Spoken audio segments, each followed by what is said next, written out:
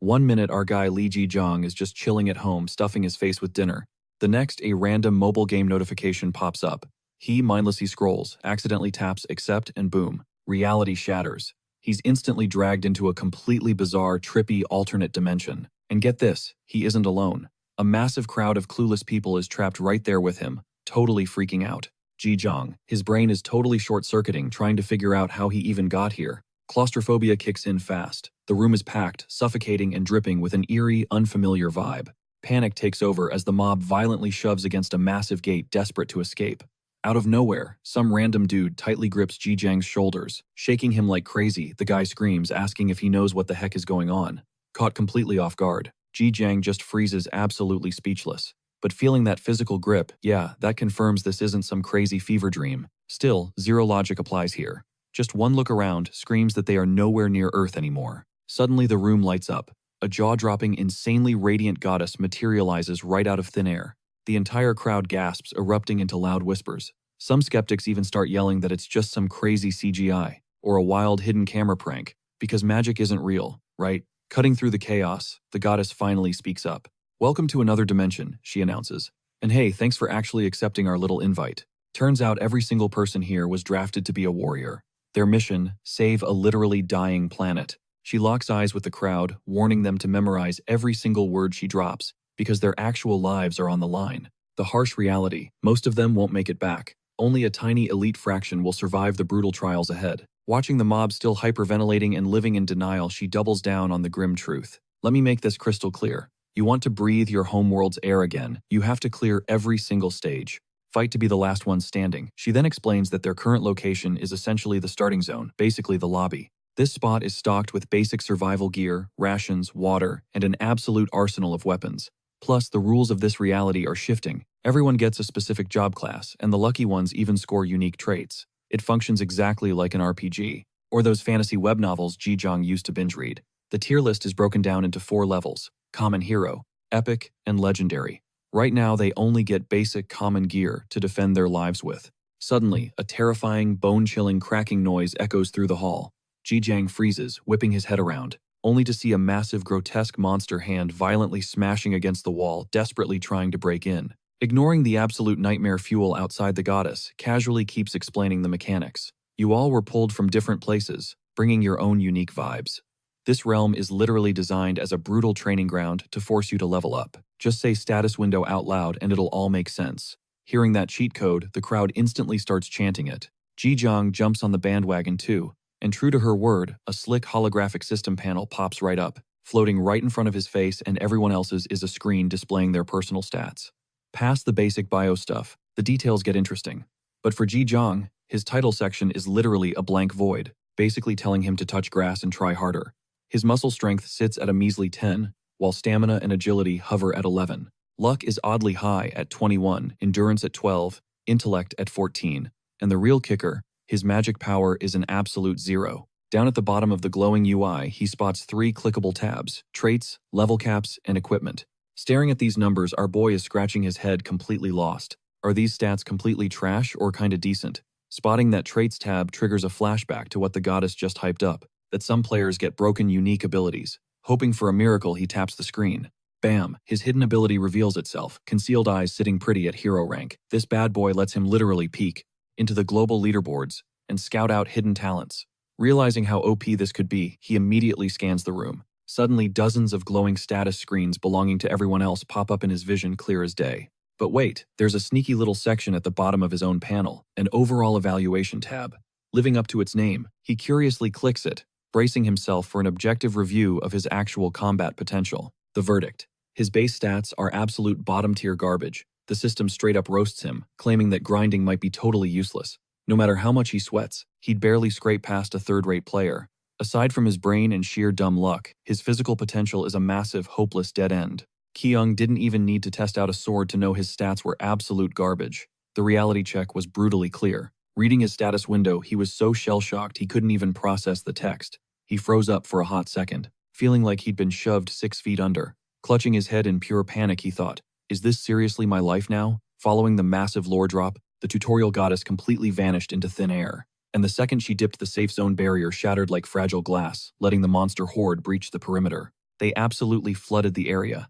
In the middle of this absolute bloodbath, Ki-young just stood there, glued to the floor, watching the crowd scramble for their lives. But then his eyes locked onto a floating status screen belonging to this absolute unit named Park Dyogu. We are talking stats, pushing past 20, some even hitting 30. A wicked, predatory smirk crept across Ki-young's face. Bingo. Found my human shield. Not wanting to let his golden ticket slip away, he made his move. Snatching a stray wooden club off the dirt, he stepped right in front of the big guy playing the ultimate badass card. You take point, I've got your back. Sitting around waiting to die isn't an option. We have to at least go down swinging. Dyoku looked at this scrawny dude, who was literally trembling but spitting straight fire, and was instantly starstruck. The psychological manipulation worked flawlessly, but right when their guards dropped, a freakish creature lunged from their blind spot, aiming for a deadly backstab. Pure adrenaline and killer instincts kicked in, letting Ki-young and his new meat shield dodge just in the nick of time. Still, the close call nearly made Ki-young's soul leave his body. If they wanted to keep breathing, playing hero wasn't the play hauling themselves out of this slaughterhouse was. Sprinting ahead with his weapon, Ki-young flashed another devious grin. As long as he had his beefy bodyguard, he was golden. Suddenly, a pair of bite-sized creeps leaped out of the shadows, aiming straight for his neck. Without missing a beat, the mastermind gripped his weapon tightly and batted them straight back to the lobby with a single, ruthless swing. And hey, the gentle giant wasn't just dead weight either. When another creature tried to blindside Ki-young, Dogu slammed his massive shield into it, completely shutting down the ambush. He turned around, his face beaming with innocent pride, asking, "You, good man."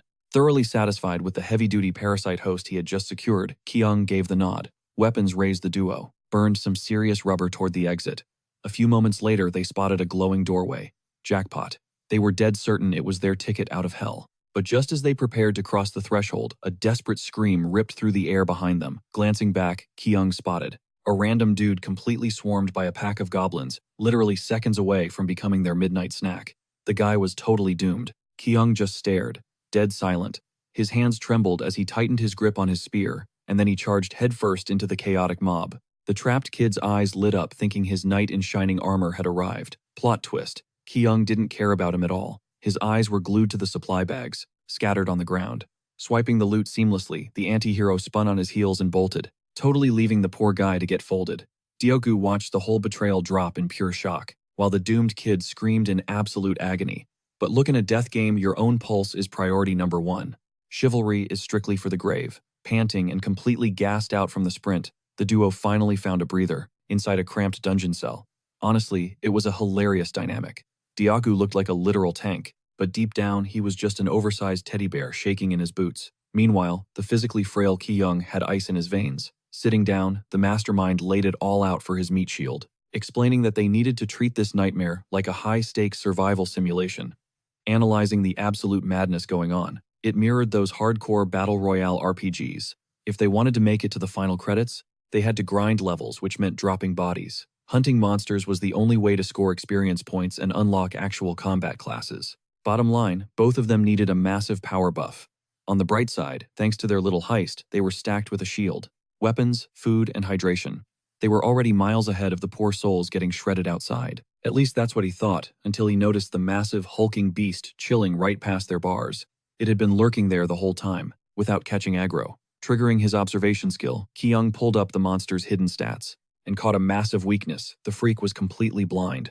Pressing a finger to his lips to silence the giant, Ki-young gripped his spear. He crept forward like a literal shadow winding up and landed a brutal, critical strike right into its flesh. He went absolute goblin mode, driving the spear into the beast over and over again with unhinged, relentless energy. Watching this scrawny dude turn into a ruthless butcher had Dyoku sweating bullets. After practically tenderizing the monster, it finally collapsed. A sweet system alert popped up. Ki-young's muscle stat just bumped up by 1. Noticing Doku staring at him like he was an actual psychopath, Ki-young quickly flipped the switch back to supportive leader mode. "Hey, if a weakling like me can take one down, you'll absolutely crush it," he hyped him up. "I mean, your endurance stat is literally sitting at 30. Hearing those words of absolute faith, the giant's eyes practically sparkled, totally buying into the hype. His eyes completely light up with hardcore determination. He asks for Ki-young's name, ready to gamble his absolute loyalty on this dude. Little did he know, he just handed his life over to a total parasite who would eventually bleed him dry. Mid-conversation, Ki-young sizes up the big guy's bulky frame and a brilliant idea hits him. He whips out his hunting knife, slicing up the fresh monster hide and piecing the scraps together. Boom, a DIY leather scarf. He tosses it to Dioku, which instantly bumps up the guy's endurance stat by 1. Dioku is practically holding back tears over this epic gesture, throwing out massive thank yous. But plot twist, Kyung literally just wanted to buff up his own personal human meat shield. Business handled, the duo immediately rolls out. But barely 2 steps past the exit, fresh chaos drops. A random girl comes sprinting toward them, absolutely bawling her eyes out in pure panic. Turns out she's got a massive horde of giant goblins hot on her heels. Kyung doesn't even flinch, instantly barking at the big guy to take cover while he scouts the threat. But getting a good look at this filthy mob, our guy starts sweating. Way too many targets to solo. He quickly summons his holographic status window for a tactical read. The stats drop and his jaw straight up hits the floor. Total system freeze. Jung Hyan. Magic power level, legendary. Kyung violently snaps his neck back. Diogu, save her right now. The big guy scopes the massive horde, looking super panicked. Bro, there are 3 of those freaks. Are we seriously doing this? Kyung drops the master plan. I'm heading to the alleyway corner. And it instantly clicks. Say less, boss. Meanwhile, the girl catches a lifeline. Kyung is chilling by the blind spot, waving her over. Over here. She nods like her life depends on it and sprints toward safety. The giant orc spots the movement and goes full aggro. Point of view. The massive beast locks on to Diogu. It winds up a lethal haymaker, but our tank has lightning reflexes, slamming his heavy shield forward to block. But the sheer kinetic force is insanely heavy, knocking a painful grunt right out of him. The beast lets out an ear-piercing roar. Kyung launching himself into the air. Now's our shot. He buries his hunting blade deep into the giant orc's flesh, setting off an absolute bloodbath. Kyung goes savage mode, screaming, "Take them down, kill them." Over on the sidelines, Dioku is wiping the nervous cold sweat off his forehead, his heart still pounding out of his chest. Suddenly, all the color drains from his face. He snaps his head to the flank and screams, "Boss, get out of the way." A whole new wave of freaks is rolling up. Kyung's eyes go wide as a massive, filthy hand swipes right for his head. "Boss." Out of nowhere, a blinding streak of blue energy slices through the air. 1 clean sweep and 3 giant orcs are instantly decapitated. Their heads hit the dirt, followed by an absolute geyser of crimson blood. Kyung snaps around, completely stunned. Like, what the heck was that? A dude gripping a longsword is casually strolling up through the carnage. His messy hair shadows his face like an edgy anime protagonist, before he slowly tilts his head up. Boom, intense eye contact. Kyung and the stranger are just locked in this heavy stare down. Kyung is internally screaming, "Who is this guy, and where did he spawn from?" He activates his cheat skill, Mind's Eye. The system chimes in. Scanning stats, hidden abilities, and growth cap for player Kim Hyun-sung. A moment later, the holographic window pops up. Regressor of Altanis. That single title makes Kyung literally short-circuit. Wait, what the heck? A time-traveling regressor. While Kyung is busy having an existential crisis over the UI, the big guy pipes up. "Appreciate the save, bro. I'm Park Dioku." "Who are you?" the swordsman replies coolly. "I am Kim Hyun-sung." The system is practically fangirling right now. Absolute perfection detected. This player's specs are so cracked it defies logic. Trying to accurately calculate his hidden potential across raw strength, stamina, and agility is literally impossible. Comparing him to our boy Lee Kyung-na, that would just be downright disrespectful to the regressor. Just breathing the same air as this dude is a massive flex. Luck score 23, heroic tier. Stamina 23, epic tier. Agility 28, epic tier. Glaring at this insanely busted stat sheet leaves. Kyung, frozen solid like a glitching NPC. This dude is a walking cheat code. Meanwhile, Hyun-sung casually cleans the gore off his blade, noticing the guy staring a hole through him. Not his first rodeo with that look. He breaks the silence. "You handle yourself pretty well in a fight, huh?" Getting called out immediately snaps Kyung back to reality. Big guy Dioku instantly hypes up his man, throwing a heavy arm around his shoulder. "That's my boss, Kyung. But honestly, we are straight up trash compared to you. Bro, you literally one-shot that entire monster squad just now. You're built different." While they chat, Kyung is acting super sketchy. Should I snoop on his unique traits? Boom. A blindingly bright legendary golden panel flashes right in his face. System notification, legendary swordsmanship master. Stacking buffs applied. Attack power scales linearly with blade swing duration. Jeong swallowed hard, a toxic cocktail of awe and envy eating at him. This dude hit the absolute jackpot. It was enough to make anyone sick with jealousy. But catch this, Hyun-sung's expression was just as dark. Jeong caught that heavy glare and his stomach dropped. What the hell? Why is he staring at me like I am a glitch in the Matrix? Did he bust me snooping at his stats? Playing it cool, Jeong cleared his throat. Exhaling slowly, he slapped on his signature fake-friendly smile. "I am Lee Gyung, and you are Kim Hyun-sung, right? Seriously, thanks for the save back there. Are you flying solo? That must have been an absolute nightmare." Internally, his brain was screaming, time to play Mr. Congeniality. Hyun-sung let out a breath of his own and shook the offered hand. I was, at first, he replied. But right now, my main goal is to round up any remaining survivors. I am actually planning to set up a safe haven, a proper base camp for everyone. Gyung flashed a bright smile. Oh, a base camp, you say? Then it clicked. Hold up. Dropping the smile for a dead serious look, he asked, how many bodies do you need? Hyun-sung glanced away, mentally calculating. Roughly 30. Specifically, people capable of surviving a fight. Honestly, forming a squad with guys who actually share my vision. Having you and Deoku on board would be a massive win for me. Gyung's face instantly went cold, alarm bells ringing in his head. This guy is a walking red flag, spitting out sugar-coated lines like some holy savior. A survival base, please. Sticking with a wild card like him is a one-way ticket to getting myself killed. He studied Hyun-sung's calm demeanor. But that title, the Regressor of Altanis. The second Gyung read that he knew exactly what he was dealing with. This dude knew the cheat codes to this entire twisted world. There is absolutely zero reason for me to burn a bridge with a walking spoiler. After running that massive mental calculus, Gyung nodded, accepting the pitch. All right, we will follow your lead. Deoku scratched his head, grinning awkwardly. Yo, so your class. Are you literally a swordsman? Yeah, I am, Hyun-sung confirmed. The big guy blinked, completely mind-blown. Whoa, you already unlocked the swordsman class. That is insane. Meanwhile, Gyung finally shifted his attention to the girl they had just rescued, who was currently huddled into a ball behind a boulder. Ah, crap, right. She jumped as a hand suddenly extended into her view. Looking up, she saw Gyung crouching down, offering a warm, reassuring smile. Think you can stand up. If you are feeling dizzy, I can walk with you. Totally captivated by his gentle vibe, she stammered, thank you. Over on the side, Hyun-sung turned and spotted the girl placing her hand in Gyung's. He physically flinched. Striding over way too fast, he asked, and, who might this be? Freaked out by his weirdly intense robotic approach, she practically whispered her response. I am Jung Ha-yeon. The moment that name hit his ears, Hyun-sung's entire face lit up like a Christmas tree. It is an absolute honor to meet you. I am Kim Hyun-sung. Standing right there, Gyung was completely lost. What the actual hell? Why is he suddenly acting like a total fanboy? Terrified Ha-yeon latched onto Gyung's arm for dear life, but Hyun-sung just kept pouring on the charm.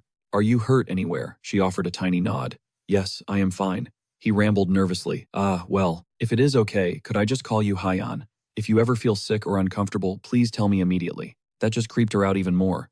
Yeah, I am really okay. Seriously, I am totally fine, she stuttered. Catching this whole bizarre interaction, Gyung narrowed his eyes at the swordsman, the Regressor of Altanis. Round 2. The unyielding wall, the awakened one, the ultimate sacrifice.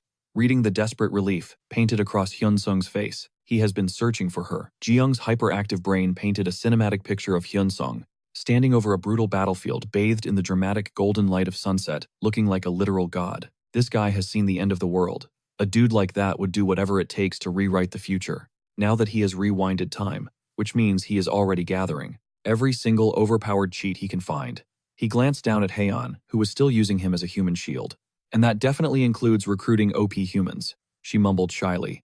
I know it is a bit late, but thank you so much for saving my life. As she peered up at him through her lashes, Gyung hit her with his $1,000,000 smile. Hey, it was the right thing to do. That ridiculously handsome, angelic expression was an instant critical hit, making Haeyeon blush fiercely and bury her face back into his sleeve. Meanwhile, Gyung dropped the smile the second she was not looking, ruthlessly sizing her up. Jung Ha-yeon. He was staring at the girl who was destined to wear the ultimate archmage's robe, a walking nuke of untapped potential. Stepping up as the mage, Kim Hyun-sung, our hero kicking off his second playthrough, spots those two standing side by side. So, she's your little prize. Lee Ki-young's lips curl up into a smirk, his inner villain totally showing off. All right, boys, let's brawl till the wheels fall off. Bwahaha Park. Dogu's eyes are literally sparkling. Whoa, the whole squad is actually linking up. Survivors are scattered everywhere, some crashed out, others hauling gear. The big guy is mind blown. Plot twist. How the heck did you even find this absolute safe haven? Hyun-sung drops a gentle protagonist energy smile. Just stumbled onto it by pure luck. It sounds super humble, but Lee Ki-young instantly sees right through the cap. He totally knew this spot existed. Suddenly, Lee Ji-hee comes sprinting out, glowing like a ray of sunshine. Hyun-sung. She hits him with that sweet, caring girlfriend voice. You made it back. Oh wait, did you bring some new recruits? Ki-young catches the hero, softly murmuring her name, Ji-hee. She instantly giggles like a schoolgirl. Hehe, I was stressing out so much since you took forever. Hearing that sugary tone gets our boy curious. Cute act. Who exactly is this chick? Only then does she finally acknowledge the rest of the crew. Anyway, who do we have here? She's playing it cool on the outside, but low-key freaking out inside. That dude is intimidatingly massive. Nobody else picks up on her internal panic though, so Hyun Sung smoothly steps in. They're going to be crashing with us for a bit. Meanwhile, Lee Kyung pulls up her status window. Hold up. Scanning her downright pathetic stats, it's a massive needs improvement. He glances back at her aggressively sweet suck-up expression.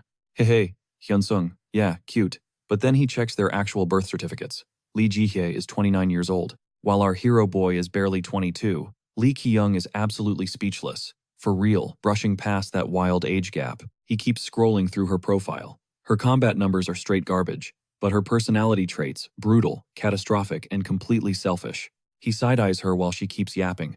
Wait, what are your names again? Our resident tank boy immediately hypes up. I'm Park Dyogu. That guy over there is my bro, Lee Ki-young, and right next to him is… Getting put on the spot, she totally freezes up. I'm Jung Hyen, please take care of me. That hyper-shy, timid act instantly makes Lee Ji-hye drop her smile, shooting Hyan a straight-up disgusted look. Huh, Lee Ki-young instantly connects the dots. Oh wow, look at her mentally grading everybody in the room. She scans the muscular shield boy. Park Dok-gu is built like a brick wall and packing heat, easy passing grade. Then he watches her judge Hyan, who's currently glued to his arm. On the flip side, Jung Hyan with her busted ankle and him, the guy struggling to keep them both upright. Instant fail. Flipping the switch, Lee Ji-hye starts aggressively flirting with Doku. Wow, you really are a giant, huh? One look, and I can tell you absolutely wreck monsters. Soaking up the praise, the big guy puffs out his chest. You bet, just folded a couple of them on the way here. But honestly, it's all thanks to my boss Ki-young over here. Without him, we'd be straight up ghosted. Lee Ji-hye pauses silently, running the calculations in her head again.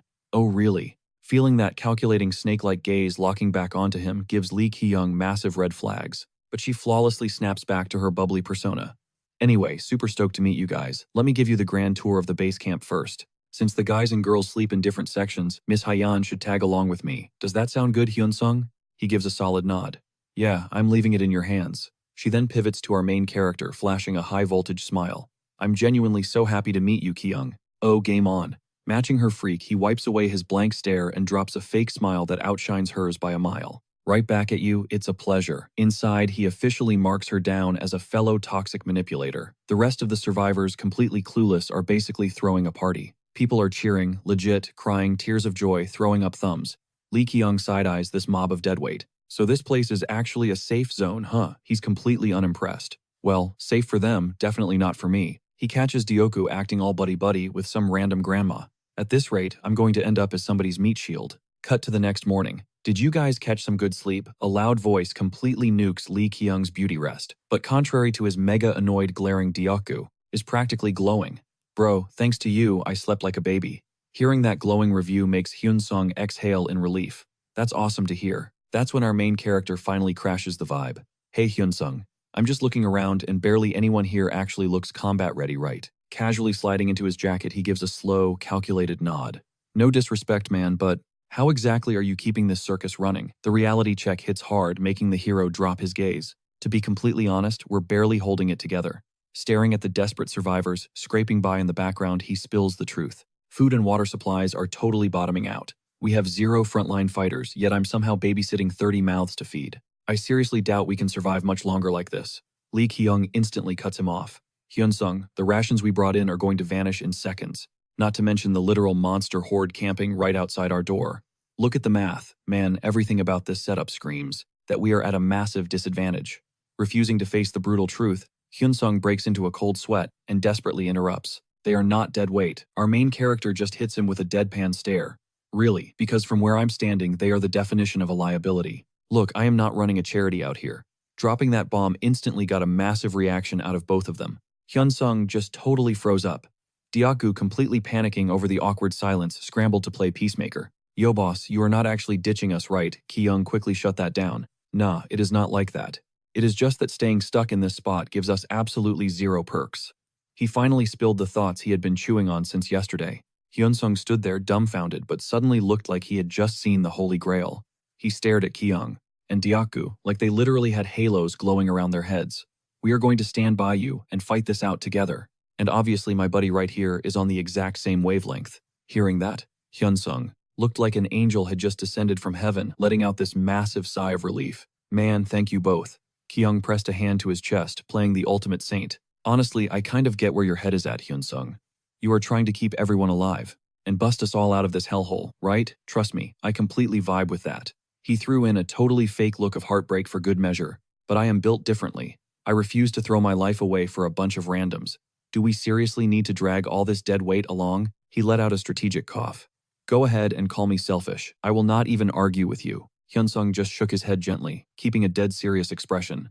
No, I actually get it. You have got your own agenda to push. Ki-young glanced over, holding back a ridiculously evil smirk. The ultimate peacemaker. The guy practically married to justice is actually way easier to manipulate than I thought. He took a slow, deliberate step toward Hyun-sung. If that is the case, let us talk about your endgame. But deep down, he was scheming. Oh, my precious regressor. I am absolutely hijacking this master plan of yours. He locked eyes with him dead on. There is no way I'm letting you hog all the sweet loot. Ki-young crossed his arms. Whatever your next move is, I want a piece of the action. Hyun-sung's eyes snapped wide open before a grin spread across his face. So you figured it out. Only a tiny fraction of the players who survived the tutorial actually get to step foot on the continent. The system's voice echoed in his memory. Attention, only a select few survivors will earn the right to enter the continent. Ki-young flashed back to what that creepy goddess statue announced. Right at the starting line, that weird system alert threw down two clear-cut options, attack or survive. However, his face shifted into full serious mode. Looking at the reality of this place, just trying to survive is basically a joke. He gestured vaguely toward the crowd of useless players. Sure, maybe a tiny elite group could monopolize all the resources from the masses. But if survival is really your endgame, doesn't hoarding a bunch of helpless people who will not even throw a punch seem completely insane, even if they do not get shredded by monsters? He glanced at the miserable crowd clutching their stomachs on the floor. Ki-young hit him with a reality check that stabbed right through Hyun-sung's heroic heart. They are just going to starve to death anyway. Isn't that just basic logic? Hearing the brutal truth made Hyun-sung break into a cold sweat. It took him a solid minute to finally speak up. I hear you loud and clear. Ki-young let out a quiet, arrogant scoff. Yeah, Hyun-sung was totally reaching out his hand. Let us make this a profitable partnership then. Ki-young grabbed his hand to seal the deal. Exactly what I had in mind. Mentally, he was doing backflips. Jackpot. The guy is literally a regressor. I just need to ride his coattails to the top. Ki-young could see the instant shift in Hyun-sung's gaze. It turned razor sharp. The way this dude looked at him completely changed. I know damn well I am a weakling physically, but to this guy, I might just be his most valuable asset right now. The deal was sealed. Ki-young was basically stepping up as the ultimate tactician, or the head manager of the squad. Cut to the orc zone. Total chaos. Diaku violently slammed his shield right into an orc's skull, making the beast roar in absolute agony. He braced himself, holding the line like an absolute tank, then snapped his head back and yelled, Boss Ki-young, fired back without missing a beat. I am on it, man. Out of nowhere, Hyun-sung blitzed past them, gripping his sword. Incoming, he launched himself into the air, eyes locked onto his target like a predator. One massive brutal swing slashed downwards, instantly severing the orc's arm clean off. The monster shrieked in pure torment, and thick blood splattered straight across Hyun-sung's face. But he did not even flinch. If anything, the gore just flipped a switch, and he went full beast mode. Suddenly, the creature ripped out a scream even more gut-wrenching than the last. Hyun-sung slammed his blade into the dirt, striking this insanely cold pose while literally bathing in the blood rain he just created. Meanwhile, Ki-young was just casually chilling, fanning himself. Looks like my mind's eye wasn't capping after all. This guy is genuinely cracked at this game. Hyun-sung barked out an order.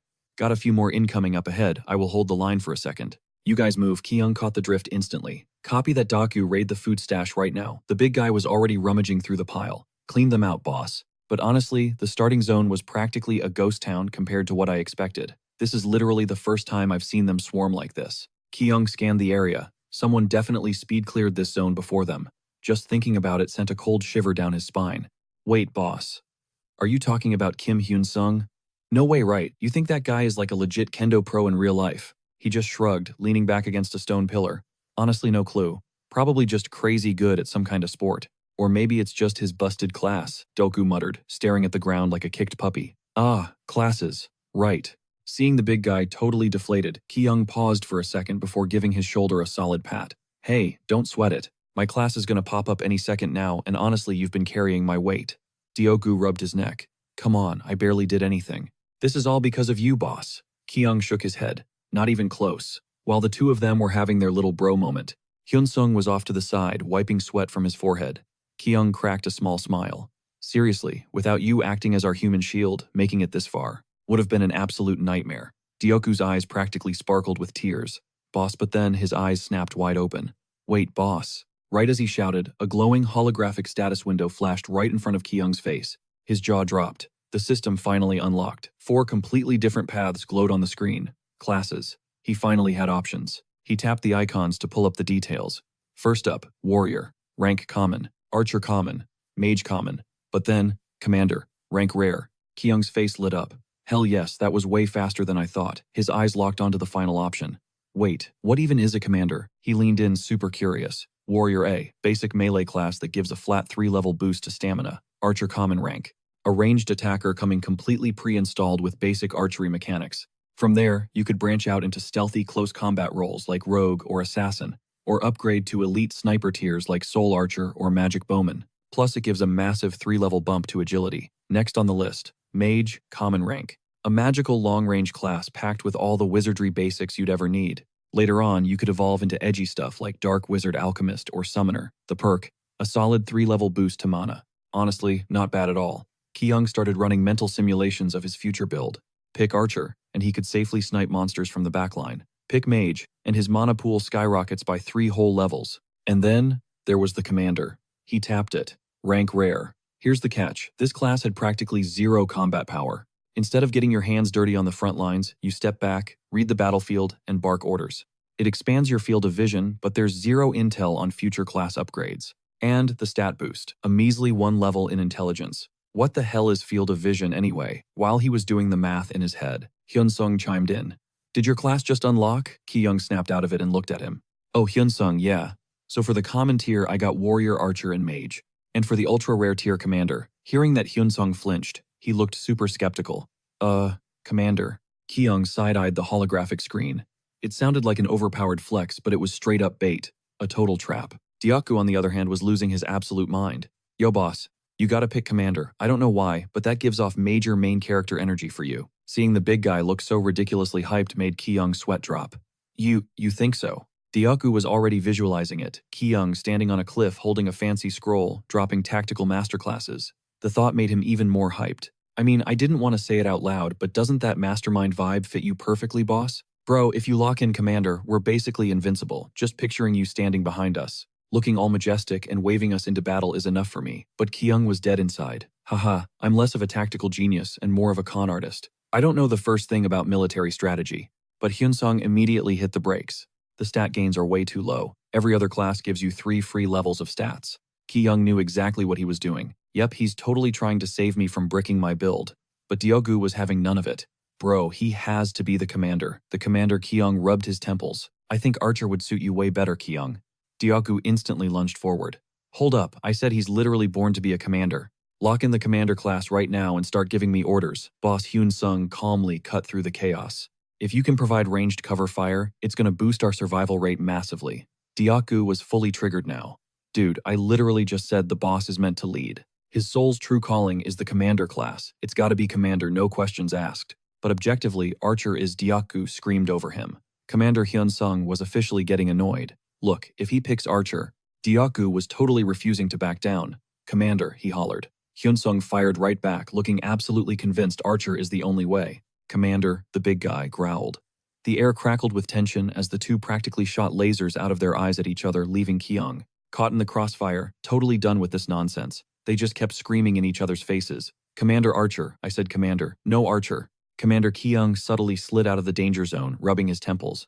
God, these dudes are exhausting. They were completely scrambling his brain right now. He shifted his focus back to the glowing blue interface in front of him. Yeah, this is the smart play. Without hesitating, his finger slammed down on a specific class option. Boom. An electric surge ripped through his veins the second he locked it in. A blinding aura erupted from his body, freezing the other two mid-argument as they stared at the raw energy, swirling around him like a raging storm. Wait, what the heck? Did he just lock in his class? They instantly ditched their beef and sprinted over.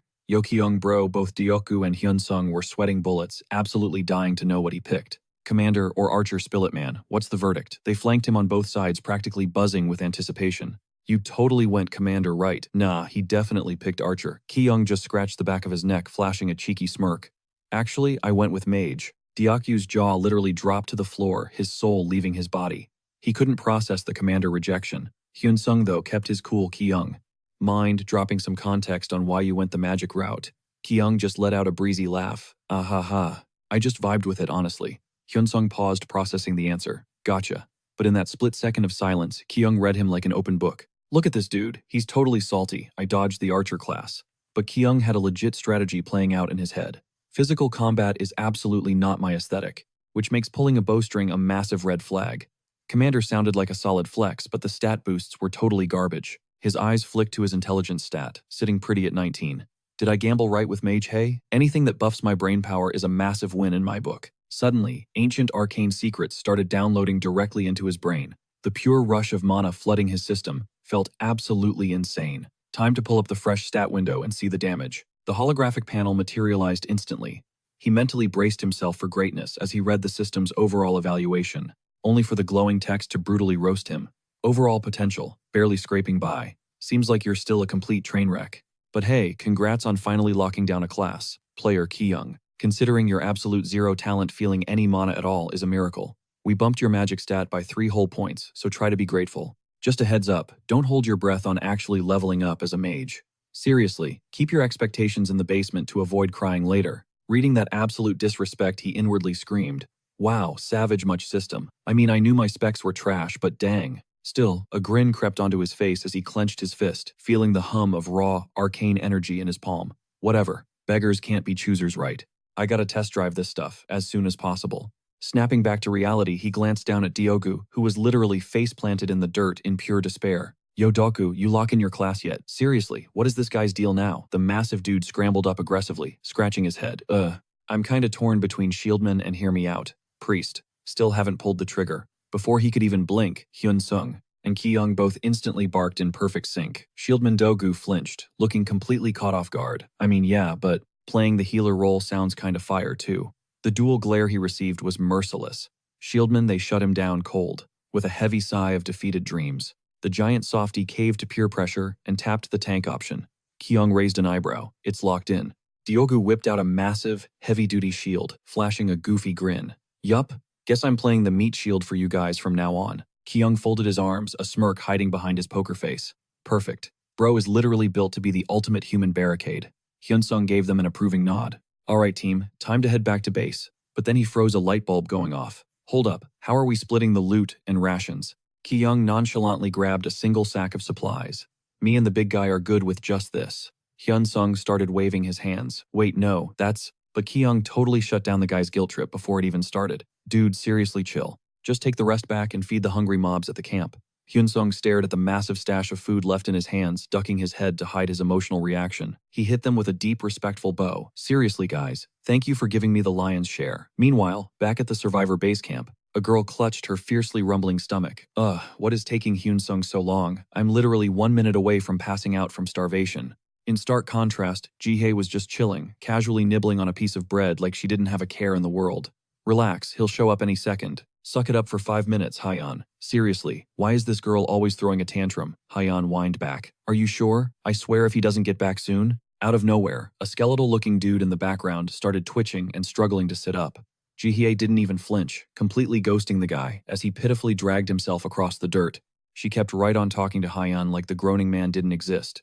Here, just take my leftovers to hold you over. Hyeon's eyes lit up. Oh my god, really? You are an absolute lifesaver. But Ji-hye suddenly shifted her icy gaze downward to the pathetic man crawling near her boots. What are you staring at? Looking for a handout. She snapped the crusty bread right down the middle. Whatever. Be a beggar then catch. She tossed one piece down like dog food. And this piece is for Hyeon. But then she hit pause on the generosity, her eyes narrowing as she ripped the man's portion into tiny, humiliating crumbs. Wait a minute. You literally do zero work around here, and you expect to just lie there and get fed. Choke it down, you absolute parasite. The dude was literally crawling, starving out of his mind, just inhaling the dirt-covered scraps. Oh my god, bless you, Ji-hye, he sobbed aggressively, crunching on the food like a wild animal. That desperate praise instantly flipped her switch. She flashed this sickeningly sweet smile. Good boy. Such a good boy. That is exactly how bugs should eat, she thought. Suddenly, a massive wave of survivors basically stampeded toward the main gates. Obviously, this totally grabbed Ji-hye's attention. The whole camp mobbed the entrance like fanboys. Holy crap, the heroes are back. Hyun-sung, you absolute legend. Ji-hye instantly slapped on her innocent angel act and sprinted over. Hyunsung, you made it. Meanwhile, everyone else was just losing their minds over the actual food supply. She gracefully took the massive supply bags off him. You and Kyung must be completely drained. Let me handle the rationing for you guys. Hyunsung, keeping his usual zero-emotion poker face, just nodded. Appreciate it. I have got some stuff to handle, so I will leave it to you. Jihye giggled like a high schooler.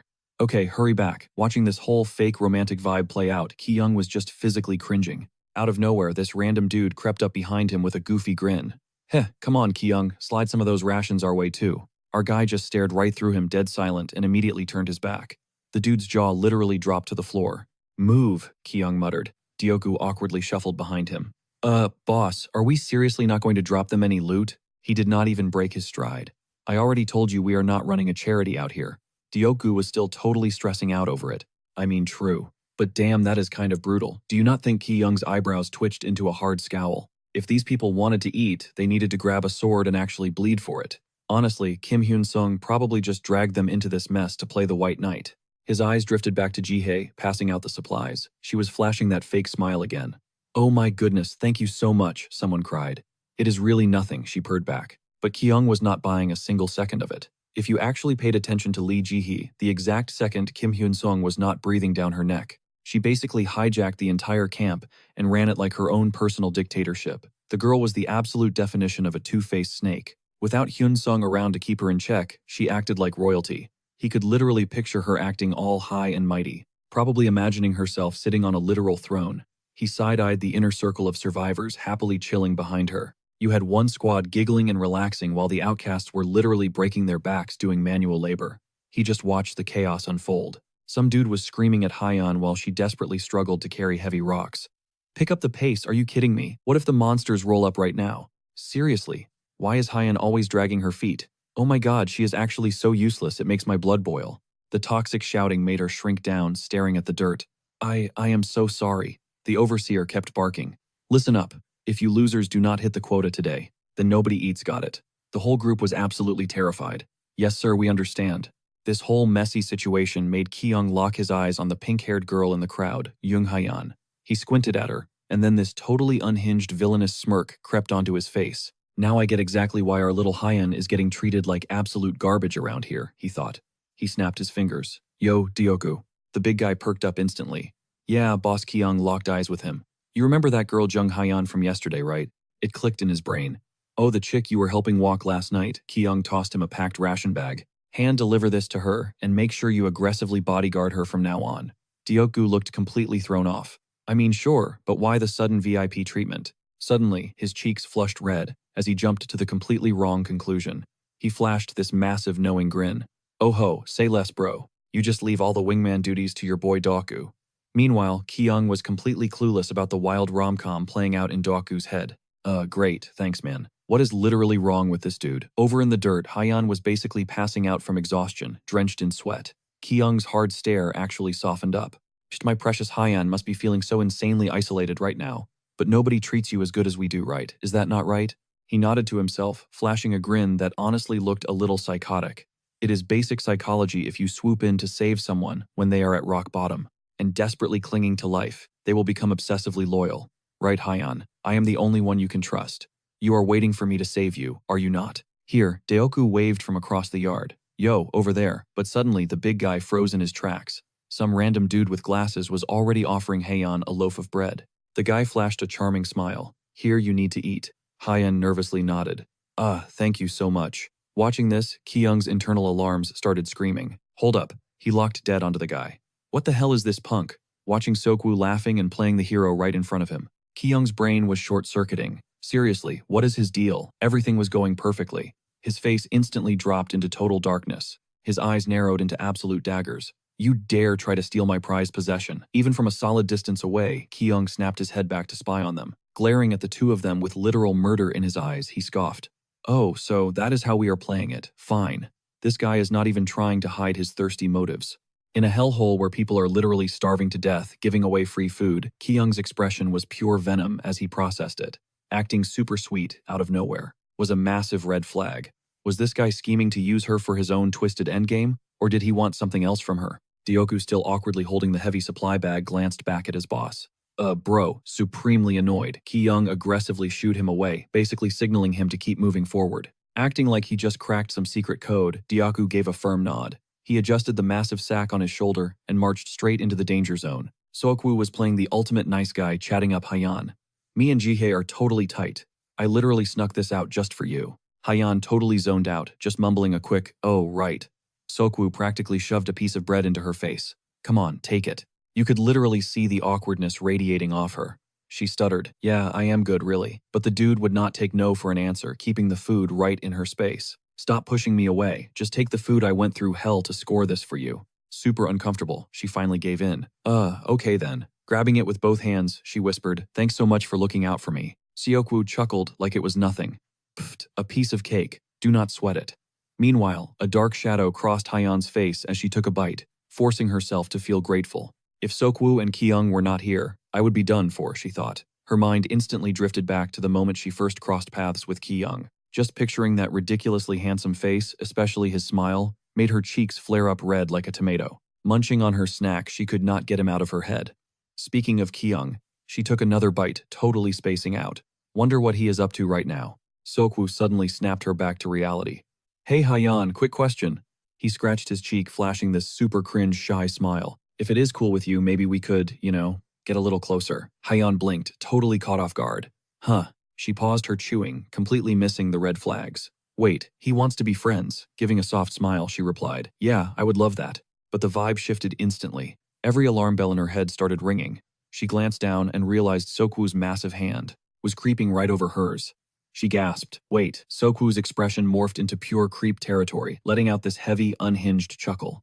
Hayan, he purred his grip, clamping down on her wrist like a vice. Panic set in as she thrashed around. Let go, get off me. He just tilted his head, acting totally innocent. What is wrong? You literally just agreed. Pure terror washed over her, making her entire body shake. Trembling violently, she pleaded, why are you acting like this out of nowhere? Please, just let me go. He yanked her arm up into the air, his face darkening into a menacing scowl.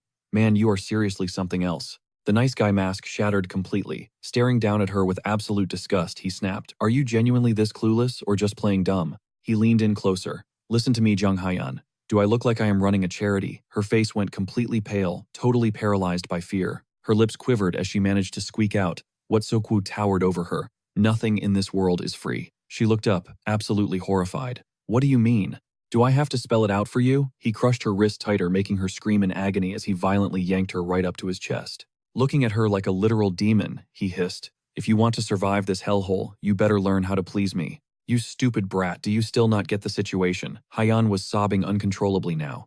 No, please do not do this. Suddenly, Dioku stepped up loudly, cracking his knuckles.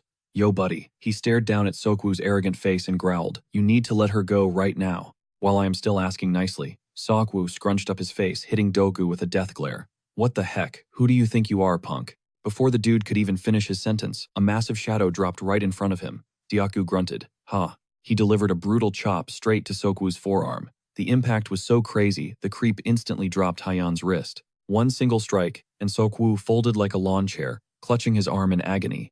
Dioku was absolutely radiating main character energy as he popped his joints. Cannot believe trash like you exists even in a place like this. Hey, I did not even break it, so stop acting. Like a total crybaby, Hayan's eyes lit up with pure relief. Dyaku. Before Seokwoo could even process what happened, Dyaku hoisted him up by the collar. Furious, the creep glared daggers at him. You absolute piece of garbage. Swoosh. Hayan stood there, totally frozen by the chaos unfolding right in front of her. Zero hesitation. Dioku launched a heavy hook straight into Seokwoo's face, sending him flying across the room. Jihye, who was standing nearby, looked absolutely shook. The commotion was way too loud to ignore, and a crowd started swarming in for the drama. Yo, what is happening? Is there a fight? What is going on? Meanwhile, Ki-young was chilling in the back like a shadow, quietly taking a bite of his bread while observing the mess. The punch totally shattered Seokwoo's glasses, leaving him with a massive nosebleed. Taking just one hit, he started screeching like a dying banshee. Ugh. Eek. My face. Blood. I am bleeding. He was literally rolling on the floor, throwing the most pathetic temper tantrum ever. Wah. Ouch. It hurts so much. Dyaku just stood there staring at this grown man, throwing a fit, completely dumbfounded. Bro, with all that screaming, people are going to think I am delivering a baby. Shut your trap. I literally used 0% of my power, but Seokwoo kept wailing, completely ignoring him, which made Daegu's blood start to boil. He raised his massive fist again. You are seriously polluting the airwaves right now. Want me to shut that mouth for you permanently? Panic hit Hyan again, and she immediately threw herself in front of Deogu. Stop, please hold on. Looking up at him, she frantically mumbled. I am totally fine, Deogu, please just let it go. If we take this any further, it is going to be bad. Right on cue, Jihye shoved her way through the crowd, fuming. Knock it off right now. She sprinted over to where Sokwu was laid out, her face full of dramatic concern. What is your problem? She kneeled down. Sokwu, are you okay? Blubbering through his tears, he croaked out, I am fine.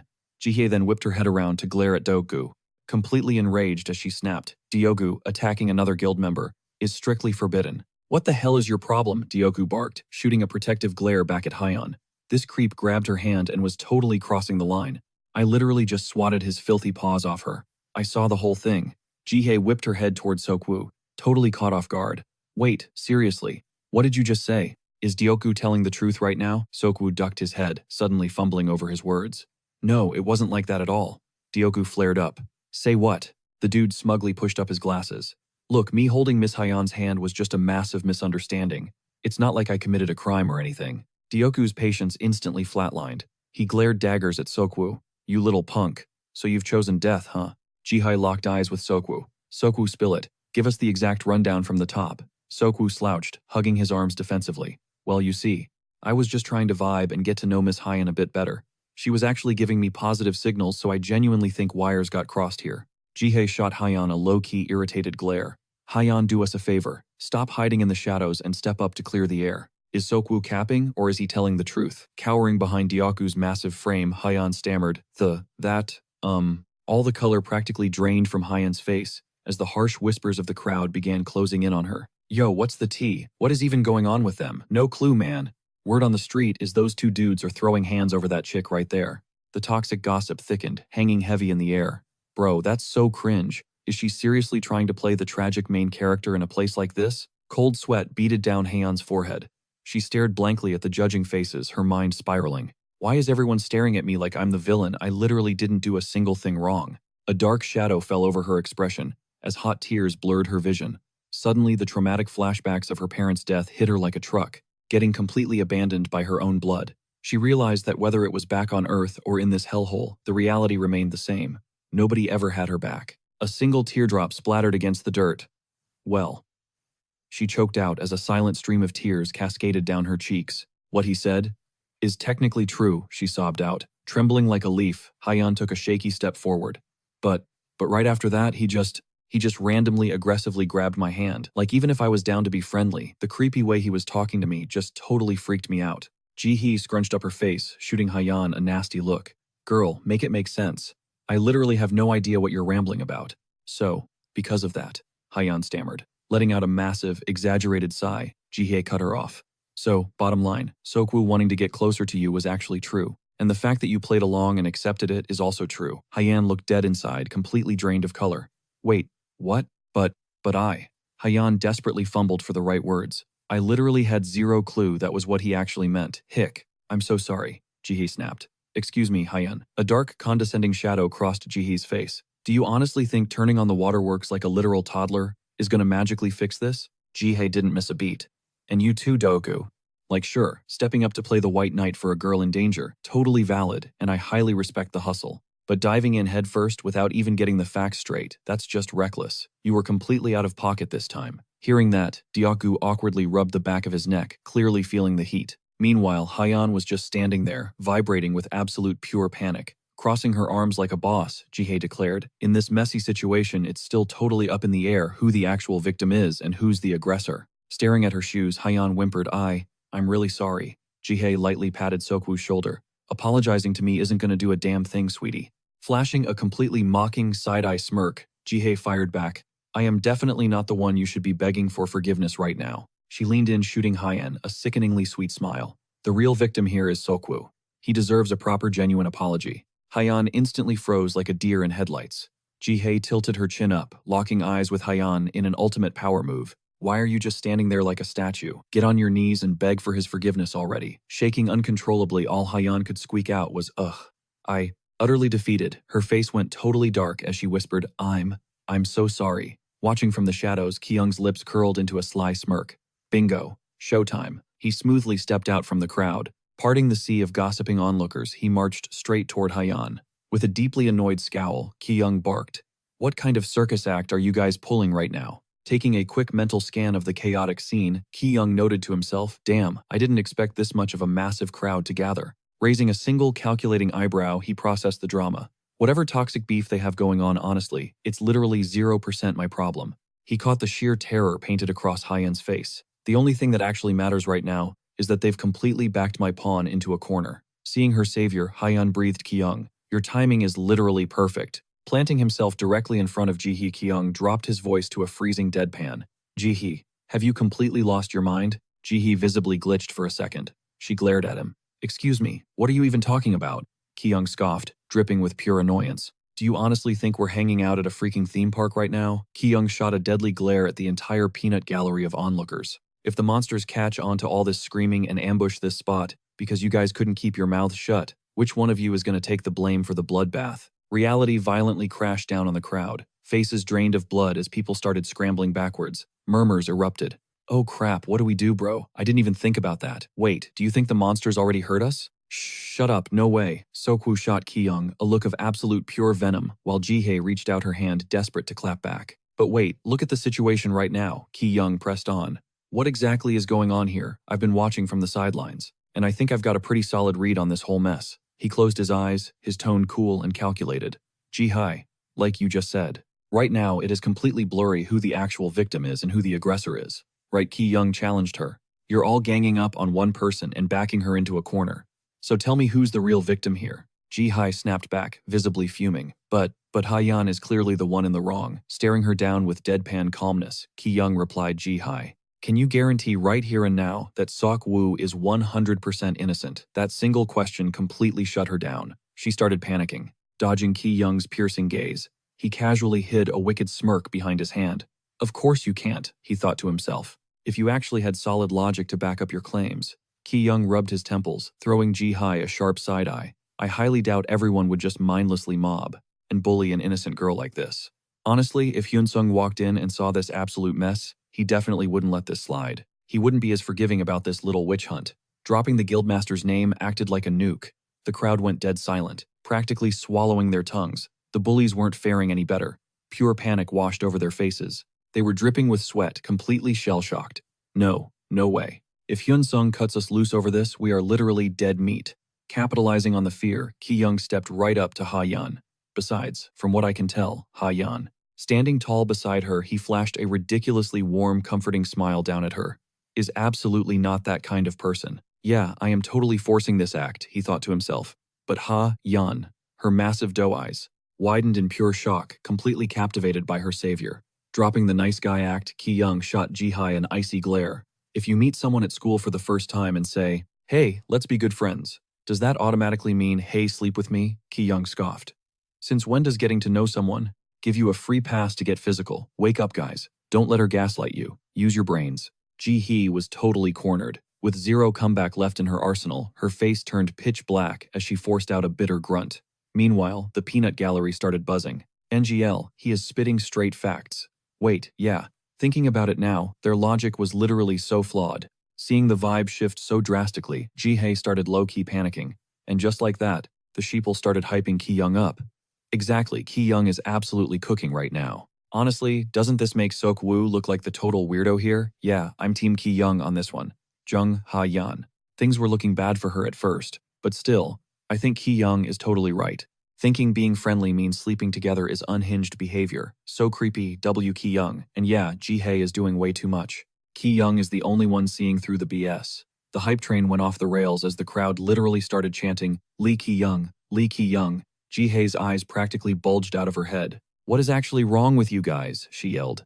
Ki-young just covered his mouth, holding back a dark chuckle. She whipped around, glaring daggers at him. "Ki-young, are you serious right now? You orchestrated this." She looked absolutely horrified. Her eyes went wide, as if she were staring at a literal monster. Standing right in front of her, Ki-young looked down at her with absolute disdain, flashing a villainous smirk that basically screamed, "Checkmate." She completely froze, reeling from the shock.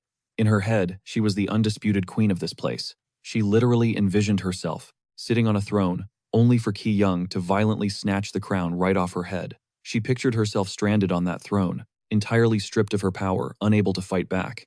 Gotcha, Ki-young thought to himself. The tension lingered in the air for a long, heavy moment. All eyes were glued to a defeated Ji-hai. Meanwhile, Ha-yan was blushing super hard, looking up at Ki-young. Ki-young just crossed his arms and let out an exhausted sigh. Why are you guys still standing around? Seriously. He glared at the bystanders, putting his hands on his hips. Seok-woo needs to get patched up first. You two over there, give him a hand. Snapping back to reality, the guys practically scrambled. Oh, right, yes sir, on it. Not daring to waste a single second, they rushed over to haul Seok-woo's beat-up body off the ground. Oh, and one more thing. Ki-young casually added, before Hyun-sung gets back, let's get this place cleaned up and jump back into our daily routines. All that screaming probably attracted some monsters, so Dae-gu, do me a solid and go scout the perimeter. Ji-hai was just left standing there like a statue, her fists clenched so tight, her knuckles turned white, totally helpless. Hearing his orders, Dae-gu flashed a massive thumbs up. You got it, boss. Haha, that's my leader right there. And hey Ki-young, softly called out. He turned back to Ha-yan, flashing that gentle protective smile again. Miss Ha-yan, could I grab you for a quick second? Totally flustered, she quickly nodded. Yes. The second Ki-young was out of earshot, the whisper network fired right back up. Wait, so is that girl actually innocent? Though bro, weren't you just agreeing with Ki-young a second ago? Seok-woo is totally a creep. To be fair, wasn't Ji-hae acting totally psycho? I never liked her toxic vibes anyway. For real, I just think. Ji-young totally nailed it while that other guy sounded like he was held at gunpoint. Even though Ji-young had already walked a fair distance away, the whispers still reached his ears. He did not even bother looking back, just shot a side-eye and let out a wicked smirk. In his head he was like, look Haeyeon, let the haters yap. All that matters is you are officially the VIP of the guy pulling the strings. Meanwhile, Ji-hae was absolutely fuming. She was gnawing on her nails, glaring daggers at Ji-young like looks could actually end him. Fast forward to nightfall. Ji-young strolled up to the table by the campfire, dropping into the seat right across from Haeyeon.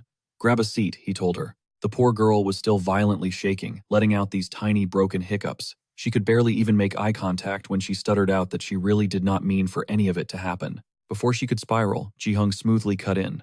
I know, he said, his voice totally steady. You did absolutely nothing wrong, Haeyeon.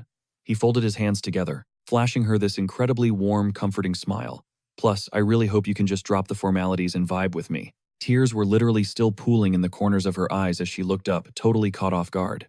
She quickly wiped her face, and you could see the tension finally leaving her jaw. Then, out of nowhere, she leaned in, tightly gripping her own hands. That Yu Seok-woo guy, she whispered, sounding terrified. Ji-young instantly matched her energy, playing the perfect sympathetic listener. Yeah, what about Yu Seok-woo? That was the breaking point. Haeyeon completely lost it, sobbing and throwing her hands around wildly. He literally yanked my arm and started screaming in my face, like this and this. Ji-young dialed his fake pity up to 100.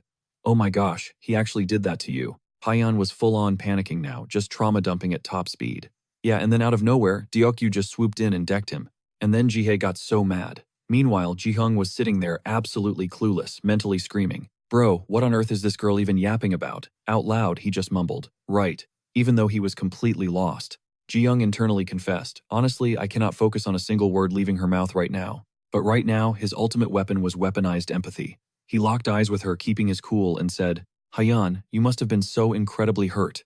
That hit the spot. No, I am okay, she replied. The tears stopped, replaced by a soft smile and a heavy sigh. I actually feel way better now, thank you so much, Ji-young. But he just kept his gaze fixed on her, replying, You do not owe me any thanks. In that kind of messed up situation, obviously. Before he could even finish his sentence, she cut him off. No, wait, that is not what I meant. Her cheeks flushed bright red as she gave a shy little laugh. Thank you for actually believing me. She kept going, saying how every single time they cross paths, he is always saving her, and she has literally done zero to pay him back. Then she hit him with the big question. Ji-young, why are you being so ridiculously nice to me? Cue the ultimate calculated customer service smile. He let the silence hang for a dramatic second before dropping the most cliché line ever. I am just doing what I believe is right. But if you really want to know why, suddenly his brain flashed back to his precious little sister, kicking his bedroom door off the hinges, demanding, Lee Ji-young, cough up 10,001 right now. Past Ji-young did not even look up, just flatly stating he was dead broke. Back in reality, Ji-young smoothly told Haeyeon, I actually have a little sister back home who is exactly your age. Every time I look at you, it just reminds me of her. Plot twist, every single word coming out of his mouth was the complete opposite of that absolute menace. His sister was a chaotic gremlin who snatched his wallet with zero hesitation, straight up, declaring, if I find a single dime in here, I am keeping all of it, period. And he just sat there with a dark aura muttering, like hell you are. Yep, the whole wholesome sibling narrative was pure cap. Resting his chin on his hand, Jiyoung mentally scoffed. That gremlin is nothing like Hyan. But hey, if faking the emotional connection gets the job done, we lie. The campfire crackled in the background as Hyan bowed her head, stuttering out a soft, "Oh, I am so sorry." Hyan freezes up. Kiyoung jumps in smoothly. "Hey, it's okay. What about your family?" Hyan replies. "I have 2 older sisters, but we cut ties a long time ago." Kiyoung nods. "Ah, got it. Makes sense. And your parents," Hyan's lips tremble before she whispers, they passed away." Kiyoung locks eyes with her. "We're exactly the same." Her head snaps up, eyes wide with shock. "Wait, you too, Kiyoung." "Yeah," he breathes out. Flustered, she stammers, "Oh wow, I guess we really are in the same boat." Resting his chin in his hand, Kiyoung flashes a soft smile. "Yeah, we really are." Inwardly, he's smirking. Bingo. Shared trauma is the ultimate cheat code for building blind trust. Still keeping up the gentle act, he suggests, "Hey, if it's not too weird for you. Hyan, let's drop the formalities. I just want us to be comfortable around each other." She gasps, completely caught off guard. Oh, total panic mode kicks in. She starts waving her hands frantically, stuttering, "Wait, sure, but how do I even do that?" Kiyoung chuckles. "Just take a breath. Let's start with something super casual." Face burning red, she nods aggressively. "Okay, casual, got it. I'll keep it totally chill too, haha," he says smoothly. Hyan is literally wringing her hands, blushing so hard she can't even make eye contact. "Yes, I mean no. I mean okay, Kiyoung." A dark, satisfied smirk ghosts across Kiyoung's face. Hook, line, and sinker. He mentally commands Mind's Eye. Instantly glowing holographic status windows pop up in midair. He scans the glowing text, breaking down Hyan's hidden data, thinking to himself, she hasn't awakened a specific class yet, huh? With a mental flick, he pulls up a glowing pie chart. Right below the graphic, a system prompt flashes. Massive latent potential detected. Even if this target pursues the mage path, her growth trajectory will entirely eclipse player Lee Kiyoung's. No need for concern. Jackpot. I totally called it. Kiyoung gloats internally. He glances over at Hyan, who is spacing out, fanning her flushed face like, "Is it hot in here?" His mind races. "I need to speedrun her awakening as a mage. Once I lock down her loyalty, I'll casually plant the idea in her head." He taps his fingers rhythmically against the table. Suddenly, a shadow falls over them. "Excuse me, mind, if I crash this little chat." The interruption snaps both of their heads up. The newcomer zeroes in on him. "Hey Kiyoung, listen, I really need a minute with you." Both Kiyoung and Hyan stare at the uninvited guest. Kiyoung instantly recognizes the voice. His expression shifts as a cold, calculating sneer forms in his mind. "Figured she'd come crawling to me sooner or later. Just didn't expect it to be this fast." Switching back to his nice guy persona, he says, "Hyan, give us a sec. Okay, I need to handle this." Intimidated Hyan shoots up from her seat, keeping her eyes glued to the floor. "Oh right, got it. See you later." She shuffles past, brushing shoulders with the newcomer. Without another word, Hyan practically sprints away, leaving Jihe to stare after her with a deeply confused frown. Jihe glides over to the table and slowly takes the empty seat. Kiyoung eyes her dead on.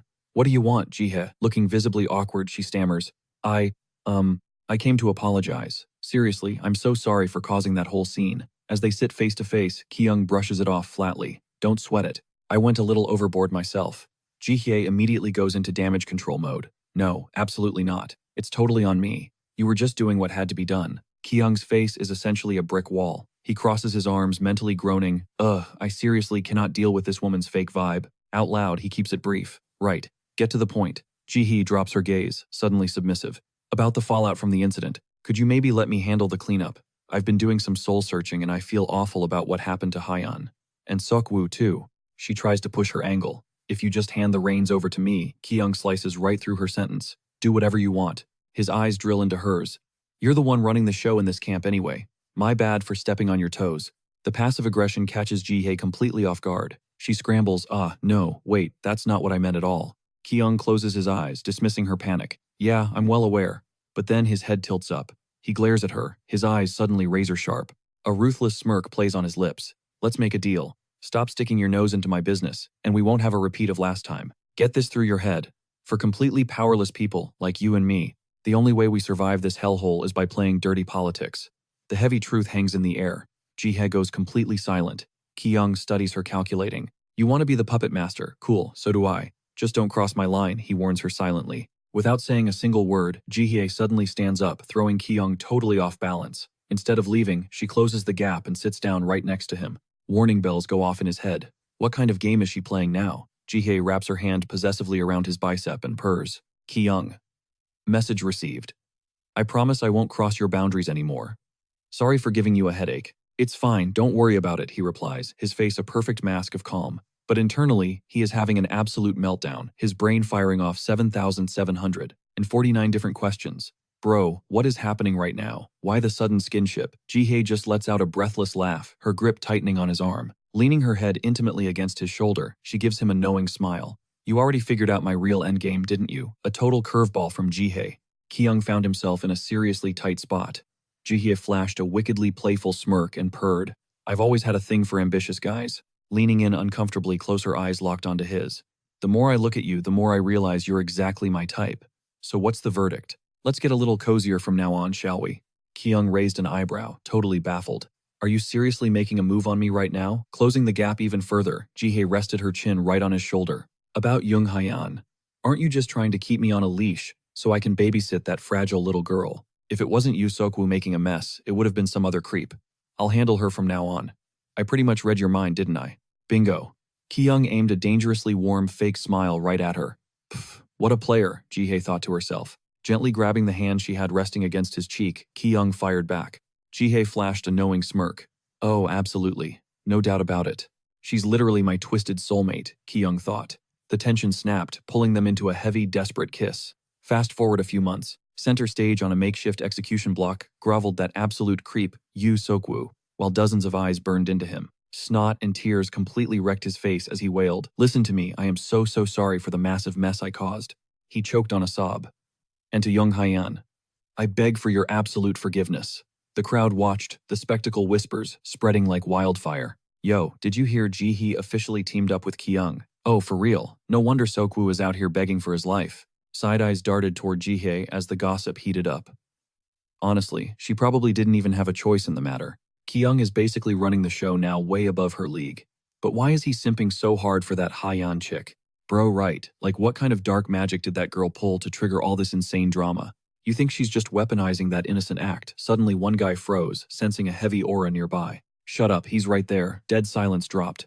Kyung stood there, his eyes like glacial shards piercing right through the gossipers. Night fell. Firelight danced across Kyung and Jihye's faces as they lounged by the campfire. He shot her a sideways glance. Sokwu was handled. Just keep a hawk's eye on Haeyeon for me. Jihye casually adjusted his jacket draped over her shoulders. Duh, I got it, she hummed.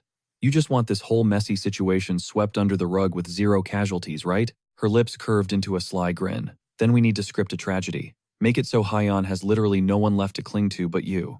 Exactly the play, Kyung muttered.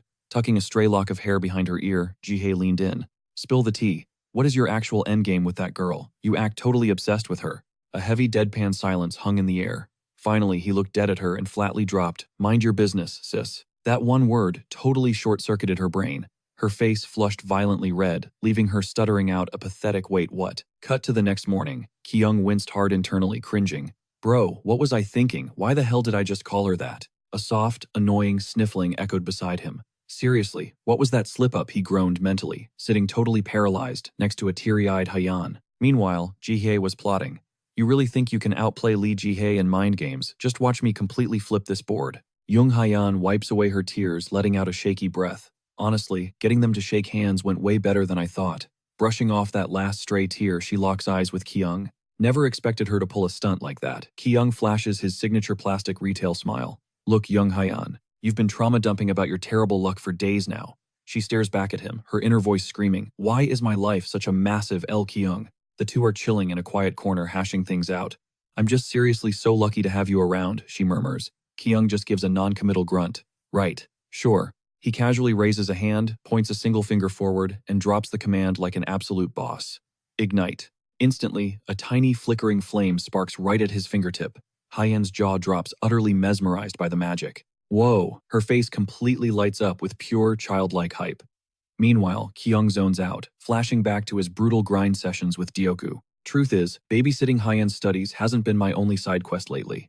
He smirks to himself. Can I drop a full-blown Kamehameha yet? We talking main character anime energy blasts here. Kyung scoffs, deadpanning at the pathetic little match strike, hovering over his finger. Me and Dioku have been sweating it out, trying to actually master our newly awakened classes, Mage and Shieldbearer, the ultimate duo. Visualization is literally everything. To spawn even a tiny sparkler-sized flame like this, you have to mentally picture a raging inferno, and scream the incantation at the same time. Only one major issue. Ki-young cringes internally. My spell chants are pure, unfiltered cringe. Makes me sound like some edgelord tryhard. He lets out a heavy, exhausted sigh. Look, Heian, you've been stuck in this same frustrating rut for days too. Real talk. You probably won't be able to cast zero magic until you actually unlock a class. Understood. Ki-young shifts his gaze, locking onto her. Hey, it's gonna happen fast, trust me. We're teaming up with Hyunsung for a raid soon, so let's just keep grinding our stats together until then. You got it, Heian chirped, flashing a $1,000,000 smile. Leave everything to me, okay? I'm gonna grind so hard, she promised. Ki-young pushed himself up, dusting off his pants. All right, let's call it a wrap for today. Catching him mid-stride, she hit him with the puppy eyes. Appa, I'm actually still super lost on a few things. Ki-young paused. Oh really? Yeah, she continued. Plus I feel like my stats have been leveling up lately. Ki-young beamed down at her, totally buying it. Is that so? Inwardly, the guy was doing backflips. Man, my golden goose is built different. She's growing at an insane pace. He gave her a bashful look, though his eyes screamed pure calculation. At this rate, she'll unlock her official class in absolutely no time. Perfect. Let's see just how busted her stats are right now. Status window, he commanded in his head, and the glowing blue screen materialized. The system interface loaded up her specs. But the second Ki-young locked eyes with the data, his smug grin completely froze.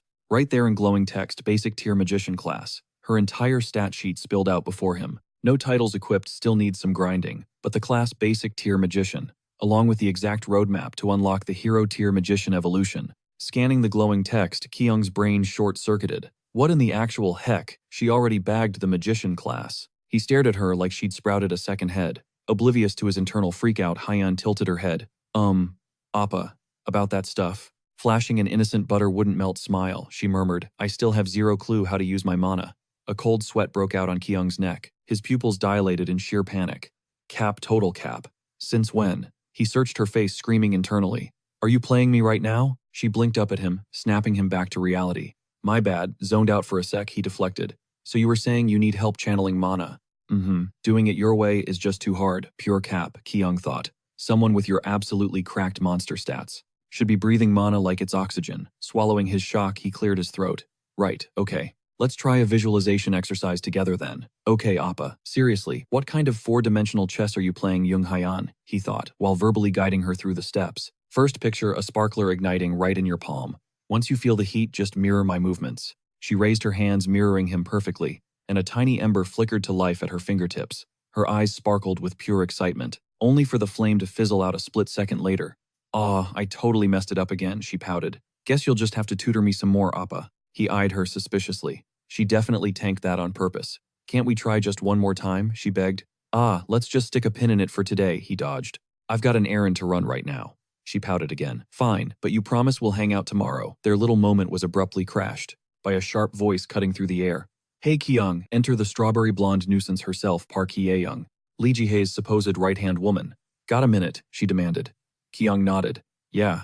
Wondering what kind of hassle this chick was about to bring, he confirmed, I'm free. He then turned his back to his student. Catch you tomorrow, Heian. She nodded meekly and scurried off. Once she was out of earshot, Ki-young raised an eyebrow at Hye-young, waiting for her to drop the act. Playing coy, Hye-young twirled her hair. So, rumor has it, they're dropping the roster for the next hunting raid today. Spot on, he replied. If there's still a slot, I want in. Meanwhile, Ki-young's mental gears were turning, trying to figure out what his phone's latest system pop-up was squawking about. Look, I already put Hyeon's name in the hat first, and the reason is, she ruthlessly cut him off. Whatever. You need actual firepower out there. I'm a way better pick than that scrawny little kid. Right, Ki-young, almost choked. Is this chick seriously trash-talking? A literal future powerhouse mage? Then again, he mused, sizing her up. She might not be entirely useless as a meat shield support. He rubbed his chin, weighing the pros and cons. Tell you what, I'll float the idea to Hyun-sung. But don't hold your breath, she smirked. With you putting in a good word, it's practically a done deal. Cut to the forest clearing. The whole camp had gathered to hear the critical details of the upcoming raid. Hyun-sung took center stage, projecting his voice.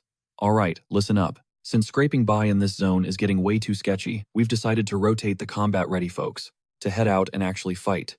The peanut gallery immediately started whispering. Wait, Jung Hyeon, that shrimp is going hunting. Duh, she's totally clinging to Lee Ki-young. Typical. Ki-young's got some weird taste, man. What does he even see in her? For real, talk about the ultimate nepotism. Life ain't fair. Wish I had a sugar daddy to boost my rank. The toxic gossip swirled around Hyeon like vultures, but she just stood there swallowing the insults. Ki-young. Her chest ached as she replayed their earlier interaction. Her heart was literally shattered into pieces from him brushing her off. He's my whole universe in this nightmare. The only one I can trust. She took a deep breath. It's okay. Tomorrow is a brand new day with him. I feel super guilty for faking my stats, but it's the only way to keep his eyes glued to me. Tomorrow it'll just be the two of us again, and I'll get all his sweet, sweet attention. But her obsessive daydreaming was violently derailed by a super annoying voice. Huh, Hyeon jumped out of her skin. It was Hye Young. Are you kidding me? Still lurking around for Ki-young God? You're literally a stalker. Dripping with venom, Hye Young rolled her eyes. No, I wasn't. Before Hyeon could even defend herself, the blonde went for the throat. No wonder you were glaring daggers at me earlier. Salty that he actually wants to talk to a real woman. Panic set in. Miss Hye Young, that's totally not it at all. She stutters, completely caught off guard. Save it. You can't deny it when you're literally standing there looking that pathetic. It is written all over your face that you are obsessing over Lee Ki-young. Hyeon freezes, utterly paralyzed. Yeah, I am talking to you. Do you honestly believe he gives a single damn about you? Trembling like a leaf, she whispers. Wait, what are you talking about? The mean girl smirks. Oh, nothing major. I just happened to get lucky and tagged along to a meetup with Lee. Ki-young, right from the start. You are totally delusional if you think he is actually into you. A wicked, triumphant smirk creeps. Ha, you clueless little rookies might be blind, but I see right through him. A guy like Lee Ki-young, he trusts absolutely zero people right out the gate. He gets bored so fast. The second you stop being useful, he'll drop you like garbage. And overly emotional, weak little crybabies like you. You're literally at the top of his hit list. Panic washes over Hyeon. Is he actually going to ditch me? No, you're lying. No, no way. Ki-young isn't toxic like that. He's not like the rest of you. Clinging desperately to her faith in him, she bites back, her voice trembling but fierce. He would never do that. Hye-young just glares at the naive girl, rolling her eyes hard. Ugh, there it is. That pathetic victim face. Are you finally connecting the dots on why Lee Ki-young actually picked you? Wait, what are you talking about? Hye-young jams a finger right in Hyeon's face. Because you're an easy pawn, simple to manipulate, zero effort to toss aside. Throw you a few crumbs of kindness and you turn into the obsessed simp you are right now. Every single person who ever showed her a shred of kindness eventually walked out of her life. Stop. A sudden haunting image hijacked Hyeon's mind. Hye-young's toxic voice violently yanked her back to reality. Better sink your teeth into that jackpot before Ki-young completely ghosts you. Because if you don't, me and the rest of the girls are gonna snatch him right up. Shut up, just shut up. Her mind was screaming desperate to block out the venom. Let's be real, a top-tier guy like Lee Ki-young belongs with me, not some clueless pushover. Catch my drift, loser. A sudden announcement sliced right through the heavy tension.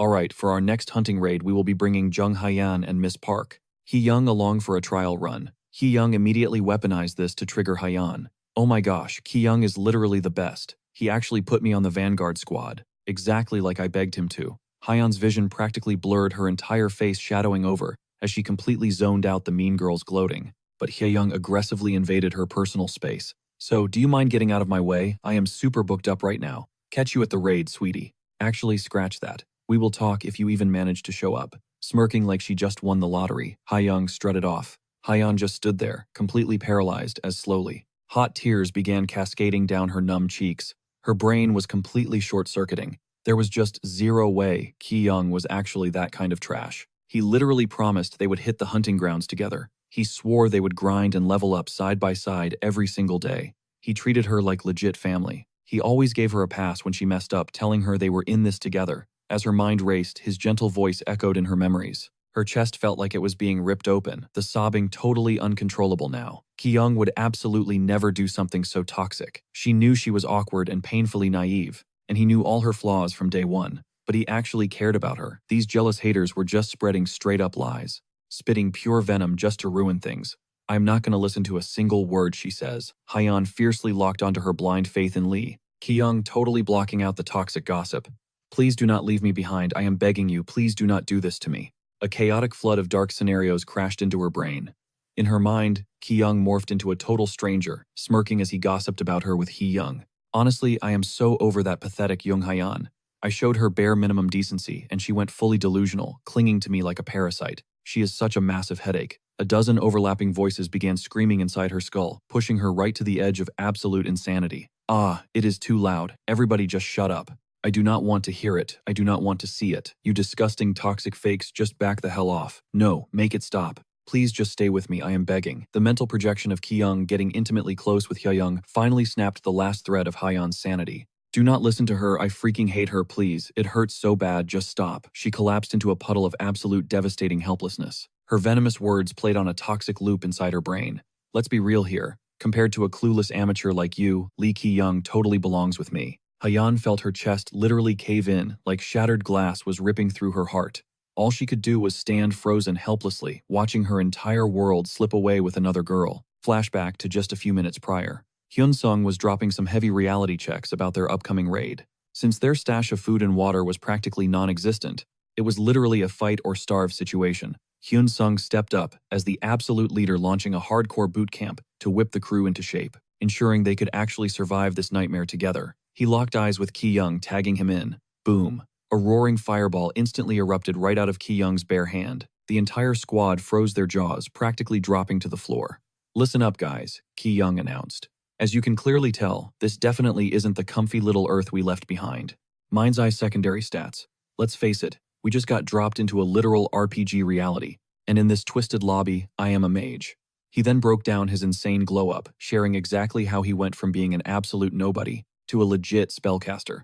He admitted he used to be just as terrified of those monsters as everyone else, but he dropped a massive truth bomb: if you swing back without an ounce of fear. That is exactly how you unlock the raw power to crush any obstacle. We need to stop playing defense and start grinding, he hyped them up. We either level up as a massive squad or we never make it out of here alive. His words hit insanely hard, completely flipping the vibe as the crowd nodded, absolutely eating up every single word Ki-young preached. Fists went up in the air. He is right.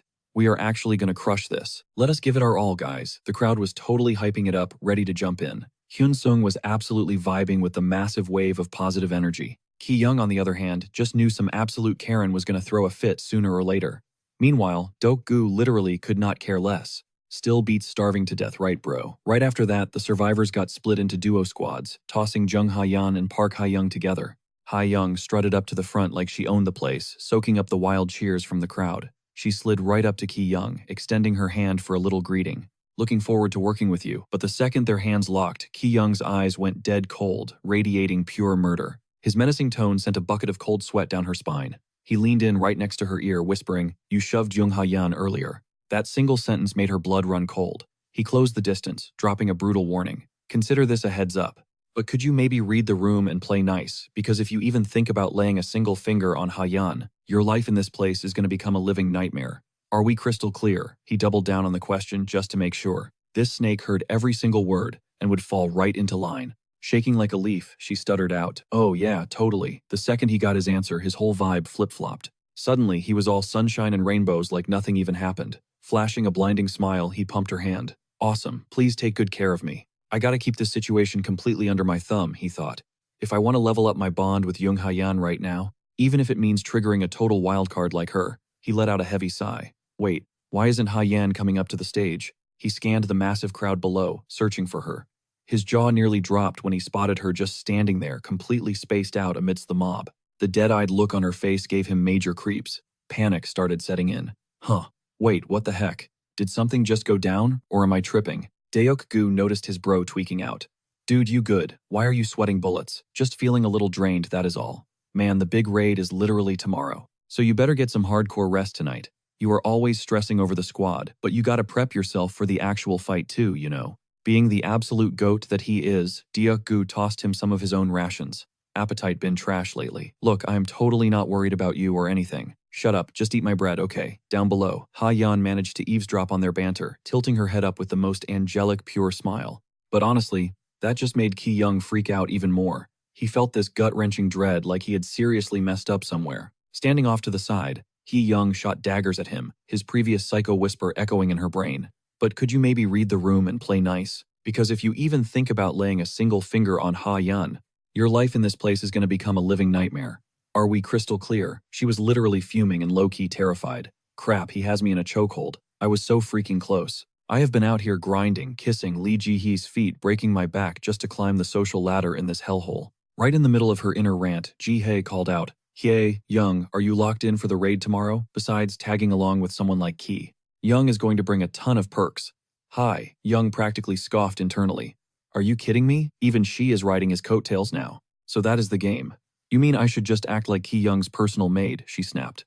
"Yep, if that is what it takes. Isn't that exactly your whole vibe?" Hi, Young. What is the harm in scoring brownie points with a heavy hitter? Look, I am not about that risky life. I just want absolute zero risk safety. Hi, Young had no choice but to fold, cursing her guts out silently. Damn it all to hell. I am completely cornered. The manipulative snake glanced over, watching the whole squad simp over Ki Young's well-being.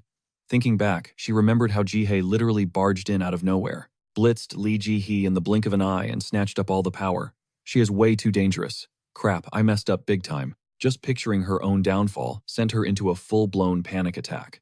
Am I really going to get tossed out like trash by that psycho Ki Young? If that happens, I will literally be nothing but a useless, filthy stray dog. All the insane grinding I have done, up until this exact moment, will completely go down the drain. The more she overthought it, the madder she got. Ha Young swore on her life she wouldn't let Ha Yan outplay her. Screw this, no way, I cannot just roll over and take an L like this. I have to make Li Ki Young look my way, whatever it takes. That is my only ticket to survival. Cut to the next morning, the whole squad huddled up to strategize for the raid. Hyun Sung and Deok Gu took the frontline vanguard roles. Meanwhile, Ki Young, Ha Yan, and Ha Young locked down the rear for backup. Hyun Sung gave them a strict pep talk about playing it safe, promising the front line would carry the team, just to help the rookies get the hang of live combat. While Hyun Sung was yapping about battle tactics, Ki Young caught a glimpse of Ha Yan out of the corner of his eye. Seeing her looking so totally chill, he tried gaslighting himself into thinking that yandere stare from yesterday was just a hallucination. Maybe I have just been hyperfixating on her lately, and my brain is just doing backflips. Suddenly, the girl locked eyes with him and flashed the most sugary sweet smile, making Ki Young's anxiety drop just a tiny bit. Hyung, watching the whole flirty exchange from the sidelines, looked visibly sick to her stomach. Hyun Sung finally called the drop. A brand new, brutal journey was officially kicking off. The absolute second they stepped into the hunting zone, a massive crash shook the ground, and the monster horde spawned in. Hyun Sung blitzed forward, literally one-shotting a beast into oblivion. Ki Young threw himself into the chaotic brawl right beside him, but instantly got pinned down by a mob. Ha Yan and Ha Young watched it go down, anxiety spiking as pure terror flashed in their eyes. After struggling against the beast's absolute chokehold, Ki Young drives his weapon home, landing a brutal one-shot kill. Ha Yan watches him like an absolute fangirl, but Ki Young, she's frozen, literally shaking in her boots. The beast hits the dirt. Diogu blinks, totally caught off guard. Whoa, why are there so many low-level creeps swarming us today? Hyun Sung's instincts scream danger. He barks a warning to the squad. Diogu, watch your 6 left flank. Out of nowhere, a massive boss-tier monster crashes down from above, zeroing in on Diogu. He barely blocks the ambush in time, but the sheer kinetic force is insane. It completely overpowers our tank. Losing his footing, Diogu digs his heels in, struggling desperately against the beast's relentless barrage. He shoots a desperate glare at the team. Ugh, drop this thing already, my stamina is tanking. Ki Young snaps at Hya Young to secure the kill, but she's totally paralyzed by fear. Just thrust the damn spear in your hands. What are you waiting for, strike? Her panic skyrockets. Crap, this is way more terrifying up close, she thinks. No snap out of it, Park Hye Young. You gotta clutch this. I need to prove my worth right now. It's just an ugly mob. What's the big deal? She forces herself to step up. But the second those monstrous eyes lock onto her, she turns to stone. Ki Young clicks his tongue in pure disgust. Chal talk and zero bite. Slipping right behind her, he grips her hands tight. His voice drops into a lethal whisper. Pull a stunt like this again, and you're dragging us all straight to hell. Got it. His cold threat pushes her over the edge, tears spilling down her cheeks. Hurry up and put some muscle into it, he demands. Together, they drive the spearhead deep into the monster's flesh, drawing out a deafening screech of agony. It's not dead yet, don't you dare let go. Hee Young is absolutely traumatized while Ki Young glares at her like she's utterly pathetic. Playing his psychological game, he leans right into her ear. Just pretend you're tenderizing meat. She looks at him like he's an absolute psychopath. No, the beast chokes on its own blood. A second later, it collapses lifelessly. Hye Young's knees give out, dropping her right beside it. She's hyperventilating, shivering uncontrollably as the gruesome visual burns into her brain. Ki Young just stands over her ice cold. First and last time I carry you. He yanks the spear free. Do not expect handouts in this tutorial. Your lucky today was just a basic adaptation drill. His eyes sweep the group. Next time you survive on your own. Are we clear? Terror consumes her. I knew it. A guy like Lee Ki-young is a walking red flag. Why did I ever think he'd actually protect me? If I slip up again, I'm literally dead meat. A sudden pat on the shoulder shatters her spiraling thoughts. Of course, great hustle out there, everyone. Ki-young smiles. Hye-young shoots him a venomous glare. From the sidelines, Hyeon watches their interaction, her eyes completely hollow and dead. Meanwhile, Doku and Hyunsung kick back by the campfire. Bathed in the firelight, they figure out the night watch rotation. Looks like Diogu is up next. Hyunsung gives him the signal. Dioku, time to clock in. The big guy sits up stretching. Man, your stamina is actually unreal. You're overthinking it. Nearby, Kyung's eyes snap open. Insomnia has him tossing and turning. Must be the adrenaline frying my brain, he muses.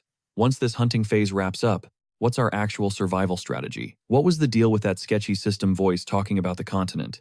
Where even are we, and why were we dumped here? The conspiracy theories spiral, eventually landing right on Hyunsung. Wait, Kim Hyunsung is a literal regressor. Does anyone else know his secret? What kind of chaotic timeline did he experience before rewinding time? Mental fatigue finally hits Kyung like a truck, forcing his brain to shut down. He tries to catch some sleep, but minutes tick by and slumber straight up rejects him. What time is it even? Peeking open his eyes, he spots a silhouette. It's Hyeon, hovering right above him. He rubs his eyes, praying it's just sleep paralysis. Nope, the yandere is literally right there. Her murderous, unblinking stare sends cold sweat down his spine. Panicking internally, he squeezes his eyes shut, begging the universe for a glitch.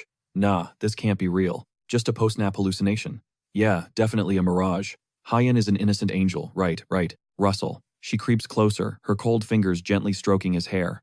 You look so sweet when you sleep, my precious Kyung. Her gaze is a toxic cocktail of obsession and possessiveness, twisting into a downright villainous smirk. I am absolutely never letting anyone else have you. Petting him like a prize trophy, her yonder aura maxes out. Kyung stays frozen, playing possum like his life depends on it. Inside, his anxiety is off the charts thanks to this terrifying girl. Morning hits and Kyung lets out a massive sigh, looking utterly defeated. Hyunsung checks in looking concerned. Bro, you look totally drained. Kyung flinches. Oh, just a bit groggy, but I'm chilling. Out of the corner of his eye, he catches Dioku and Hyeon having a totally normal, cheerful chat.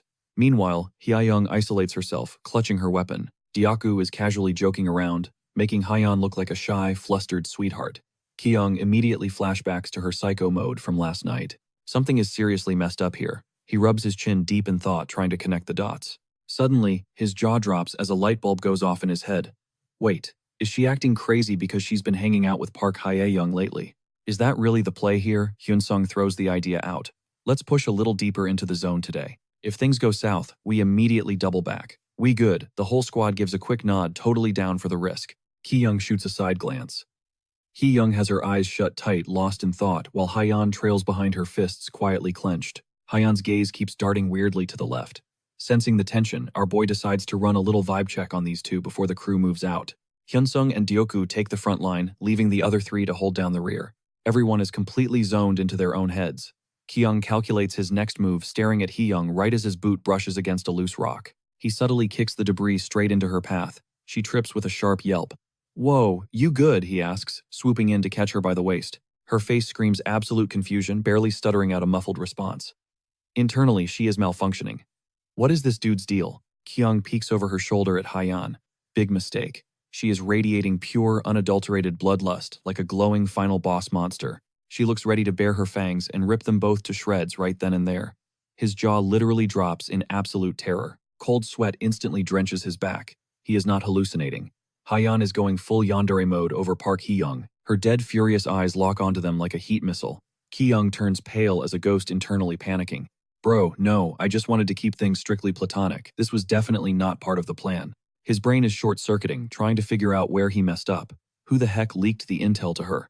Meanwhile, Hee-young's initial confusion morphs straight into pure, unfiltered rage. Oh boy. She grinds her teeth, eyes bulging, a literal vein popping on her forehead. She is absolutely livid. Is this jerk trying to test me, using me as a pawn? You think this is a game? Just you wait. Lee Kyung. Let us see how long you can keep looking down on me. The squad keeps marching forward, but then a weird rustling sound catches his ear. It is coming from right behind him, but when he whips his head around, absolute dead silence. Not a single thing in sight. Hyunsung raises a hand, scanning the shadows. I am getting the feeling we are being stalked. Keep it down from here on out. Whatever is hunting us tracks human voices. Dioku instantly drops the goofy act, listening intensely, his face turning, dead serious. The vibe in the air suddenly shifts, turning heavy and toxic. He snaps his head back on pure instinct. Yo, I definitely feel something lurking right on top of us, he whispers. Startled, Dioku asks, wait, what are there mobs camping us? Hyunsung smoothly cuts in. Well, honestly, putting a finger to his lips, he calmly drops the bomb. I have sensed them tracking us for a while now, but they haven't made a move yet. Dioku groans in utter frustration. Man, this suspense is killing me. Kyung just facepalms. Gripping his massive shield, the tank charges forward to scout. What the heck is even up ahead? The crew scrambles to keep up. Ki-young sprints like a madman to close the gap. Hey, hold up, stop rushing in blind, you idiot. Suddenly, both dudes slam on the brakes. Wait a second. Their jaws drop as a hidden underground staircase reveals itself. What in the actual? They are totally shook, eyes wide with shock. Only Hyunsung remains completely unfazed. Staring down into the abyss, he shuts his eyes perfectly, picturing the layout like he has been here before. It screams hidden dungeon boss room. Ki-young sighs, looking at him with fake pity. Bro, thank God you are a controller class. Because your acting skills are straight up garbage. Alright, let me handle this. The squad slowly descends into the darkness. Everyone is visibly stressed, bracing for the worst. And boom, there they are. Massive, heavily built dungeon mobs blocking the path. Bald, one-eyed freaks packing mouths full of razor-sharp teeth. But the wildest part, two massive tusks, jutting aggressively outward. They look absolutely brutal. Without warning, the beasts lunge for the kill. Daku instantly snaps his shield up to tank the hit. Boss, my gear is not made of vibranium. You know, Ki-young starts chanting his spell Navaranoi power to obliterate the enemy. He grips his weapon tightly. The spear erupts into raging flames, sparking wildly as he preps for combat. His face is totally locked in, eyes burning with sheer willpower. Fire strike, but completely out of nowhere. Another monster wielding a spiked club ambushes them, catching the squad totally off guard. Damn it, where did this one even spawn from? This is insane. The mob goes absolutely berserk. It kicks Deokgu brutally, making him grunt in pain. Ki-young spins around in a panic to check his tank, completely blind to the fact that another beast is flanking him for a stealth attack. By the time he realizes the creature is literally in his face, pure panic flashes in his eyes. But clutch save Hyunsung dashes in like a blur, cleanly slicing the monster's head straight off, saving Ki-young at the last possible millisecond. The swordsman wraps his arms protectively around both Ki-young and Hyan. He frantically checks on them. Are you guys hurt? Then Kruta. A deafening, monstrous roar echoes from the deep, freezing the entire squad dead in their tracks. Ki-young and Hyunsung snap their heads back, absolutely frozen in their tracks. The person standing right in front of them, it is Park Hye-young. She is gasping for air, playing the victim as she stutters out a totally fake apology. I tripped and could not keep up. I was terrified, she lies, scratching her cheek, while Deokgu and Hyan just stare at her, completely dumbfounded. I tried to help, but I accidentally threw my spear instead. Ki-young looks at her like she has two heads. He is not buying a single word. Cold sweat drips down his face as he grits his teeth. Thanks to her little stunt, every monster in the area just caught their scent. Realizing they are absolutely cooked if they stick around, Ki-young and Hyunsung bolt without a second thought. Damn it, move. Deokgu is still processing the chaos, but his survival instincts kick in, and he chases right after them. But Hyan, she does not take a single step. Her eyes go completely dead as she mutters a single word. Dangerous. Watching them scramble from a distance, Hye-young lets out a wicked smirk. What a joke, she scoffs. Yeah, that spear throw was not an accident. It was a highly calculated setup. She despises Ki-young. How dare he act like he is the main character running this whole world, she reminisces for a split second. Even without his fake leadership manipulating everyone, this boot camp would be perfectly fine. Now she is about to make him watch his whole squad crumble. Her smile twists into pure malice. If Hyan gets left behind, there is absolutely nothing Ki-young can do about it. Noticing Hyan is still completely frozen, Ki-young screams at her. Hyan, move your ass. She just replies with that same hollow voice. Right, gotta go. Frustrated beyond belief, Ki-young snaps. Everyone run out of nowhere. A massive horde of savage beasts with glowing crimson eyes and razor-sharp fangs charges them head-on. Their blood-curdling roars shake the entire cavern, maxing out the tension in the room. The squad instantly spins around and sprints for their lives. But Hyunsung locks in. Summoning his glowing blue blade, he steps up to play the hero. I will pull their aggro, he shouts. Fall back to the shelter now, but Hyan is still rooted to the spot, her eyes drilling a hole straight through Hye-young. There is a terrifying dark aura radiating from the girl. Panic fully sets in for Ki-young as he screams at both of them. What the hell are you doing, Hye-young? Run. You too, Hyan. He immediately turns and dips with the rest of the crew, but Hyan does not even flinch. She just keeps glaring down her target. Hye-young drops the innocent act completely, letting her true toxic colors show, as she literally traces her twisted feelings with her own fingers. And just like that, the whole zone devolves into absolute chaos as the monsters tear through the area, shrieking like demons. Meanwhile, Ki-young is having an internal meltdown. Seriously, Hyunsung, he thinks to himself. Why the hell did you drag along dead weight for zero reason? Wait, no. Having Deokgu and Hyan around actually boosts my survival odds. Alright, let us see what we are working with. He whips around to face the monstrous horde, his eyes glowing with intense focus as he pops his mind-eye skill. Deokgu, he barks. Ki-young stands his ground, looking like an absolute boss in front of the raging beasts. Their roars threaten to rip the very air apart, but he does not back down. He starts chanting, "Lord of Fire, Navarone, answer my call." His voice drops into a heavy commanding register, carving his magic into reality. "Gather your power and reduce my enemies to ash." While he is literally casting a high-tier spell, Deoku gets hyped up. "Hell yeah, let us butcher all of them," Kyung deadpans, thinking to himself, "Are we really doing mid-battle banter right now?" Pushing through the distraction, he reaches the climax of his incantation. His voice booms with raw power. Fire strike. A blinding sphere of flames erupts in his palm. He aims straight for the pack and screams, "Release." The fireball rockets forward like a heat-seeking missile, slamming directly into the alpha monster. The beast shrieks in pure agony, a deafening wail that shatters the eardrums. Its massive body is completely incinerated in a fraction of a second, turned to nothing but floating ash. Seeing the massive damage output, Kyung mentally pumps his fist. A cocky grin spreads across his face. Perfect. Absolute strike. Deogu practically loses his mind, hyping him up. "That is why you are the boss." But before they can even celebrate the kill, the big guy finally takes a look around. He scans the chaotic battlefield and instantly realizes something is horribly wrong. It is literally just the two of them left standing there. Dropping his guard, Doku asks, bro, why are we the only ones here?" Kyung snaps out of his victory high. "Wait, what?" Deoku points back. Where did the kid and Hyayang go? The reality of the situation hits Kyung like a freight train. Panic washes over him as he violently whips his head around to where he left the girls. His eyes blow wide open. Nothing. Not a single trace of them anywhere. Just smoking rubble and debris left behind by the monster stampede. That is when it clicks. Things just went from bad to critically catastrophic. Pure dread slammed into Kyung like a freight train. What the hell, he cursed mentally. Seriously, Hyan Hyung. He whipped around to face Deoku, panic, edging his voice. Where did those two vanish to? The big guy just stood there looking totally busted, his eyes darting everywhere. Man, when did they even slip away? They were literally right behind us a second ago. What do we do? My bad, bro. Kyung forced himself to stay cool. Nah, it is not on you. I should have been keeping an eye out. His brain went into overdrive. If it were just Hyung, whatever. But Hyan, that was a walking red flag. Getting separated in a hellhole like this was a straight-up nightmare. He snapped out of his spiral. "First things first, we backtrack," he ordered Deoku. "They probably just took a wrong turn." The bulky warrior nodded hard. "Got it, boss." They took off, sprinting down the corridor. Mid-run, Kyung pushed for answers. "When exactly did we lose them?" Deoku stammered, sweating bullets. "I swear they were there right until those monsters ambushed us." Kyung pushed his legs harder, his mind racing faster than his footsteps. Nothing was adding up. His brows knitted together in intense concentration. It made zero sense. Sure, Deoku could be a bit dense sometimes, but missing two whole people vanishing into thin air, no way. What in the world actually went down back there?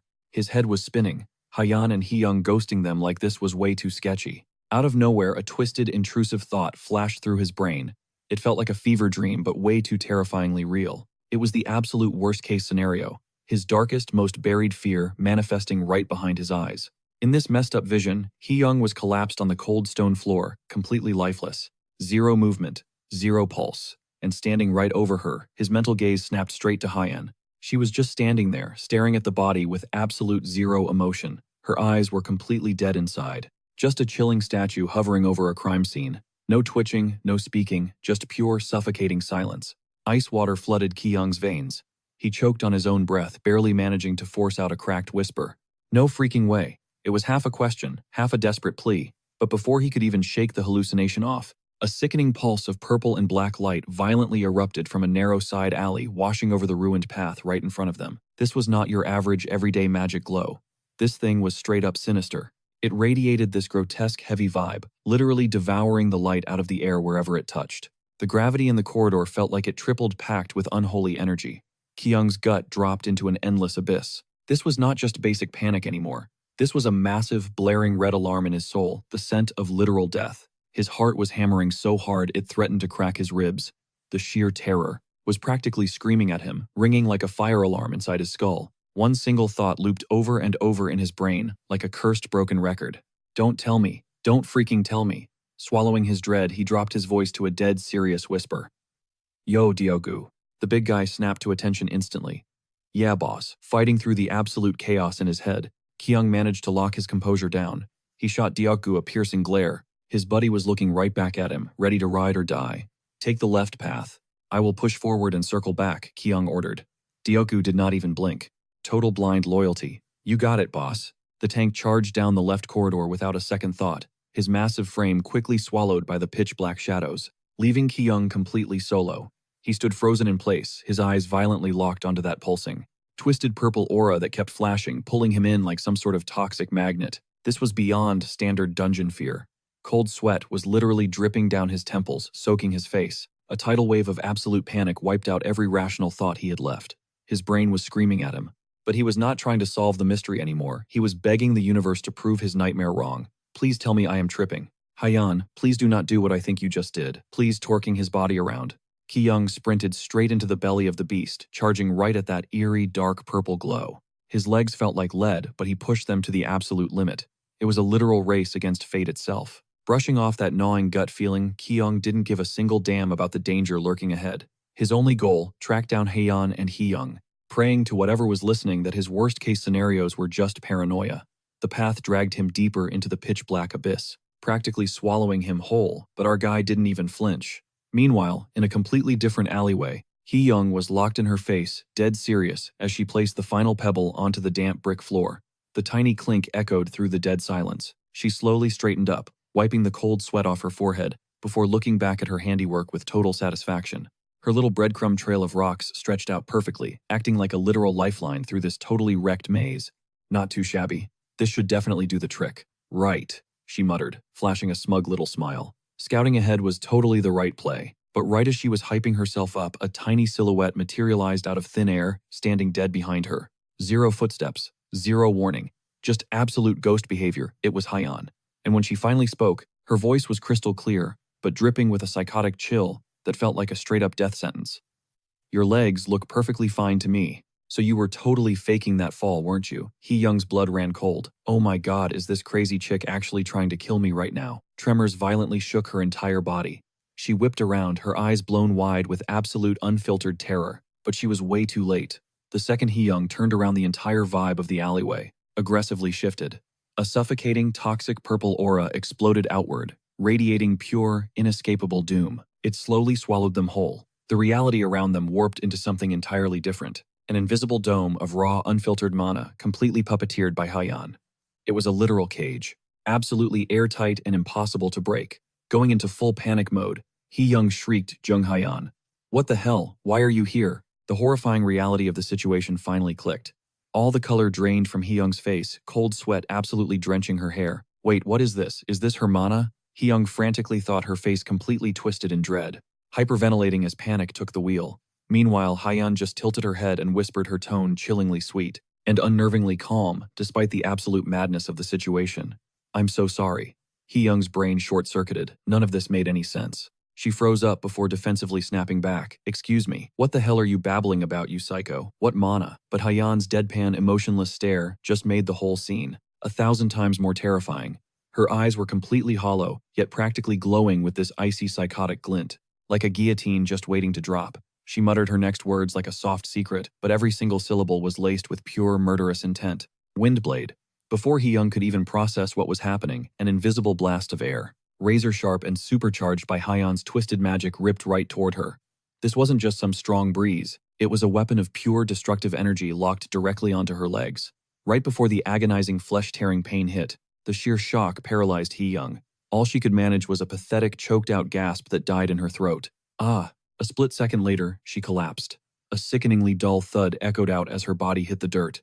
But her legs, yeah, they were currently chilling, completely detached from her torso in the most gruesome way possible. Crimson started pooling heavily across the bricks. And the craziest part, Hyan watched the whole bloodbath, without blinking.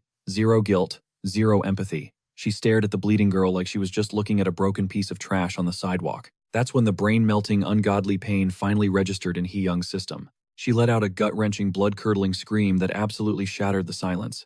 Somebody, anyone, help me, oh God, I need to go, I need to go. She was sobbing, desperately screaming for her life, dragging her mutilated body across the dirt with just her bare hands. She fought like hell to escape this literal waking nightmare, but Hyan just let out a soft giggle, a completely soulless, sadistic little smirk that was supposed to be comforting.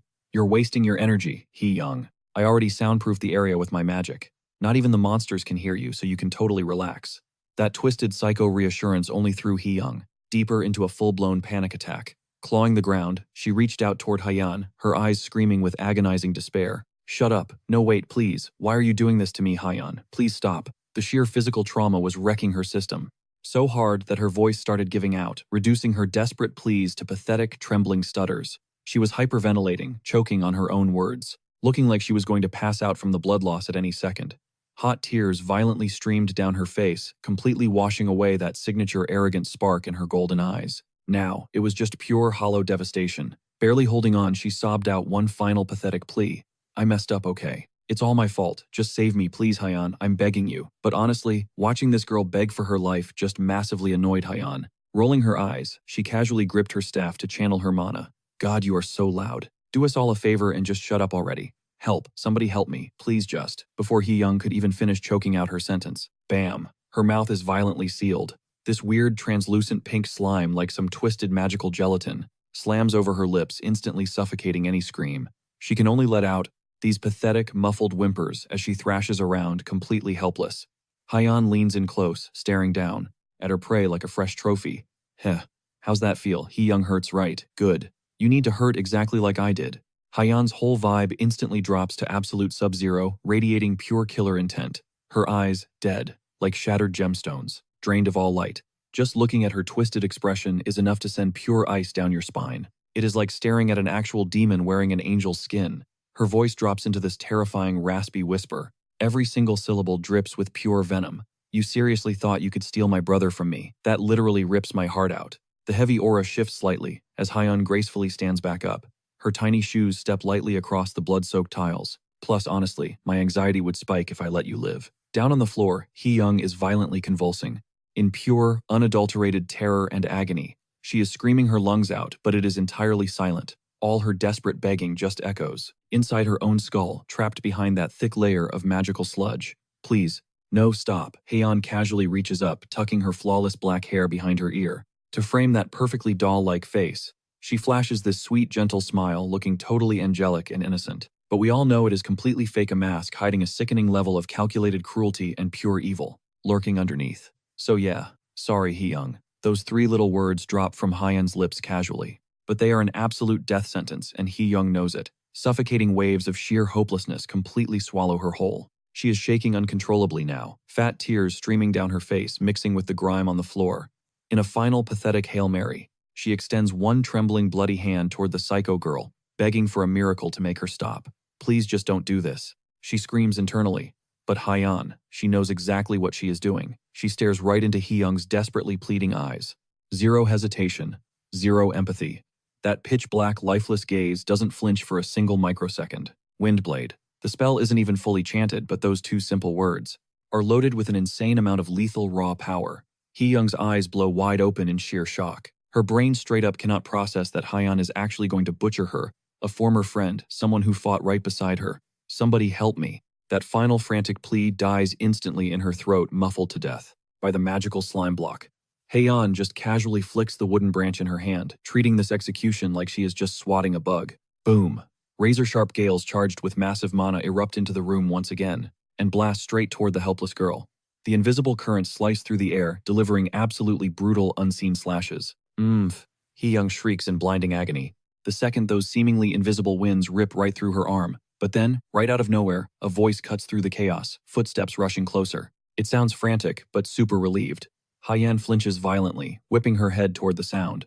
Her pupils shrink as she realizes who it is, Ki-young, the exact guy she is obsessing over. Thank God, he yells out, totally relieved, thinking his sweet little sister figure is safe. You are okay. But the sentence literally dies in his mouth as pure nightmare fuel unfolds in front of him. Because right at that exact split second, Hee-young's arm goes flying through the air and lands right at his feet. And there stands Hyeon, the actual monster behind the slaughter, caught completely off guard. She never in a million years calculated that Ki-young would walk in on her, acting like a slasher movie villain. She freezes, eyes blown wide in panic as she stares at him. Their gazes lock in the most messed up, dramatic way possible. Ki-young's brain just straight up blue screens at the horrific gore fest. All the color instantly drains from his face, leaving him looking like a ghost. His jaw drops, lips trembling uncontrollably. As he finally chokes out her name, his voice completely cracking from pure, unadulterated horror. Hyeon, and the visual is insane. Hyeon is standing there with fresh crimson blood, splattered all over her pristine clothes, and that doll-like face, creating this sick, twisted contrast. She stares back at him like a deer in headlights. For the first time, genuine panic shatters her dead-eyed psychopath mode. Oh, Appa. Ki-young is literally paralyzed, completely traumatized by the bloodbath. Hyan, he gasps out. She stammers back, terrified of being caught. Appa, wait. Down on the bloody tiles, Hee-young is still weakly thrashing, desperately reaching her one good arm out toward him. Ki-young glances down, and his expression completely twists into an ugly grimace. Damn it, he thinks. I knew she was going to pull something psychotic. I sprinted here trying to stop the crazy before it escalated, but I never expected her to go full-on butcher mode. He falls dead silent, staring totally blankly at the severed arm, chilling on the floor. She was absolutely crumpled on the cold ground. My brain was completely short-circuiting. Honestly, I was terrified. Like, out of my mind scared. Should I make a run for it or just play completely dumb? Ji-young let the spear slip from his grip, his expression turning ice cold. No way out now. He slowly closed the distance to Hyan, tilting his head down to give her the softest, most gentle look imaginable. Are you okay? His impossibly calm vibe caught her completely off guard. Then putting on an Oscar-worthy clueless face, he pointed. Hee-young. What on earth happened to her? The question made Hyan visibly flinch. Meanwhile, Hee-young was absolutely shattered. Her tears literally just stopped falling out of pure shock. Ji-young forced panic into his voice. Her arms and legs. Why do they look like that? Deep down, he was practically begging the universe. Please, Hyan. This is a simple setup. Just roll with it. Right on cue, the waterworks started. Hyan sobbed Ji-young. He glanced over. Hee-young was desperately dragging her mangled body toward them. Just say it was not you, I do not know what happened at all. You saw it, Ji-young. You saw us fall down here together. That wild deflection totally caught him off guard. Wait, what, he thought. Hyan let out a shaky breath, lying straight through her teeth without missing a single beat. I was just trying to wake up, and when I looked over, Hee-young. She was already like this. Ji-young matched her energy, playing the perfect oblivious fool. Ah, but what about you, Hyan? Are you hurt anywhere? A dark, unreadable shadow crossed her face before she whispered. Yeah. She threw herself right into his arms, but totally made sure to shoot a toxic side-eye glare at the girl bleeding out on the floor. I am completely fine, Ji-young. He wrapped his arms around her gently. Is that right? A wicked smirk crept onto his lips. I knew it. Ji-young cradled the back of Hyan's head. You did amazing, Hyan. He could barely hide the twisted satisfaction written all over his face. Watching this absolute clown show of a performance while she lay there dying made Hee-young's blood boil. You sick, twisted psycho freaks. But her body had hit its absolute limit. A second later, she just collapsed completely. Seeing this, Hyan immediately shrieked, Oh my gosh, Hee-young. She must have triggered some hidden dungeon trap. Honestly, Ji-young was eating up her fake innocence, so he happily played right along. Thinking back to the basement stairs earlier, it would not be crazy if this place was rigged with magic traps. Hyan, you probably did not notice this, but I literally walked through a wall made of pure magic to get here. She followed his gaze. Wow. Only then did actual tension hit his face. The script was flawless, but there was one huge plot hole, Hee-young's body. The slice marks were way too clean. If they left her like this, Kim Hyun-sung's eagle eyes would spot the foul play in seconds. He went dead, silent gears turning in his head. His eyes snapped open. She is a goner anyway. The best play here is a massive cover-up. He stared down a blazing wall of fire. Before another word was said, a massive roaring inferno erupted right in front of them, radiating insane heat. The crackling flames echoed loudly. Hyan took a timid step forward. Ji-young. He put on his best tragic face. I really wanted to take her body back, but it is just way too dangerous for us right now. She nodded. So, erasing the evidence is literally our only option left. He spoke with such fake gentleness, clenching his fists like a grieving hero. We should at least give her a proper send-off, right? He stared into the raging inferno. Yeah, this is the perfect crime. Hyan was practically vibrating with sick excitement inside, causing her body to tremble slightly. Yeah. She buried her face in her long hair, forcing out a few pitiful sobs. Sniff. Sob. But Ji-young saw right through the act. She is not the only monster in this room. His expression darkened into something truly sinister. Turns out I am just as messed up as she is. The moment Diogu spotted the duo returning, he sprinted over. Boss, you guys, are you okay? Wait, where is Hee-young? At that name, Ji-young just offered a slow, grim shake of his head. Diogu caught the vibe immediately and let out a heavy sigh. In this hellhole, catching a body was just part of the game. Ji-young took the lead again, marching them forward. What about the mob spawns around here? Dioku asked, trailing right behind. Hyunsung probably aggroed them and kited them far away, leaving zero trace behind. Ji-young mused. With his insane stats, he is definitely fine.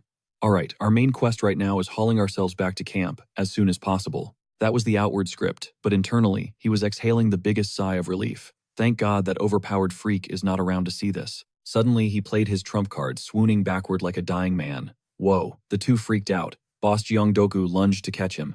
Boss, are you good? Ji-young dramatically pressed a hand to his forehead. I think I completely drained my mana bar. I just need to chill for a second and I will be fine. Seeing him look so pale, Dogu's face scrunched up. Nah, this is bad. We better pop a tent nearby and crash for the night. Heian, you cool with that? She scrambled to keep up the waterworks, dropping giant crocodile tears. Yeah, totally. She bawled, clinging to the act. Ji-young, do you think that whole nightmare actually traumatized him? She murmured. The trio finally collapsed into a shadowy corner to catch their breath. Dioku furiously spun a wooden stick between his palms, desperately trying to spark a fire. After sweating absolute buckets, a tiny flame finally flared to life, making the big guy beam with pride.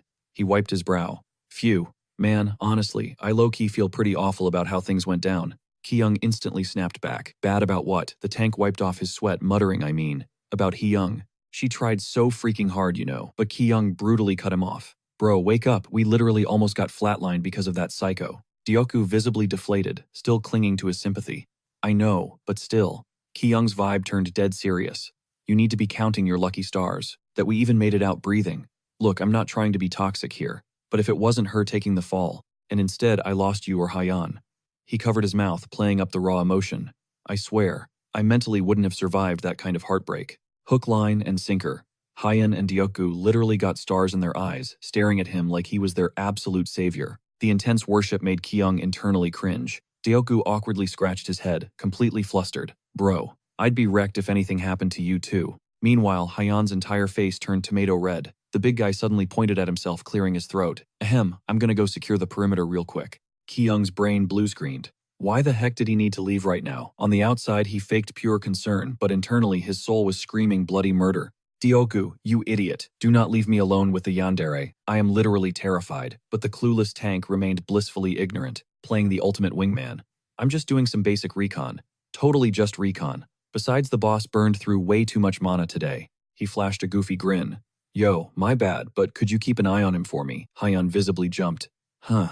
Just leave him to me, Dioku, she squeaked out. Powerless to stop this train wreck, Ki-young just let out an exhausted sigh. Just, don't get lost out there, man. The big guy immediately sprinted off into the darkness. Gotcha. I'm just circling the block. Boss, relax. Once his footsteps faded, a thick, painfully awkward silence dropped between the two. Desperate to avoid eye contact, Ki-young hyper-focused on his own stats. Status window, he mentally commanded. Instantly, the glowing blue holographic panel flared up right in front of his face. His jaw practically hit the floor. His luck stat had actually spiked to 27. Then he read the system's snarky feedback. Yeah, overall growth evaluated as the size of an ant's tail. We can confirm you secured some stacked points. Stamina, mana, and intelligence have seen a somewhat noticeable bump. Looks like you actually used that massive brain of yours, huh? Specifically, the stamina level up is officially recorded as soaring, sky high. However, player Ki-young's overall combat capability remains straight up monster trash. His eyes bugged out of his skull, utterly refusing to believe this insane stroke of, my stats skyrocketed. 2 whole levels. Guess this absolute nightmare actually paid off. Catching my stunned expression, Haiyan chimed in. Ki-young, did your skill levels jump up a bunch? Yeah, I played it cool. What about yours? She didn't hold back at all. Nothing crazy for me. Though my magic power bumped up a little. Stamina and strength too, I guess. I threw her a quick compliment. Damn, you lucked out. But the second those words left my mouth, I stealthily activated my mind's eye. Her holographic status window materialized, exposing her raw stats and insane growth potential. General evaluation, I am Ki-young's ultimate fan. My brain practically blue-screened. A massive question mark stamped itself across my face. What the actual hell? What kind of summary is that? Haiyan, sharp as ever, caught my mask slipping. She instantly started panicking. Ki-young, are you okay? Huh. As I snapped back to reality, she let out a shaky breath. About earlier. Are you upset? She asked, shrinking back. I just stared at her dead silent. Honestly, claiming I wasn't traumatized would be straight up cap. Flashing back to that bloodless, terrified face still made my skin crawl. Even now, just replaying that bloodbath sent literal shivers down my spine, leaving my hands trembling. I leaned in close, closing the distance between us. I'm just so thankful you didn't get hurt. Thank God you're safe, Haiyan. I gently cupped the back of her head. Because honestly, compared to staying alive, all that other garbage didn't mean a thing. My eyes darkened with cold calculation totally flying over Haiyan's head. She was completely melting into my embrace. Ah, Ki-young, hehehe. But mentally I was locking down my target, Jung Haiyan, as long as you stick by my side until the bitter end. We sat there clutching each other by the campfire, looking like a picture-perfect romance. Even if I had to throw away my humanity, I slowly pulled away. If I keep playing this angle, she caught my intense stare and immediately flushed crimson. but that romantic gaze, I was just calculating my next chess move. The protective older brother vibe was decent, but if I play the boyfriend card and completely tether her to me, now that was a bulletproof strategy. Her eyes practically had hearts in them. Ki-young. But suddenly, Ahem Dioku lumbered over, awkwardly scratching the back of his neck. Yo, my bad for totally wrecking the mood. That single sentence was a massive mistake. Hyan shot him a glare so toxic it could melt steel, but instantly slapped her innocent mask back on, and started stammering out excuses. No. It wasn't like that. Diogu just chuckled. Man, I didn't know I could walk that fast. Mortified, she sprinted off into the darkness. I brushed it off and locked eyes with my tank. Finally back. What kind of garbage are you spouting? I sighed. He just flashed a goofy grin. Bro, don't even try to play dumb with me. I totally know you're crushing on Hyan. Excuse me, he plopped down next to me laughing like a maniac. I was literally speechless. What was this meathead actually delusional? I gave him the strongest side-eye possible. First of all, why do you keep calling her sister? You realize she's younger than you, right? Dioku didn't miss a beat. Duh. But who the heck calls their future sister-in-law little girl? My brain just stopped working. Wait, what kind of mental gymnastics are you doing? I snapped my mouth shut, utterly defeated. What kind of fever dream was this guy living in? Hold up, wait a second. I hit the rewind button in my head, flashing back to how Hyan reacted. Every single time I talked to another girl. Makes sense. She was definitely obsessed with me, but something always felt off about her intensity. Then I caught Dyaku's smug, punchable expression. Don't tell me. Did this idiot gaslight her into this? Dyaku puffed out his chest. Ahem. Look, I didn't say anything, but whenever you told me to watch out for her, I caught your drift instantly. I've been hardcore shipping you two from day one. Honestly, I felt a cold sweat break out. You've been what Park Dioku shamelessly hyped himself up. The legendary matchmaker of Gangwon Province, Park Dioku, at your service. Wait, you haven't heard of me. I'm kind of a big deal back home. Anyways. I'm putting my blood, sweat, and tears into making sure you two get hitched. Listening to this meathead's delusional monologue drained my will to live. Dioku, what the actual F? But this absolute buffoon took my shock as gratitude. Hey, no need to thank me, bro. My fists clenched so hard my knuckles turned white. Park Dioku, you absolute brain-dead pork chop. The thought of this guy directing some cringeworthy Titanic scene between me and Hyan in his head made my blood boil. Meaning, from the very beginning, this idiot had cast me and Hyan as the star-crossed lovers in his own imaginary rom-com.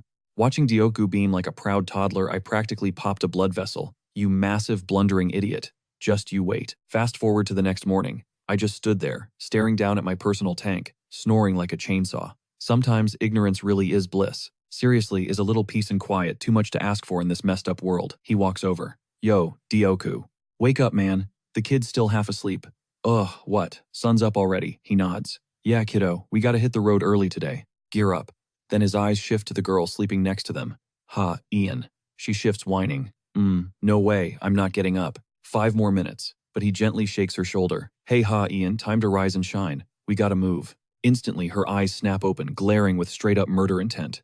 Back off. Flashbacks hit Ji-young hard, remembering her psycho smile totally drenched in blood. Ha, Ian. Seriously, why does it feel like every step closer to this girl is just one step closer to the Grim Reaper? Cold sweat drips down his neck. No, shake it off. Get a grip. Running from her isn't an option anymore. If he wants to survive this nightmare, he has to play it smart. He softens his voice. Ian. Getting on her good side is the only play. He gives her a gentle head pat. Come on, time to get up, be a good girl. Her cheeks instantly flush bright red. Oops, she realizes she totally let her mask slip. She frantically scrambles to her feet, totally flustered. Oh, Ji-young, he's just deadpanning at this point. We need to head back to base. Now, inside, he is absolutely screaming. Honestly, this shy act is somehow way more terrifying than her psycho mode. He furrows his brows. Just please no more crazy plot twists today. Meanwhile, back at the settlement, Ji-hai is living her best life, literally getting pampered like a queen. He hits the spot right. She keeps her eyes shut. A little lower. She takes a slow sip of her drink. They're way overdue. Hope nothing went sideways out there. She glances down at her glass, completely unimpressed. Tastes like garbage. Suddenly, a girl's frantic shout echoes through the camp. Yo, look, Ji-young's crew made it back. The guy next to her spots them too. Holy crap, they actually survived. Hey, pop the gates. Hurry, footsteps pound against the dirt. Move out of the way. Ji-young looks a bit caught off guard. Ji-hai. Her face lights up. Ji-young, you made it in one piece. Dioku-ha, Ian, looks like you guys went through the ringer. He acknowledges her with a nod. Ji-hai. She tilts her head, scanning the group. Hold up. Where are Hee-young and Hyunsong? Ji-young's eyes dart away, dodging the question. Hee-young didn't make it. Hyunsong should be catching up soon. The color completely drains from her face, her expression turning dead serious. Wait, what the hell happened out there? He really doesn't have the energy to drop the whole tragic lore right now. Look, let's skip the debriefing for a second. Why are the gates on full lockdown? Did something go down while we were gone? Ji-hai rests her chin on her hand. Right about that. Ji-young, can we pull aside for a private chat? That catches him off guard. He immediately shoots a terrified side-eye toward Ha-Ian. Yep, she's standing right behind him, radiating pure, jealous rage. Feeling a massive headache coming on, he steps over and pats her hair. Hey, Ha-Ian. My bad, but do you mind heading inside and waiting for me? Sounds like it's pretty urgent. I'll be right behind you, promise. Meanwhile, his inner voice is screaming, please, for the love of God, do not assassinate Ji-hai. Just chill, Ha-Ian. She snaps out of her glare, instantly switching to her innocent voice. Oh, yay. Yep, whatever you say, Ji. Young Ji-hai discreetly watches the others clear out. Once she makes absolutely sure his psychotic little shadow is out of earshot, she turns back to him. You know, when people bite the dust, they usually leave some sort of final clue or message behind. I have a feeling He-young might have pulled something like that. How exactly did she go out? Ji-young lets out a heavy sigh. We had 0 options. She made a sound. Right in the middle of a monster nest. We barely made it out alive. It was a total bloodbath. Anything else you need to interrogate me about? He acts tough, but mentally he's sweating bullets over that massive lie. Ji-hee picks up the vibe instantly. Nah, we're good. I can pretty much piece together the rest. In the distance, Ha-Ian is still throwing sneaky, lethal glares over her shoulder. Ji-young exhales. Thank God this chick isn't grilling me harder. Gotta respect how sharp Ji-hai is. She knows exactly when to drop a subject. But now, he's curious. Anyway, back to my question. Why the heavy lockdown at the gates? She just shrugs. Don't even get me started. Yesterday morning, a group ditched the camp. Yu Seol was one of them. Instantly, that absolute scumbag's face flashes in Ji-young's mind. Yu Seol. The hell was he doing? He's visibly losing his mind on the outside, but internally, total panic mode. Oh, you gotta be kidding me. I freaking knew something like this was gonna happen. That explains the terrible gut feeling I've had all day. Ji-hai breaks it down calmly. According to his little speech, he went out there to provide backup for Hyun-sung. Ji-young squints, totally confused. Bro, what? Back up my foot. Yu Seol is a certified psychopath. There is 0 chance he isn't plotting some twisted scheme, especially since he's been losing his grip on power around here. Right on cue, a group of survivors marches into view with this nasty scar-faced dude in the mix. That's exactly why we barricaded the entrance. Ji-young stares at her, connecting the dots. She nods. Bingo. If a horde of monsters tracked them back, we couldn't risk the entire camp getting wiped out because of his stunt. Oh, speak of the devil. Ji-young's head snaps toward the commotion. His stomach drops. Yu Seol. The absolute menace smirks from the front of the pack. Well, look who made it back in one piece. But Ji-young's eyes lock onto something way more concerning. Who the heck is that standing right behind him? Ji-hai lets out an exhausted sigh. Classic. The good guys get killed off and the absolute scumbags always waltz back without a scratch. You seriously attract the worst kind of drama, don't you? Sure, the dude's face looked like a walking nightmare, but what actually made Ki-young's jaw drop was the scarred guy himself. What's his deal? Who is this guy? Cold sweat practically washed over Ki-young's face. Seriously, what am I looking at right now? That sick, twisted smirk plastered across the dude's face sent Ki-young's anxiety through the roof. Just looking at this creep gave him absolute chills. The scarred freak just kept grinning. Beads of cold sweat rolled down Ki-young's neck. He had never crossed paths with players like this before. Wait, how many people originally grouped up with Yu Seol? Scanning the crew, Ki-young realized the dark truth. 7 went in, meaning 6 didn't make it out alive. He could already picture the bloodbath in his head. Everyone except Yu Seol got wiped out. One look at this squad and it was obvious they were bad news. His mind's eye triggered instantly, pulling up the scarred guy's digital footprint. System prompt confirming player Jung Jinho's stats. But what popped up on that glowing blue status screen left Ki-young completely speechless. Ki-young stared in pure disbelief at the guy's hidden trait, premeditated murder. Hold up. What his brain went into overdrive trying to process this massive red flag. A literal, calculated killer. Keeping his cool, he quietly gave the signal. Get Park Deokgu and Jung Hayan over here right now. Ji-hai looked utterly confused but gave a subtle nod. Got it. Ki-young kept his eyes locked on the newcomers. They hadn't snapped yet, but he needed to stay on high alert. Under his breath, he started whispering a deadly incantation. Grant me the power to incinerate my foes. But before he could finish the spell, a voice totally killed his momentum. Hey there, out of nowhere, Jinho, the scarred psycho, casually broke the ice. Ki-young mentally pumped the brakes. Wait, what is this guy playing at? Did he just say hi to me? Flashing a surprisingly bright, friendly smile, the guy extended a hand. Nice to meet you, I'm Jung Jinho. Deciding to play along and not rip off the guy's mask just yet, Ki-young gave a fake polite nod. Pleasure, I'm Lee Ki-young. Still seeing this dude beam like a youth pastor felt incredibly off. Seriously, he looks like the nicest guy ever when he smiles. Is this dude actually a straight-up murderer? Jinho chuckled warmly. Ah, Seol has been hyping you up nonstop, so you're rolling as a magician this time around. I see you've got some fire brewing in your hands there. Caught totally off guard by the super friendly vibe, Ki-young awkwardly replied. Yeah. Jinho's eyes lit up.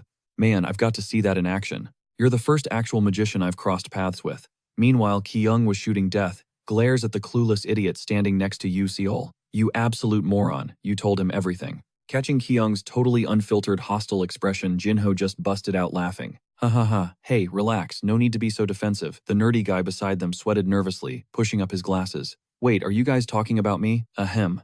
Ki-young eventually escorted the squad into their base camp. The other survivors immediately plastered on welcoming smiles. Oh, Ki-young, bring them in. You guys must be exhausted. Come on in, everyone. Rough out there, right? Taking the cue, Ki-young instantly slipped on his own fake customer service smile. Yeah, thanks for having us. Hope everyone's holding up okay. The camp members nodded eagerly. Oh, definitely. Jinho casually ran a hand through his hair. Haha, gotta admit, this setup is pretty sweet. Considering how few people actually survive past the starting zone, finding a literal oasis out here is mind-blowing. Ki-young analyzed every single syllable dropping from the guy's mouth, his guard practically touching the ceiling. Did this psycho just call our camp an oasis? Is this bastard plotting to hijack our entire base? His mind's eye was fully locked on, now feeding him steady updates. Call it a gut feeling or a massive red flag. But every survival instinct screaming in Ki-young's brain told him to stay a mile away from this dude.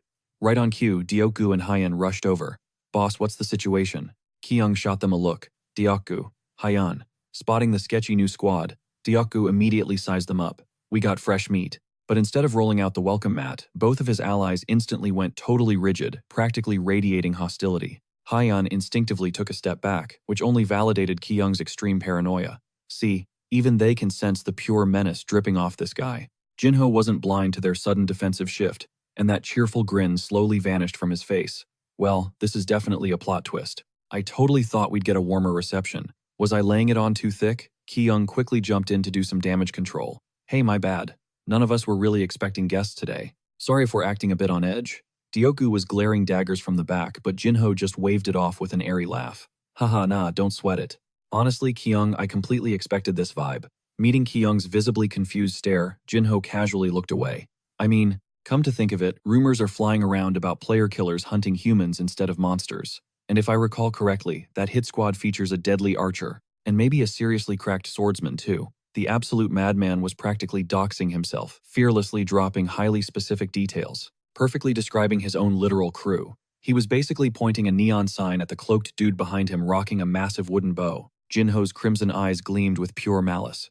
Don't tell me you guys haven't run into them yet. Ki-young's knuckles turned white as he gripped his spear. Is this psychopath actually insane? He was literally flexing his status as a serial killer and dropping a declaration of war right to their faces. Ki-young scowled, locking intense eye contact with the threat. Nope, haven't seen him. The tension spiked to critical levels, the air thick enough to cut with a knife, as both squads stood completely frozen in a massive standoff. Ki-young challenged him with a raised brow. You looking to meet them? That single glance was all the signal his backup needed. Deokgu and Hyan instantly shifted into combat stances, ready to throw down. Sure hope your people are tough enough to survive it. Jinho's eyes widened as he let out a completely unhinged maniacal laugh, slowly dropping his hand toward the sword resting at his hip. Yo, what exactly is going on here? A deep, commanding voice suddenly shattered the explosive standoff between the two groups. Seeing who just walked into the zone, Ki-young did massive mental backflips. Hyun-sung, you absolute legend, perfect timing. Annoyed Jinho clicked his tongue. Knowing he was totally outmatched, he swallowed his pride and plastered on a fake, strained grin. Still stoked to finally meet you, Ki-young. Ki-young practically rolled his eyes internally. What a massive hypocrite. Just then, Hyun-sung locked eyes with him. Ki-young, who are the newbies, relieved. Ki-young fired back. Yo Hyun-sung, thank God you are alive. They tagged along with Seol. Catching that intense stare, Jung Jinho immediately switched up his vibe. Oh man, the infamous Kim Hyun-sung. Your reputation totally precedes you. Sick to finally cross paths. But Hyun-sung just stood there, his pupils dilating in pure shock. Totally oblivious, the guy kept yapping, I am Jung Jinho. Hoping we can watch out for each other, man. Hyun-sung was frozen, his gaze completely glued to that gnarly, scarred face. It was not until Jinho thrust a hand out for a shake that he finally snapped back to reality. Even then, the vibe was ice cold. Hyun-sung was straight up white-knuckling his fists. Ha, Jung Jinho, standing on the sidelines, Ki-young, caught that dark look twisting his usually flawless face and felt a massive red flag go up. What the hell is with that death glare? Seeing the guy furiously biting his lip totally threw him off. He had never seen Hyun-sung this pressed before. Was he actually pissed? Wait, had these two crossed paths already? But glancing over at Jinho's clueless, innocent acting face instantly killed that theory. Nope, no way. This was definitively their very first encounter. A chilling realization hit Ki-young like a freight train, making his stomach drop. If that was true, then in the timeline before the regression, in his first life, this dude was definitely one of Hyun-sung's major enemies. Hyun-sung's aura suddenly shifted, radiating pure, unadulterated menace. Freaked out, Ki-young literally broke into a cold sweat watching his buddy spiral. He elbowed him discreetly. Yo, Hyun-sung. That physical jolt finally broke the trance. He reluctantly shook the guy's hand. My bad. I am Kim Hyun-sung. Ki-young scanned the crew standing behind this scarred psycho. A straight-up serial killer. And worse, a killer with actual brains. Based on the sick stats glaring back from Young Jin-ho's system window, two massive red flags were waving right in his face. Number one, which was painfully obvious. The dude was an absolute lunatic, a cold-blooded butcher, yet he kept flashing that creepy, polite smile. Seriously an honor to finally connect, Hyun-sung. Seol mentioned you were the one running this entire stronghold. You are way more insanely built in person than I pictured. Mind if I shoot my shot and ask what your current rank is? Hyun-sung glared back with absolute disdain, basically looking at him like he was trash. Yeah, going that far is going to be a hard pass from me. Jin-ho totally read the room and backed off. Crossing a boundary, my bad.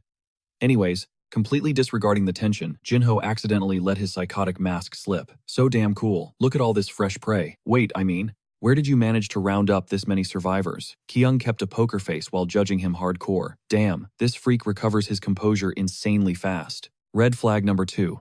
Hyun-sung's visceral reaction was all the proof needed. He absolutely tangled with this serial killer back in his first life. Ki-young completely froze, visualizing the brutal bloodbath between these two. It hit him this Young Jin-ho guy was definitely the monster who slaughtered either Hyun-sung himself or his entire squad back in the day. The probability was wildly high. Jin-ho nonchalantly scratched the back of his head. Do not mind me just thinking out loud, you know?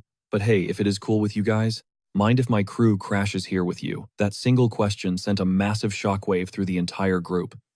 Everyone practically jumped out of their skin. Despite the incredibly hostile vibes, the psycho did not even flinch. Look, we are obviously not trying to freeload off you. We packed our own food supply. But hey, if you guys are not vibing with it, Hyun-sung violently cut him off. Absolutely not. But a split second later, he did a massive 180. We never turn away, fellow survivors. That insane pivot left both Ki-young and Diogu completely shell-shocked. Wait, what the actual hell? Confused out of his mind, Ki-young darted his eyes between the two. Man, thanks a million, Hyun-sung. I am Kim Hyun-sung. Looking forward to teaming up. One of Hyun-sung's squadmates chimed in immediately to take charge. Alright, we will get everyone settled in, one by one. A dude with a buzz cut swaggered up, shoving a hand out toward Ki-young. I am Lee Ki-chul. Nice to meet you. Keeping his polite mask glued on, Ki-young replied Lee Ki-young. Likewise, man. But a weird sense of deja vu instantly crept up his spine. Hold up, why does that name ring a massive bell? Got it. Jihye instantly barked out orders, stepping up. Diogu, you and Jihee take point on the tour. Diogu leaned in, whispering nervously. Bro, are we seriously doing this? Like literally 2 seconds ago we were Ki-young, shot him a sharp side eye. Just follow my lead. If things go south, scream your lungs out instantly. Diogu nodded, swallowing hard. Alright, if you say so, Hyung. He gestured for the sketchy new squad to trail behind him. Yo, everybody stick close to me. This place is not exactly a 5-star resort, but beats the hell out of running for your lives out in the wild. Jin-ho shut his eyes, bursting into loud, obnoxious laughter. Ha ha ha ha. Seriously, thanks for taking us under your wing. Watching Hyun-sung's intensely grim expression, Ki-young's brain was operating on absolute overdrive. Keep your friends close and your mortal enemies closer, right? Honestly, it sounded deep, but practically, it was pure insanity. Totally threw a wrench in his plans, but he flashed back to the exact second Hyun-sung opened his mouth. Jin-ho had visibly flinched. The second the regressor established dominance, that psycho Jung Jin-ho instantly tucked his tail between his legs. This proved the guy possessed terrifying survival instincts. Ki-young subtly covered his mouth to hide a smirk. A literal psychopath equipped with a massive brain. Turns out he and this maniac shared one terrifying trait. They were both ruthless, calculating masterminds. Yeah, that is exactly the play here. Honestly, he should be sending the guy a thank you card. This psycho crashed the party at the absolute perfect time. Seriously, Lee Ki-young, how did you get this ridiculously lucky? I mean, my luck stat was already decent, but this is next level. He strolls right up to him. Hey Hyun-sung, we need to talk. But the dude is literally standing there pouting like a little kid. That dark, brooding energy makes Ki-young hesitate for a second. Hyun-sung finally snaps out of his trance. Oh right. And so the conversation kicks off. You spot somebody you know, because your face totally screams, I recognize that guy. Hyunsung pauses deep in thought. Yeah, actually, I do, but they probably don't know me. Honestly, it feels like I've crossed paths with every single one of them in another life. Ki-young plays the sympathetic friend. Ah, sometimes fate just works like that, man. But Hyunsung instantly shuts that down, looking grim. I wouldn't exactly call this fate. Catching a glimpse of Jung Jin-ho, Ki-young throws a playful wink to lighten the mood. Trying to cut through the heavy tension, he adds, don't sweat it, your secret is safe with me. Rule number 1 of being a counselor, absolute confidentiality. Hyunsung finally drops his guard, letting out a heavy sigh. Ki-young keeps walking and chatting. Anyway, it's a miracle you made it back in one piece without a single scratch. You're an absolute beast, Hyunsung. The compliment immediately makes the guy blush. Oh no, it was just pure luck. Honestly, I think you're the lucky one, Ki-young. But then, his expression turns dead serious. Did you guys run into any trouble getting here? Ki-young goes dead silent for a beat. Actually, that's exactly what I needed to talk to you about. Hyunsung flinches. Wait, what happened? Overhearing this, Hyeon goes completely pale, a horrible feeling twisting in her gut. Squeezing out some fake tears, Ki-young drops the bomb. Hyeon is dead. Hyunsung's eyes practically bulge out of his skull, totally in shock. How? How is that even possible? Alright, showtime. Ki-young instantly contorts his face into pure agony, playing the traumatized survivor. I don't even know. She got hit by some kind of unidentified magic. Hyunsung fires back immediately. Wait, you said magic? Ki-young crosses his arms, looking shaken. Yeah, something like that. Look, for a total noob like me, it's impossible to know for sure. But I definitely felt this crazy surge of mana. Hyeon is literally sweating bullets right now, absolutely terrified. Hyunsung covers his mouth, muttering a deep, but Ki-young refuses to give him a single second to overthink. Right after we split up with you, we were heading back when suddenly Hyeon and Hyeong got separated from the group. We searched everywhere. When I finally found her, she was barely breathing. All 4 of her limbs were completely severed. She was just thrashing on the bloody dirt, desperately reaching out for help. Hearing this, a massive red flag goes off in Hyunsung's brain. Wait, you said her limbs were severed? Ki-young nods, looking totally defeated. Yeah, I honestly thought it might have been some twisted dungeon trap. Meanwhile, Hyeon is on the verge of a total mental breakdown. Between the two guys, it's a fierce psychological game. One is hyper-analyzing the other's face, while the other is calculating every word. A trap. He knows damn well this wasn't an actual dungeon trap. There's no way a literal regressor wouldn't connect the dots. Ki-young lets out a heavy, dramatic sigh. I really wanted to bring her body back with us. Ki-young drops his head, his voice shaking like a leaf. But things went south so fast. I knew I couldn't just leave her there as monster bait. But I just can't get that horrific image out of my head. Sob. Buying the Oscar-worthy performance completely, Hyunsung awkwardly tries to comfort him. Hey man, it's okay. I get it. You went through hell out there. Catching on, Haeyeon starts forcing her own tears.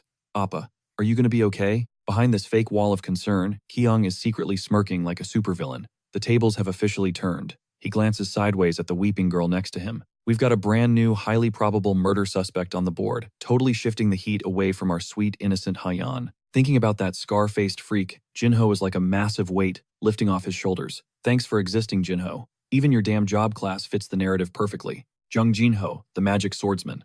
Put that next to Hyeong's gruesome death, and boom, you've got a rogue magic swordsman turning into a ruthless serial killer. The psycho killer, Jung Jin-ho. Just picture his face on a blood-soaked wanted poster. Ki-young is literally doing cartwheels inside his head right now. The perfect scapegoat. Ki-young rhythmically taps his fingers against his thigh, his cold, calculating eyes scanning the room like nothing happened. It's been a hot minute since he dropped the nuke about Hyeong's murder. He casually shifts his gaze to Hyunsung's massive hand gripping the table. Obviously, Jin-ho looks sketchy as hell, but Ki-young is way too smart to outright accuse the guy of butchering Hyeong. Let Hyunsung connect the dots himself until he's convinced Jin-ho is the psycho murderer. Yeah, this setup is flawless. Taking a slow sip of water, he plots. All I gotta do is play dumb and watch the fireworks. Just as he calculated, Hyunsung has been quietly keeping tabs on both their squad and Jin-ho's crew lately. Flashing back to the pure, murderous intent in Hyunsung's eyes whenever he looks at Jin-ho actually gives Ki-young the chills. Guess I need to tread lightly around this guy. The end result, Hyunsung has basically hardlocked his theory that Jin-ho is the one who slaughtered Hyeyoung. And honestly, considering Jin-ho's absolute villain of a face, it just makes Ki-young's master plan 100 times easier. Hyunsung is now primed to clash directly with the deranged murderer. There is literally zero reason not to use him to wipe Jin-ho off the map. The only catch is how to set up the execution. Ki-young sets his cup down and casually reels Hyunsung back in. So, back when we were stuck in that basement, I doubled back to check, but it was a dead end. So what do you say? Want to tackle this challenge right here with the crew? The second I dropped the word challenge, Hyunsung snapped back to reality. His eyes locked onto mine. You mean, all of us together? Seeing him hesitate like that, I just played it cool and nodded. Yeah, Hyunsung. Perfect timing too, since Hyan just awakened her magic. I rested my chin on my hand intensely, analyzing every micro-expression shifting across his face. Jinho joined up too, so we definitely have the manpower. Now, the ball was entirely in his court. He covered his mouth, clearly torn. Yeah, if those guys end up in the exact same squad, we are basically throwing a blood-soaked hunting party specifically for Kim Hyun-sung and Jung Jinho. There was literally no other way to play this. But still, I winked subtly, dropping my voice into full persuasion mode. The people standing right here, we are leagues stronger. Who else would even fit the bill? But more than anything, we absolutely cannot afford a repeat of the Park Hyung-jong incident. Watching his face turn dead serious only made me celebrate harder on the inside. Right now, Kim Hyun-sung is dead set on the fact that Jung Jinho murdered Park Hyung-jong. I could already picture the whole setup. They were definitely going to get played like total puppets, shoved right onto the absolute front lines. This golden opportunity, this whole dungeon raid setup, is the perfect execution ground for Park Hyung-jong's killer. That infamous murder squad is about to get completely wiped off the map. Just thinking about it sent absolute chills of pure hype down my spine. Come on, sounds like a total steal, right? Anyone with eyes could see it is a massive win. Kim Hyun-sung already set the entire stage. I just gotta walk up and claim the spotlight. But right now his face was still completely dark, totally spiraling in his own chaotic thoughts. Is that a no? I let out a heavy sigh. If it is a no, then… Suddenly, he totally cut me off. Actually, that sounds doable. I genuinely blinked in pure shock. Wait, really? Hyunsung? Seeing me completely zone out, he just repeated it. It sounds like a solid plan. Let us do it together. However, it is probably best if we split up into 2 squads. Truth is, I have never actually teamed up with Jung Jinho before. He flashed this bright, totally calculated smile. Yeah, my thoughts exactly. A massive wave of relief washed over me. Like hell, I am trusting my actual life to a psycho killer. Awesome. Then he planted his hands on the table and stood up. I will go, hash out the details with Jinho. I need to prep a few other things too. So I'm gonna need you, Diogu and Hyan, to back me up. Wait, no, scratch that. Could you actually go grab those 2 for me? I stood up right with him. Got it. Consider it done. I let out a low chuckle. Perfect. Kim Hyun-sung took the bait. Gotta grind way harder to make this master plan totally flawless.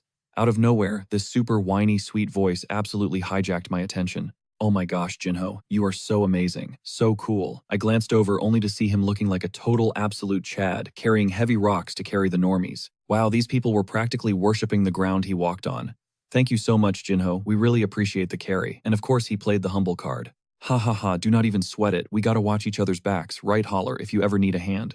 Before the sentence even finished dropping, he was already handing out bread to some other girl, making them simp even harder. Bro really just brought outside food in here. Like, come on, we could literally do that too. Jinho, take a breather. You are grinding way too hard. Seriously, the guy was faking the whole White Knight persona flawlessly. Ha ha ha, no way. It is really not that heavy. Better we knock this out together and chill afterward, right? Saying that he and the mob wiped their sweat like some cheesy anime montage. Seeing that bizarrely wholesome vibe made my face physically contort. What an absolute psychopath. Like, what the heck? That is genuinely terrifying. Are you cosplaying a normal civilian right now? Really enjoying the pure thrill of manual labor, huh? But the sheer, raw bloodlust radiating off him completely clashed with that fake golden retriever energy. All I want is to slice their throats wide open. I knitted my brows hard and shook my head. Seriously, what is his actual endgame here? Not everyone was buying his saintly act, though. Some toxic haters in the corner were grumbling. The newbies are just brawling, while others are literally bringing snacks. What even is this garbage? Honestly, this whole run is doomed to fail anyway. I stood there completely deadpan, eavesdropping on their toxic gossip. Sigh. Clueless NPCs just talking out of their behinds, huh? I am literally the messenger of justice here to save your pathetic lives from a serial killer. Anyway, moving on. I pivoted and made my way straight over to my own squad. Hyan, she practically sprinted toward me, completely beaming. Kyung. I reached out and gave her a solid head pat. Grinding again today. That is my girl, Hyan. She giggled like an absolute goofball. Yeah, hee hee. I definitely leveled up a bit today. The air around her literally warped with raw magic.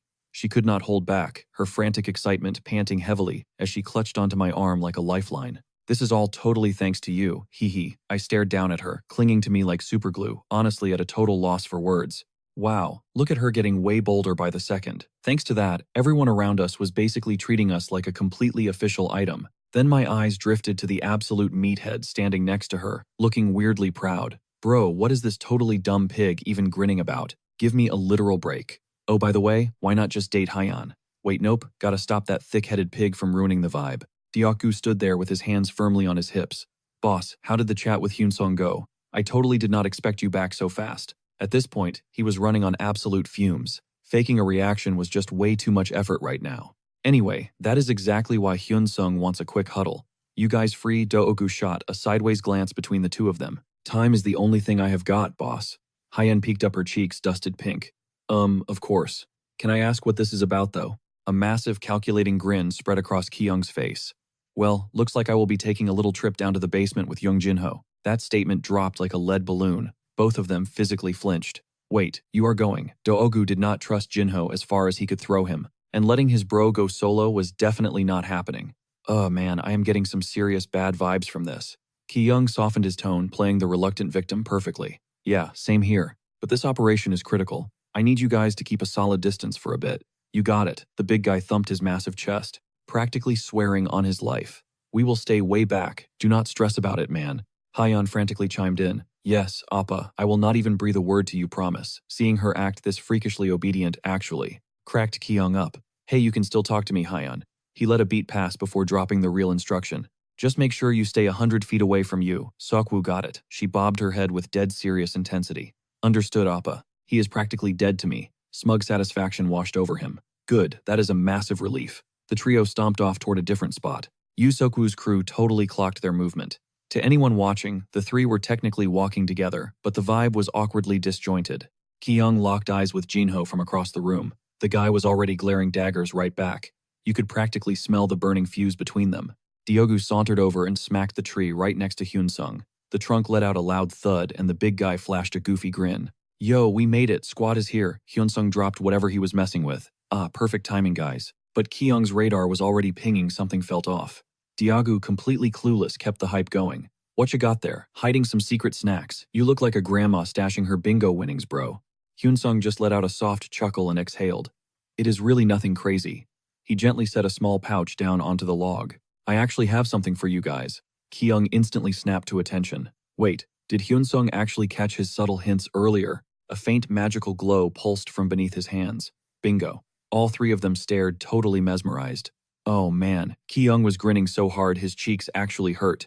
5,252% he knew he could count on this guy. Spread out on the makeshift table were three shiny new toys, a solid gold band and a gem-studded ring. Hyunsung held up a metallic bracelet. These are actual system items. Everyone was zeroed in on the loot, but nobody was thirsting over this gear harder than Ki-young. He literally had to cover his mouth to muffle a gasp, his eyes sparkling like diamonds. Dioku blurted out, "Whoa, where the heck did you score these?" Hyunsung took his time explaining. Actually, right before we got split up, I stumbled across a hidden treasure chest. These were sitting inside. At that point, playing it cool was completely out the window. Dioku was mind blown. Bro, a legit treasure chest. Place must be swarming with high-tier drops. Ki-young instinctively pressed a hand to his lips, grinning like a kid who just breached the candy aisle. Every single greedy thought was probably broadcasted right across his face. Man, this was exactly why. He had worked so hard to keep this guy around. Meanwhile, Hyan just hovered quietly on the sidelines, totally fascinated by the glowing loot. Hyunsung's voice sliced right through the collective hype. Alright, let us pull up the stats before we do anything else. Dioku scratched his head. Huh, where do we see that? On cue, a slick holographic window booted up, revealing the gear, the dwarven steel bracelet, the magic healing ring, and the magic shield ring. A sly smirk tugged at Ki-young's lips. Pretty sure that bracelet already has a name written all over it. The big tank rubbed his nose, looking surprisingly thoughtful. Well, guess I am claiming the wristband then. With a heavy clack, he snapped the cold metal onto his wrist. His whole face flushed with pure hype. I will put this to good use, thanks a million, man. I have not even contributed much yet, but I swear I will pay you back for this. That raw golden retriever energy totally melted Hyunsung's righteous heart. Ki-young exhaled a quiet, amused breath. Fits the giant meat shield perfectly. The loot pool was shrinking, but honestly the leftover drops were still top tier. His eyes, however, were practically glued to that magic shield ring. Pumping it with mana meant you could deploy a magical barrier twice a day. That utility absolutely stomped the standard issue. Common tier garbage they had seen. The divine healing band was clutch too, but giving that to young Hyan was the ultimate strategic play. He shot Hyan an analytical side-eye. This girl, she was such a wild card. Right now though, she was totally vibing with the healing hardware. If anyone takes a hit, I can just spam self-recovery magic. She delicately pointed at the silver band on the wood. Then I think I will take this one. Kyung was practically doing backflips in his head. Perfect, she took the bait, which means the absolute best piece is all mine. Faking a humble, slightly awkward smile, he scooped up the final prize. Guess I will hold on to the last one then. Zero hesitation involved both of them, instantly slid the rings onto their fingers. He let out a breath of pure awe. Are you seriously sure we can just take gear? This overpowered, Hyun-sung waved it off. Do not sweat it. I already kept one for myself. Stacking enchanted gear, pointless. Only one buff stays active at a time. He totally backed my play to hand it over. Let out this heavy breath. Made perfect sense. Dioku straight up admitted we were slacking. Still, both of them flashed these massive goofy grins. You could literally see the pure gratitude swimming in their eyes. Man, seriously. Thank you, Hyun-sung just gave this chill low-key smirk. That smile was straight up main character energy warm enough to instantly kill any panic in the room. He tapped his chest lightly, feeling his own steady heartbeat. No big deal, guys. Don't sweat it at all.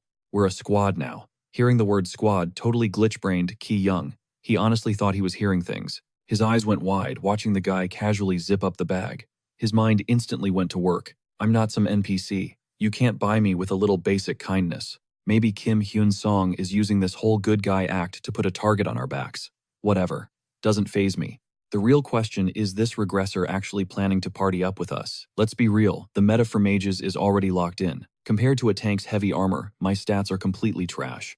Sure, I don't mess up during raids, but outside of my pure brain power, my utility is zero. Even other magic users get scattered across the entire map. To him, Hyan and Dioku probably look like helpless little noobs who cling to their big bro, aka me. He kept spinning the gears in his head. But here's the catch, if he wants to recruit Diogu and Hyan, he absolutely needs me as part of the package deal. Down the line, Hyun-sung's guild is going to explode in power. He could easily slot me into an admin role. Push comes to shove, Hyun-sung is going to have zero choice but to drag me along just to secure those 2 OP units. So my strat, keep proving I'm insanely useful to secure that cozy top-tier spot. Flipping the switch, he flashed a blinding smile of his own, pressing his hand to his chest, like he was genuinely moved to his core. Absolutely, man. We're officially a team, but internally he was cackling.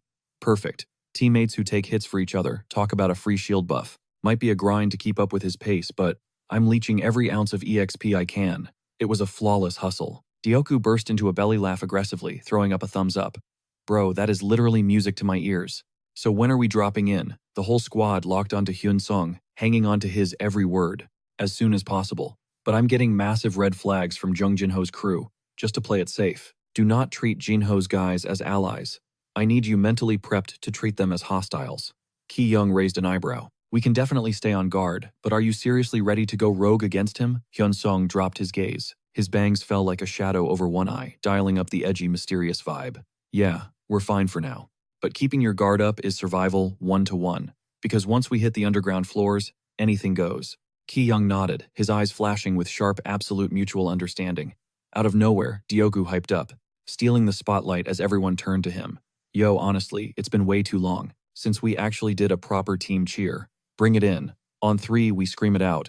They piled their hands together into a tight circle that physical contact, literally sending a shockwave of raw adrenaline and unbreakable trust to face the upcoming raid. 1, 2, 3, boom, hands shot straight up. Every single face was glowing with blinding optimism for survival, cementing their absolute ride-or-die squad status. Ki Young, one frame, he's acting like the wholesome bestie. The very next frame, his face completely shadows over into a villainous smirk. Just wait till the regressor hits you with some divine justice. I'll be right there, laying out the red carpet for your funeral. Meanwhile, as Jinho was busy flexing his blade, Sok slid up next to him. Jinho bro think I should crash the dungeon raid with Kim Hyun-song. The guy chuckled darkly. Haha, Sok man. This is literally a golden ticket for us, isn't it? He slowly raised the edge of his sword. His expression twisted into something completely demonic. Milk the run for all it's worth, then backstab the living hell out of him. Right on cue, Hyun-sung strolled into their camp. My bad for the wait. Oh, morning Hyun-sung. Looks like the whole squad is locked in. Hyun-sung kept a completely straight face. Appreciate you guys taking the deal. Jinho threw up a sickeningly fake smile. Oh, don't mention it. We gotta clear this dungeon anyway to get any real lore drops. If anything, he suddenly flashed a borderline creepy grin. We should be the ones thanking you for the invite. Hyun-sung chilling off to the side, Ki Young shot them a massive side-eye, completely reading their scummy two-faced playbook like a pro. His silent disgust was real, such a rat-level PKer move. Flash forward, the entire party has dropped straight down into the dungeon raid. Jin-ho and Ji-jang were just chilling and shooting the breeze while Ha-ian quietly tagged along right beside him. Curiosity getting the better of him, Jin-ho asked. You seem totally familiar with this place. I never even imagined there would be an underground dungeon here. We honestly just stumbled upon it, he replied.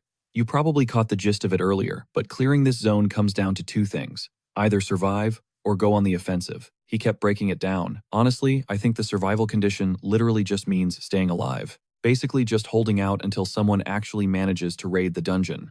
If that theory holds up, somebody has to go on the attack for everyone else to make it out alive. But honestly, sitting around waiting isn't an option. Since Jin-ho literally just joined up, I figured we should seize the moment and form a strike team. Jin-ho looked super caught off guard, flashing a totally awkward smile. I never really thought about doing that, but it actually sounds pretty hype, he admitted. Just a random guess, but what did you even do back on Earth, Jin-ho? Jin-ho blinked, clearly surprised.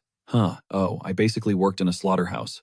What about you, Ji-jang? He just smirked, a satisfied look on his face. Haha, I'm keeping that a secret. While those two were vibing, Seo was glaring at him with pure disgust, literally eyeing him like he was her worst enemy. He thought to himself, for now it seems like the tension in this group has dropped way down. Suddenly, Ha-ian gave his sleeve a little tug. Seeing this, Jin-ho instantly jumped at the chance to troll them. Yo, now that I think about it, you two are literally always together. Are you guys a thing? Boom. They both flinched like they had just been totally called out. She turned beet red while he started stammering, about that. Her hand was still clutching his shirt, cheeks completely flushed. Her heart was pounding so hard you could practically hear it echoing in the silence. He fake coughed a couple of times, desperately trying to kill the awkwardness. Completely flustered, he locked eyes with Jin-ho's incredibly smug grin.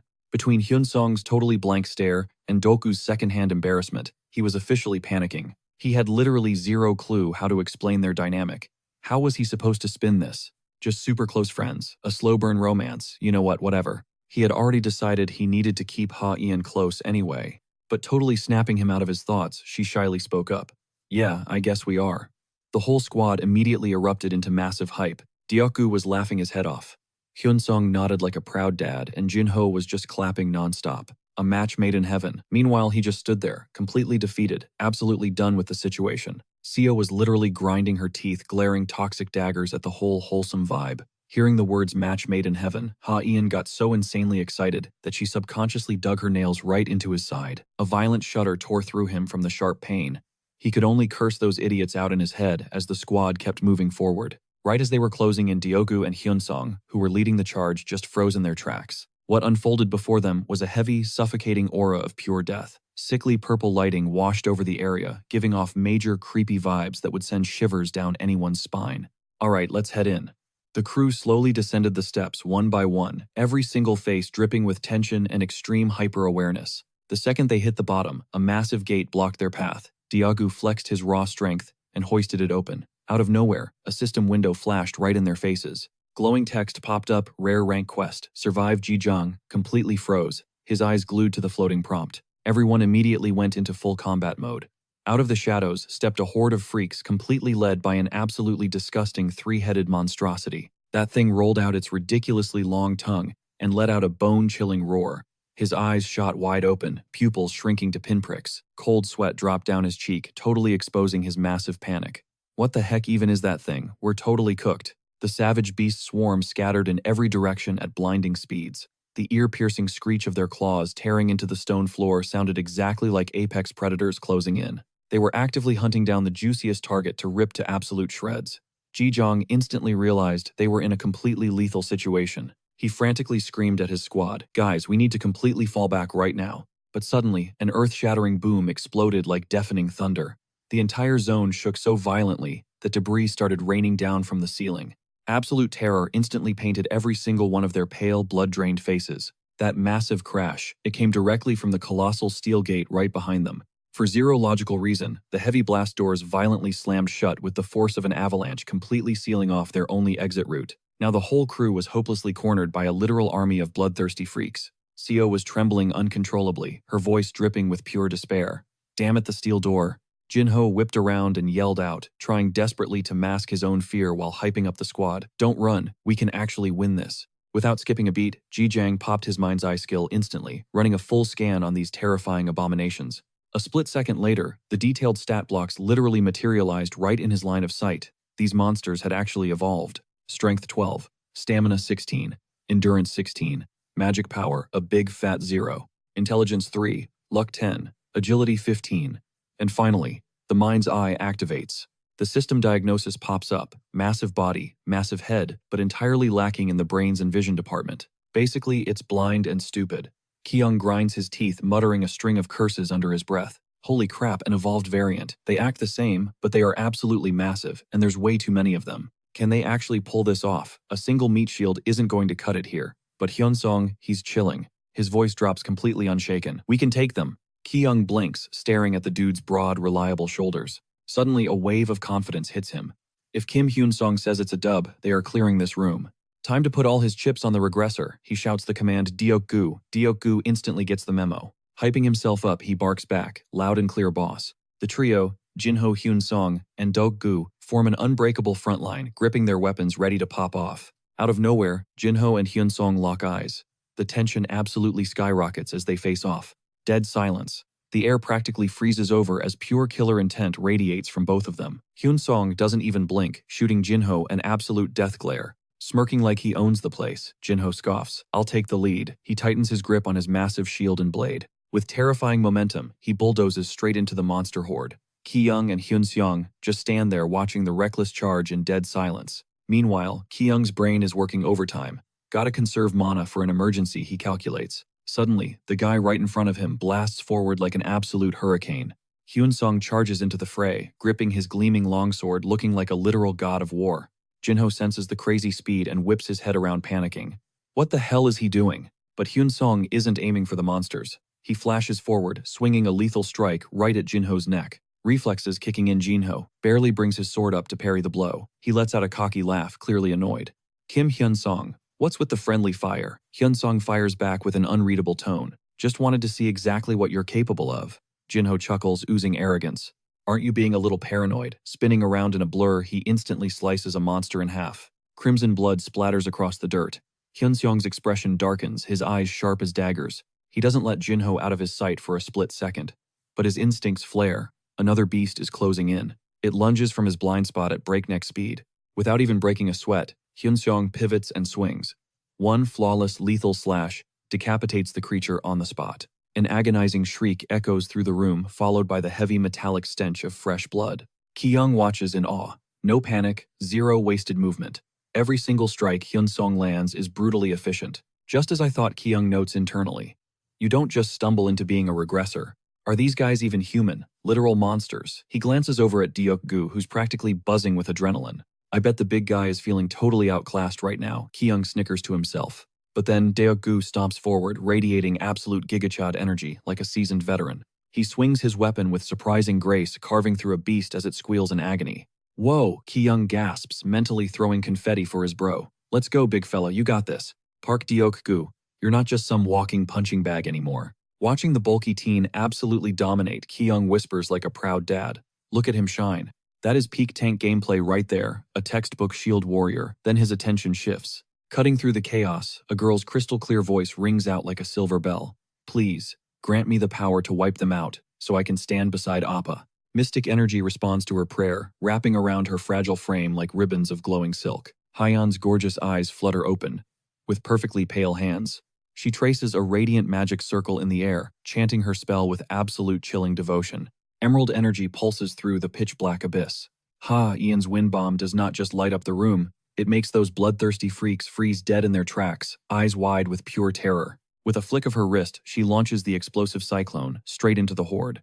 The sheer raw power is totally insane. A massive churning tornado rips through the cavern, tossing those nightmare creatures into the air like weightless autumn leaves. Ji Zhang's eyes literally sparkle. Watching this absolute cinematic masterpiece unfold, he cannot help but fanboy in his head. Holy crap, what a flex. Ian. Sure, her spellcasting sounded a little cringe, but you cannot argue with results like that. He instantly catches onto her 5D chess move. Our girl knows exactly what the assignment is. She strategically wiped out only our aggro, deliberately leaving the rest of the mob to completely swarm Jung Jinho's squad. Talk about a massive win. Realizing they just hit the absolute jackpot, Ji Zhang spins around to hype her up. Ian, you are a lifesaver. You just bought us a VIP ticket to chill for a sec. Then leaning in close, he drops his voice to a stealthy whisper. But listen, even if Jung Jinho and his goons start crying for a revive, Do not lift a finger. Got it. Flashing a sweet, innocent smile, she nods like an absolute angel. Understood. Behind that calm face, Jijong is plotting like an absolute menace. Perfect. We let the system take out the trash for us. Meanwhile, Kichon's crew is fighting for their actual lives against the nightmare horde. The desperation is getting way too real. Ha, Ian, please carry us. We are dying over here. Sale is literally sobbing like a toddler. Spam that magic attack again, we are begging you. Sticking perfectly to Jijong's script, she pulls out the ultimate gamer excuse. Hold on, guys. My mana is completely drained. I need to wait for the cooldown. Sale screams back, his voice cracking with pure panic. Hurry up, please. But while he is too busy crying, a massive three-headed mutant lunges at him like a freight train. Razor-sharp claws slash through the air. Sale loses his absolute mind, sprinting for his life, and shrieking like he is starring in a horror movie. Across the room, Jejun tanks a brutal sledgehammer-level smash right to the spine. The agonizing crunch echoes loudly. Siyu tries to dodge, but has zero chance. He eats a devastating lightning-fast right hook straight to the jaw. Watching this absolute chaos unfold, Jijong smirks.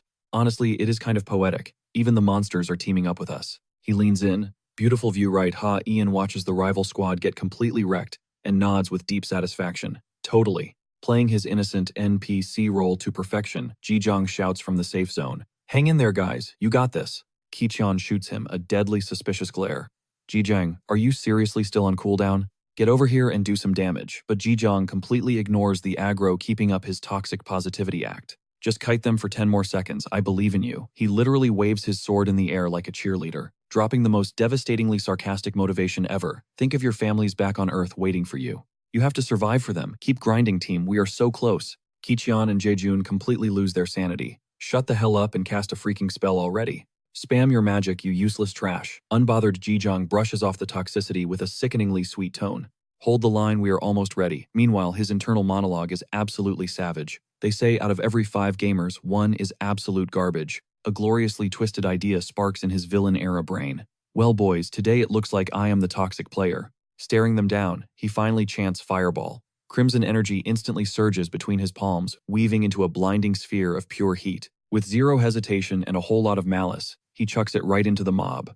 This isn't just a spell, it is concentrated destruction. The inferno blasts like the depths of hell, sending the creatures shrieking and scrambling in pure fiery agony. Jinho's squad sighs in massive relief, thinking they finally clutched the win. We survived. But a second later, the atmosphere morphs into an actual roasting oven. Their victorious smirks vanish instantly. The fire did not kill the beasts. It just gave those already terrifying bloodthirsty nightmares an agonizing blazing power-up. The dread hits the players like a brick wall. The monsters just absorb the magic, basically getting a lethal stat buff. Dripping with liquid fire and growling with insane bloodlust, the flaming titans slowly stalk toward Jinho's terrified crew. Pure, unfiltered panic breaks out.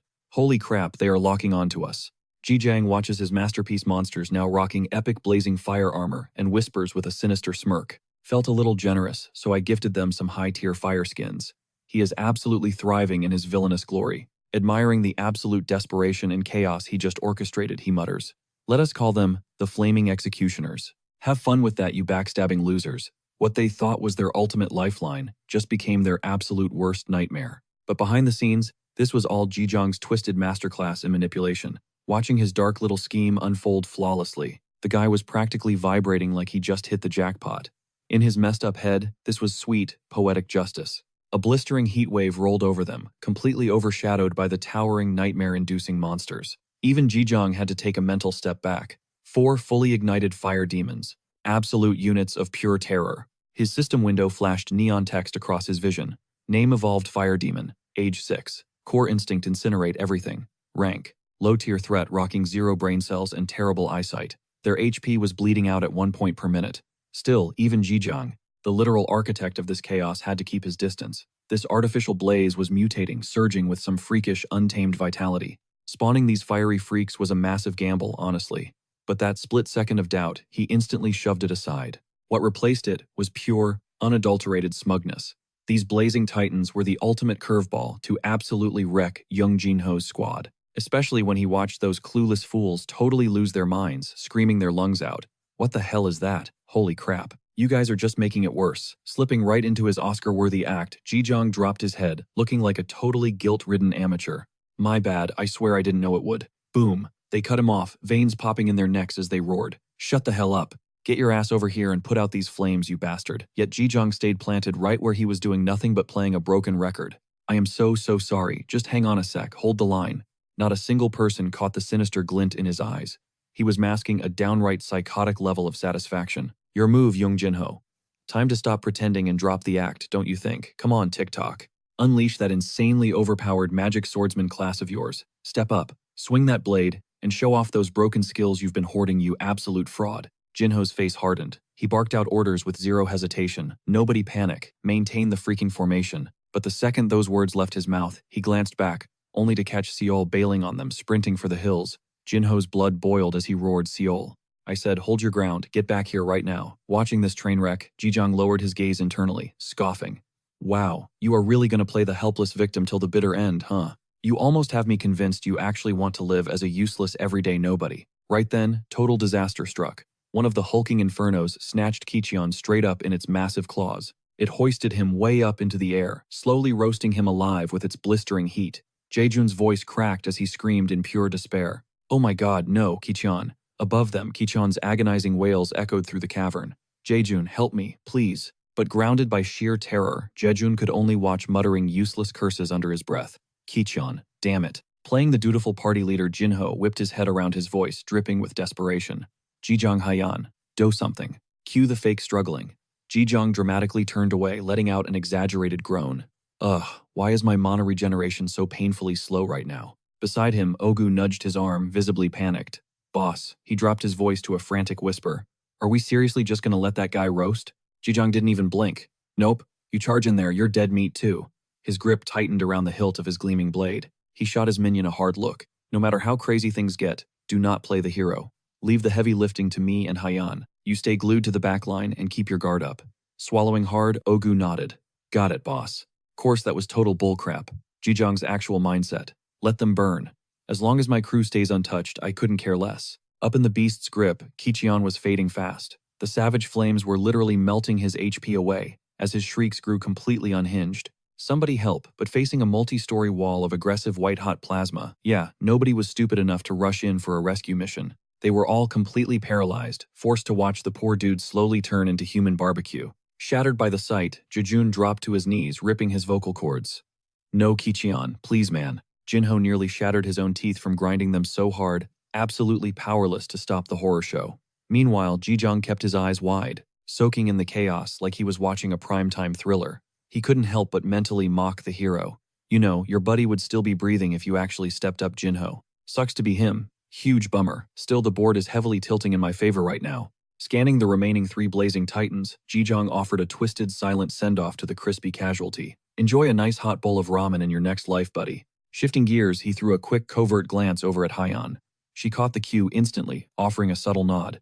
Gliding gracefully to the flank, the mage locked in, channeling a massive surge of pure, raw mana to prep her ultimate spell. Swirls of radiant, glowing blue energy wrapped around her entire figure like a cyclone. With crystal-clear precision, Haiyan chanted her spell.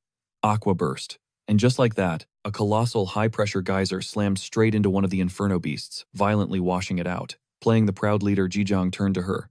Huge thanks, Haiyan. Flawless execution. You practically carried us on that one. She flashed him a soft, devoted smile. Anything for you, Appa. Deep down, Jijong let out a mental sigh of relief. Perfect. Phase 1 is officially in the bag. Off to the side, Jijun just stood there, completely shattered and dead silent. Trembling with pure rage, he suddenly pivots, stomping forward with absolute murder in his eyes. He viciously grabs Qiyong by the collar, tears of raw grief still streaming down his face. Shattered by his teammate's brutal death, Jaejun screams at the top of his lungs, "You absolute scumbag." His voice cracks with agony. This is all because of you. The sudden outburst catches Jinho and So completely off guard, snapping their attention straight to the drama.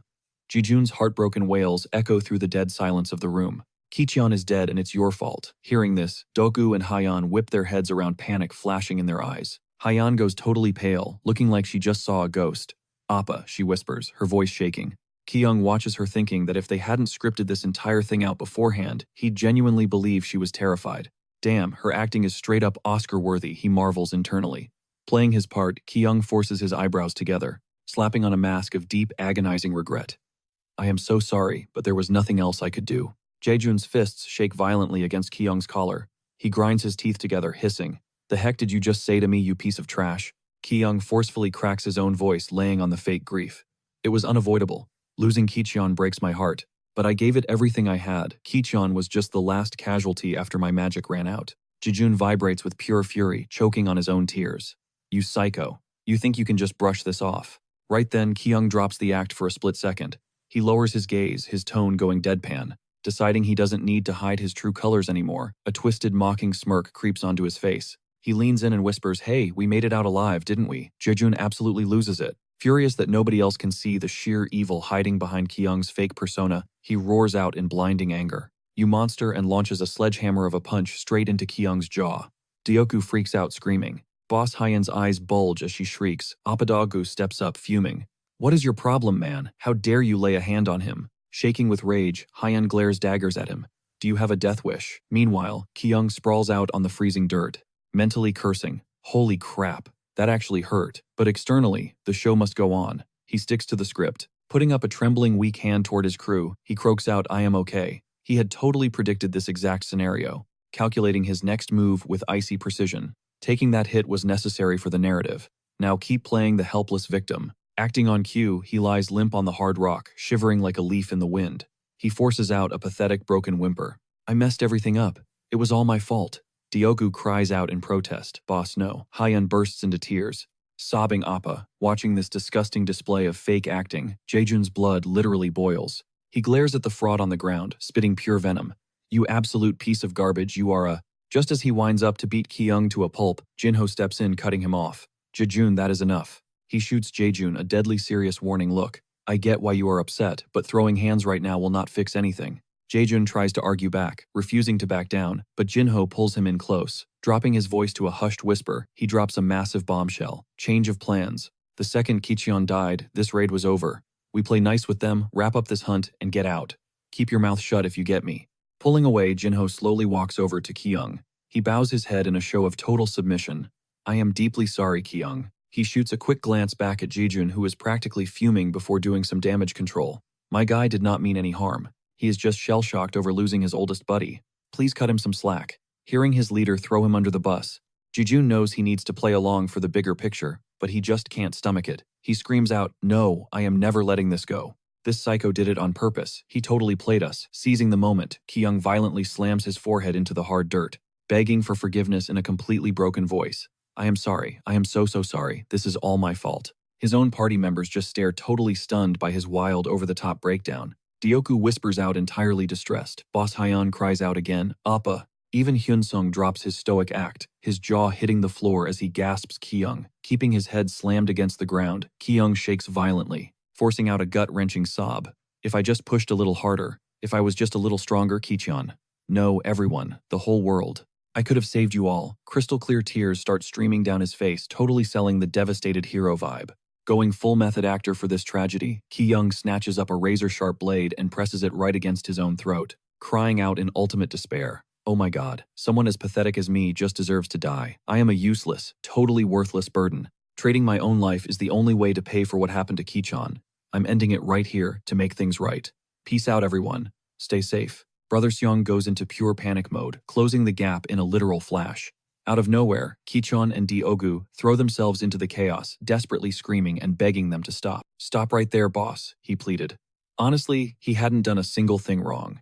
The only one catching on to his little theatrical masterpiece was Ha-Ian, playing right along with him. And man, she was giving an Oscar-worthy performance. "Appa, you cannot leave me, Appa. No," she wailed. Ji-Jang threw this deeply tragic, tear-jerking look toward the trio. They were actually feeling it secretly, thinking to themselves, "Wow, this psycho's acting chops are genuinely a work of art. Absolutely flawless." With the crowd closing in and the whole situation spiraling out of control, Jejun raised a fist, built like a literal sledgehammer. His eyes were completely bloodshot, radiating pure hostility, as if he were a wild beast, ready to tear Ji-Jang apart. "You absolute lunatic. You need to back down." Jinho's voice dropped into a bone-chilling warning. "Jaejun, did you not hear me tell you to drop it? Do I need to repeat myself?" Seol, who had been standing in the back as quiet as a gargoyle this whole time, suddenly piped up with this incredibly slimy tone. "Yeah, Jejun bro, I think we should just call it here. I told you already that dude is nothing but manipulative trash." He stepped forward, pouring gasoline on the fire with absolute malice. "That is exactly how he snatched my future wife Ha-Ian, right out from under me." Jaejun practically short-circuited hearing that. Future wife. What the heck is he talking about? Meanwhile, Seol kept pushing his fake concerned act. If you keep pushing his buttons, he is going to drag us all down. Just swallow your pride and apologize. Right on cue, Jijong cleared his throat and stammered out, Look Jijun, I was totally out of line. I really do not know what to say to make this right. Dropping to his knees on the dirt like a totally broken man, he sniffled, I am so incredibly sorry. But right then, his 3 squad mates flanked him like literal bodyguards, shooting absolute daggers at Jaejun. Jaejun looked like a pressure cooker about to detonate, but his hands were tied. He grounded his teeth together so hard they could crack, glaring fiercely at Jinho and Seol, who were standing there completely helpless. A raging storm of frustration and pure rage consumed his entire mind. Damn it, what kind of twisted joke is this? How did I end up playing the villain? There was zero chance he was buying Jang's little sob story. That punk's face had I am playing you written all over it. But backed into a corner, Jejun had no choice but to bite the bullet, spinning around and stomping off with heavy steps. Jijong, however, stayed glued to the floor in his pathetic pose, covering his eyes with his hands while ruthlessly mocking the guy in his head. Oh man, what do I do? Nobody is buying your act, you absolute brainless thug. As Jinho brushed past him, he shot Jang this deeply calculating icy stare. Rubbing his chin, his gears were already turning.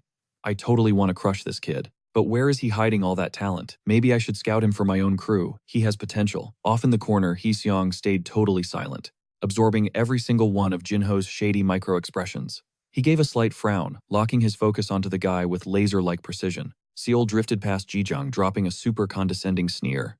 Having the time of your life, aren't you, Jijong? He smirked with sheer malice, continuing his petty provocation.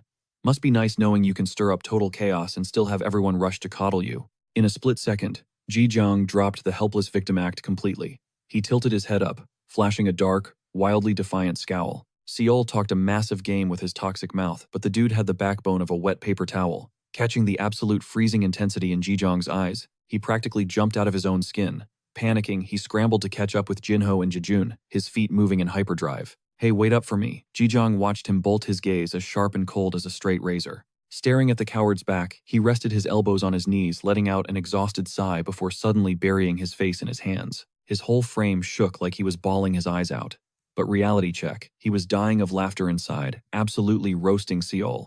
What a total freak. What even was that pathetic attempt at trash talk? Catching sight of his shaking shoulders, Hee-seong stepped up, his voice dripping with genuine concern. You holding up okay, Jijong? Looking up, he instantly replied, I am fine, Hee-seong. Honestly, this is all on me, so I truly apologize. Yet internally, he was whining like crazy.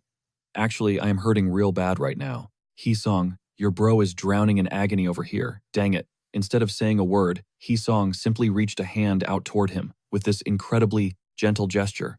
Sniffling, Jijong took it, genuinely touched in his own thoughts. So warm. It is so freaking warm. This top-tier warmth that I get to casually enjoy just by being the teammate of the Regressor Hee-seong. But right at that moment, creeping up from behind, someone gripped a small pebble with pure, unfiltered malice. The target, Jijong. The rock launched through the air at supersonic speed, packing enough punch that it made Jijong completely jump out of his skin upon impact. Whipping his head around, he cast a highly nervous, paranoid glance at the culprit. Having chucked the rock, Ian stood there fuming, looking like she was about to burst into angry tears. Her head was just swarming with violent thoughts. I am going to completely wreck him. Terrified, Jijong gulped internally. Oh boy. His brain short-circuited into a massive pile of unanswered panicked questions. Ian, are you seriously about to pull something again?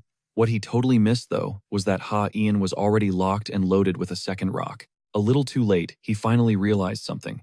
He thought dodging girls was the rule, but apparently letting absolutely anyone touch him was a massive taboo in her book. Jijong flips the switch on his ultimate victim act, draining all the color from his face and letting his lips quiver like he's fading fast. Hacking up a few crimson drops for maximum dramatic effect, he forces out a breathless broken whisper. Hyeon, help me. Pure panic takes over her. She rushes to his side, heavy tears already spilling down her cheeks like shattered glass. Her shaking hands grip his shirt like a lifeline, and between violent sobs, she completely loses her ability to form coherent sentences. Are you okay? Oh my gosh, no. Why would you do that? You absolute fool. They're monsters. I'm making them pay. In a split second, the crying girl vanishes as her voice drops an octave, and her gaze turns absolutely lethal. Deadpan and chillingly calm, she maps out her dark intentions. Revenge. I'll tear them apart for what they did to you. A piece of trash like that deserves the ultimate karma. Hearing her go full psycho mode, internal alarm bells start ringing in Jijong's head. A shiver shoots down his spine. Scrambling to defuse the ticking time bomb, he stammers out, "Hey, I'm all right, Hyan. This was my bad anyway. It is what it is." He watches her carefully, noticing the terrifying shift in her vibe. Those normally bright eyes have completely glazed over, plunging into total darkness.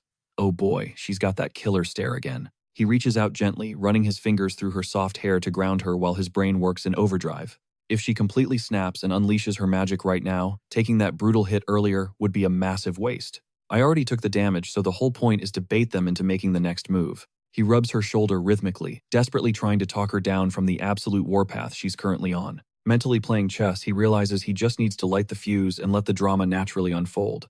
Hyan's muffled sniffles cut through the dead silence of the room, heavy and heartbreaking. Every single eye in the place is glued to them. Dijiang. She whimpers, chanting his name like a broken record. With every whimper, Seol's expression goes a shade darker. His jaw is locked tight, practically radiating toxic jealousy.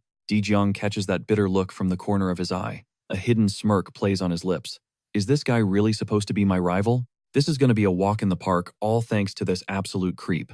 Listen up, Seol. Pushing buttons is literally my superpower. Take notes, buddy. Without warning, Dijiang lets out a gut-wrenching wail that shatters the suffocating tension. Seol's eyes practically bug out of his head, his face turning an unhealthy shade of green.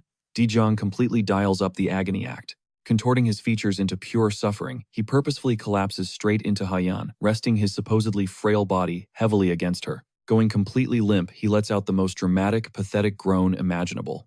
Ah, it hurts so bad, Hyan. He sags against her like he's lost all the bones in his body, making her bear his entire dead weight. Peeking from over her shoulder, he shoots Seol the most arrogant, punchable look ever. His inner monologue is just laughing. What's wrong, Seol, feeling left out? Hyan is a total wreck, calling his name with watery, panicked eyes. But suddenly, Dijiang feels this massive yank from behind. He stumbles backward like a guy rolling out of a club at 2 in the morning. Whoa, he gasps completely, losing his balance as gravity takes over. Completely disoriented and wide-eyed, his brain short-circuits. Before he can even process the stumble, a surprisingly firm hand catches him. Hyan flawlessly secures his waist, pulling him flush against her in a deeply protective stance. With her warm breath brushing right against his ear, she whispers with terrifying tenderness, "Got you. You okay?" Catching on to how wildly intimate their current position is, Dijiang actually gets flustered. Hyan. This was definitely not part of his master plan. His brain is just spinning in circles. Wait, I didn't script it like this. Meanwhile, Hyan just holds him tighter. It's fine, lean on me as much as you need. Utterly defeated by her sincerity, he awkwardly clears his throat. Thanks. It suddenly hits him that he really needs to dial back the damsel in distress act. Still, mission accomplished. He steals a glance at his target, taking in Seol's furiously flushed face. The dude looks absolutely devastated, forced to just stand there and watch. Dijiang practically purrs with toxic satisfaction. Oh man, that look on his face, acting like I just snatched his soulmate right out of his hands. Homeboy's eyes are literally about to pop out of his skull. Flashing a wicked grin, he locks eyes with his hater. The disrespect is palpable as his internal monologue goes wild. So pressed, aren't you? Dijiang leans into the touch even more purely to be petty. He's absolutely thriving off the drama. Stay mad, loser. Come on then, do something. Take a swing at me, you absolute coward, I dare you. But Seol is paralyzed, grinding his teeth into dust while his entire body vibrates with pure rage. Breaking the stare, Dijiang switches back to his soft boy voice. Thanks, Hyan. I'm not being too heavy, am I? Without missing a beat, she replies softly. Not at all. You've carried me through way worse than this. Reaching his absolute breaking point, Seol finally snaps, letting out a harsh, choked-up cough like he's swallowing broken glass. Seol was practically choking on his own jealousy.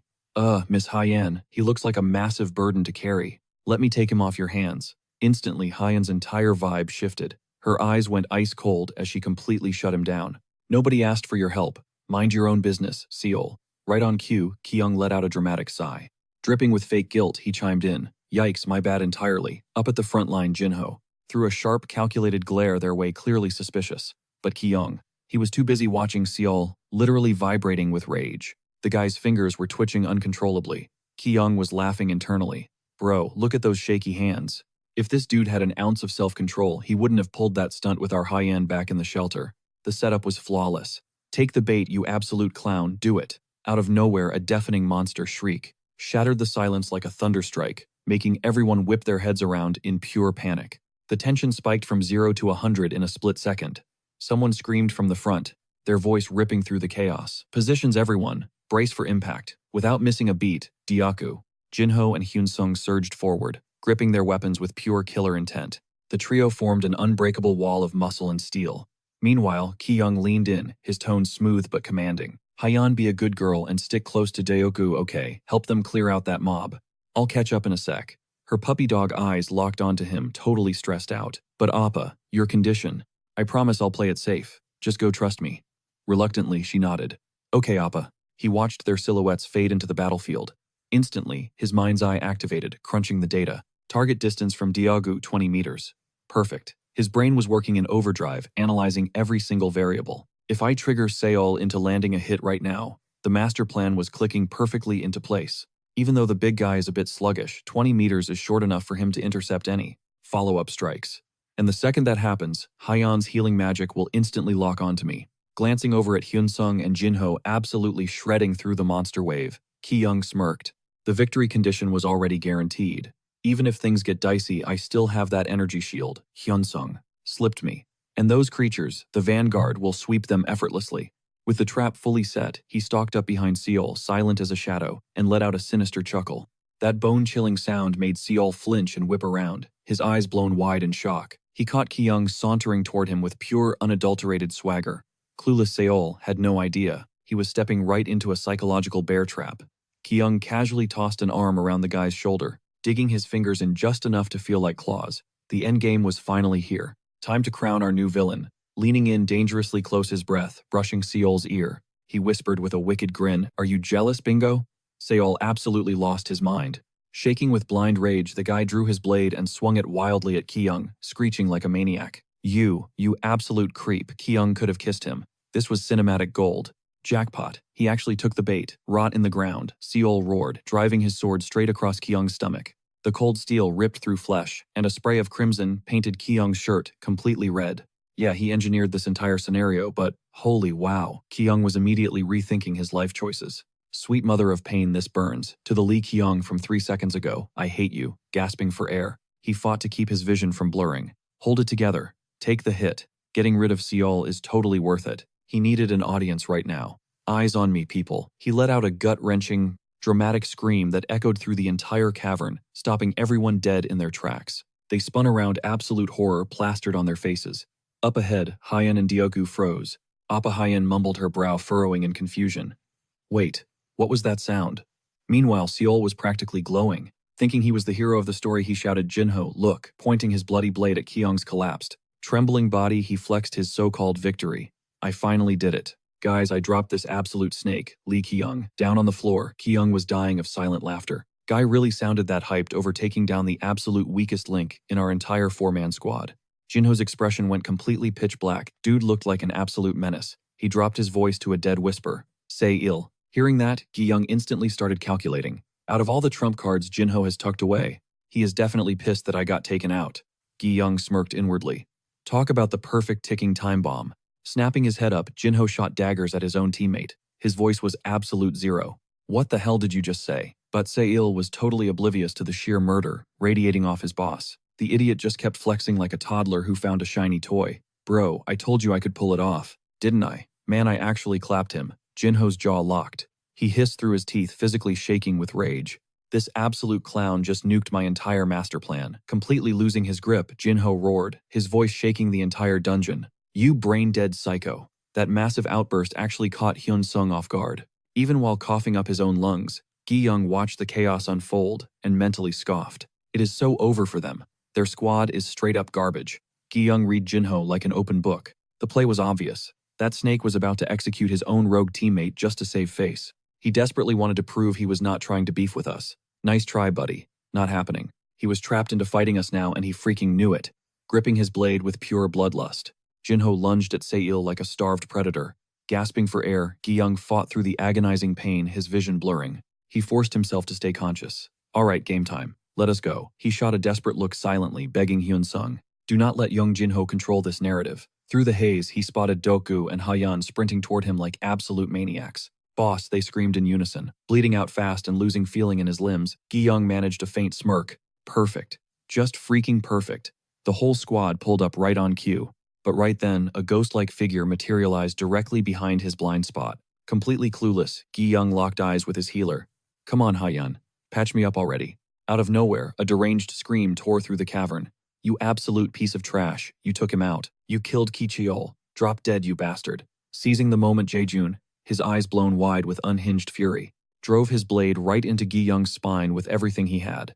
The impact hit like a truck. Gi-young froze, his brain totally short-circuiting. He stared ahead, completely shell-shocked. He did not see that coming at all. His pupils dilated in sheer terror before gravity took over. His battered body slammed hard against the brutal stone floor. A massive pool of crimson instantly spread around him. Hyeon just locked up, her face drained of all color, totally paralyzed by the shock. She could not even form a sentence. Stumbling forward, she dropped to her knees, her violently shaking hands hovering over his wounds. She lost it, screaming her lungs out in pure, unfiltered hysteria. Meanwhile, Gi-young was literally twitching on the icy ground, convulsing uncontrollably. Thick, dark blood was absolutely dumping from his gaping wounds, completely soaking his shredded gear. Through the ringing in his ears, he could hear Hyeon sobbing, utterly broken. No Gi-young. A few feet away, Deok-gu looked ready to snap. The big guy clenched his fists so hard his knuckles turned white. "You dead meat," he growled. He was fully prepped to crash out and obliterate them, but suddenly, Jinho swept past him, moving with way more savage intensity than the tank. Jinho literally shoved Deok-gu out of the way. He vaulted forward, practically foaming at the mouth. "You brainless idiots," Jinho's greatsword sliced through the air as he launched himself upwards, aiming a fatal strike right at Se-il and Jae-jun. The gleaming steel caught the dim dungeon light. Radiating pure killing intent, he roared, "I am putting you both in the dirt," but in a literal fraction of a second, a blur intercepted him. A lightning-fast parry violently knocked the blade clean out of Jinho's grip. Jinho's eyes bugged out in massive shock. When the dust settled, the absolute unit standing there was Hyun-sung. He had completely stonewalled the attack, staring Jinho down with zero hesitation. Thrown off balance, Jinho crashed and skidded across the jagged stone floor, tearing up his armor. He scrambled up, eyeing Hyun-sung like a cornered rat. Clicking his tongue in pure frustration, Jinho immediately re-gripped his weapon, shifting into an aggressive stance. He was gearing up to blitz him again, like a rabid dog. Watching this absolute boss fight go down, Jae-jun and Ki-chol backed up shivering, looking completely ghost-white. That is when Hyun-sung called out, his voice dropping with heavy, undeniable authority. "Deok-gu, keep Hyeon and Ji-jong safe. I am dealing with Jinho." Deok-gu shoots back a fierce glare. "You got it." Jae-jun is literally shaking in his boots but still runs his mouth. His voice trembles with pure rage. "Jung Jin-ho, you absolute scumbag. Yo, Seiho, let us dip while we can." But Seiho, he is completely frozen, eyes locked onto his target. His stare is burning with hardcore vengeance. He just shakes his head. "No way, Jae-jun." The guy looks at him like he is crazy. "Say what?" Seiho's gaze is glued to Ji-jang's knocked out body, his face totally twisted with rage. He is not backing down from his mission. "I am not leaving until I end that piece of trash. You go on ahead without me." Jae-jun just throws his hands up. "Geez, whatever, fine. Honestly, you look pretty epic right now. I bet Ki-chan is cheering for you up in heaven." With that, Jae-jun spins around his footsteps, echoing against the cold stone as he bails. He tosses one last comment over his shoulder. "Alright, give him hell for me too, catch you later." Seiho tightens his grip, absolutely radiating confidence. Consider it done. Gripping his twin blades, Seiho is ready to shred these guys before making his exit. Cut to the other side, Deok-gu drops to his knees beside Ji-jong, completely freaking out. His massive hands are violently shaking as he nudges his bro. "Ji-jong man, open your eyes. You cannot check out on me like this." Ji-jong is in way too much agony to even form a word. He is just lying there screaming in his own head, "I am not dead yet, you absolute clown." His ears are just ringing with the dramatic, chaotic sobbing of Deok-gu and Ha-yeon. "Bro, you seriously cannot die on us." Ji-jong's patience is rapidly dropping to zero. He is internally rolling his eyes. "Could you two maybe actually pop a healing spell instead of just aggressively crying over me?" Right on cue, reality smacks Deok-gu in the face. His eyes light up like fireworks. "Oh wait, sis, the ring. That healing artifact, toss it over. Hurry up." Ji-jong mentally gives him a thumbs up. "Nice. Attaboy. Way to use your brain, you little piggy." But Ha-yeon is still having a full-blown meltdown. "Oh my god, bro, Deok-gu is losing his chill with her." He barks at her, "Snap out of it and use the ring." That finally gets through to Ha-yeon. She scrambles to pull off the glowing diamond-like ring from her finger. Slipping the artifact back on, she presses her palms together tight. Her lips move frantically, her voice quivering like crazy. Please heal him right now." Boom. A blinding surge of golden energy bursts from the ring, wrapping around him like a tidal wave of pure warmth. Even the half-dead Ji-jong lets out a soft gasp.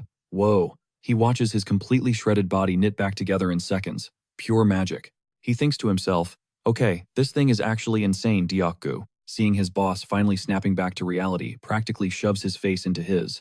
"Bro, are you good?" Ha-yeon lights up, totally ecstatic. Tears are still literally streaming down her face. "You are alive."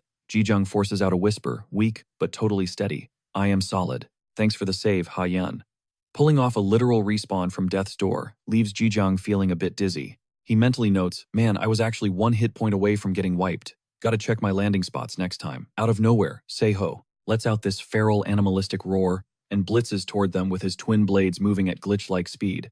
Drop-dead Li Jijong. Thank God Dioku has his radar on. The big guy just straight up palms Seiho's face, shoving him backward with brutal force. He mutters, you absolute punk, do not even try it. Right then, Jijong is still on the floor, but he spots the real threat. A massive horde of monsters is zeroing in on them, their eyes glowing like literal hot coals. They are flexing their razor-sharp claws, ready to rip everyone to shreds. Ha-Yan spots the aggro too, and instantly snaps into a battle stance. Jijong, he just chills on the ground, twirling that overpowered glowing ring on his finger with a cocky smirk. He thinks, alright, showtime. Cut to Diak-gu totally popping off. He conjures up this massive glowing spherical dome. Brilliant golden energy explodes outward, literally vaporizing the monster wave the second they crash into his heavy-duty force field. Jijong forces himself onto his feet, practically beaming with pride. Called it. I definitely drafted the right tank. Meanwhile, Dokgu is frantically scanning the area. Wait bro, he suddenly realizes Ha-Yan has vanished into thin air. He panics and reports back. Sis is literally gone. Jijong casually shoots a glance toward the far exit, doing the math in his head. Ah, she definitely went hunting for Jaejun. Her timing is honestly top tier. Diokgu drops his head, his guilt going through the roof. Man, my bad. This is all on me. If I had just rotated faster. I am so sorry I lagged behind. I am literally useless. Jijong just reaches over, ruffling the big guy's hair to chill him out. Hey, let it go, Diokgu. His tone is super low-key and reassuring. I misplayed that too, man. And thanks to Ha-Yan, I actually figured some stuff out. So stop stressing. What actually matters right now is… Before he can even finish his sentence, Diokgu bursts into tears again. Jijong shifts right into Big Brother mode. Hey, wipe those tears, you giant baby. You are way too old to be bawling your eyes out like this. Deep down, Jijong feels a sting of guilt, thinking, this is literally all because my strategy was flawed. But even while sobbing, Diokgu gets sassy. Excuse me, is there like a law that says grown men cannot cry? Jijang just lets out an exhausted sigh. Bro, I do not know, you are just being incredibly loud, so just mute it for a second. Diokgu claps back with total little brother energy. You are getting way too cocky right now. Jijong raises an eyebrow. Oh, we are talking back now. Is that how it is, you little punk? Grabbing his arm, Jijong hauls the heavy guy to his feet, blowing out a long breath of pure relief. Well, things could be a lot worse.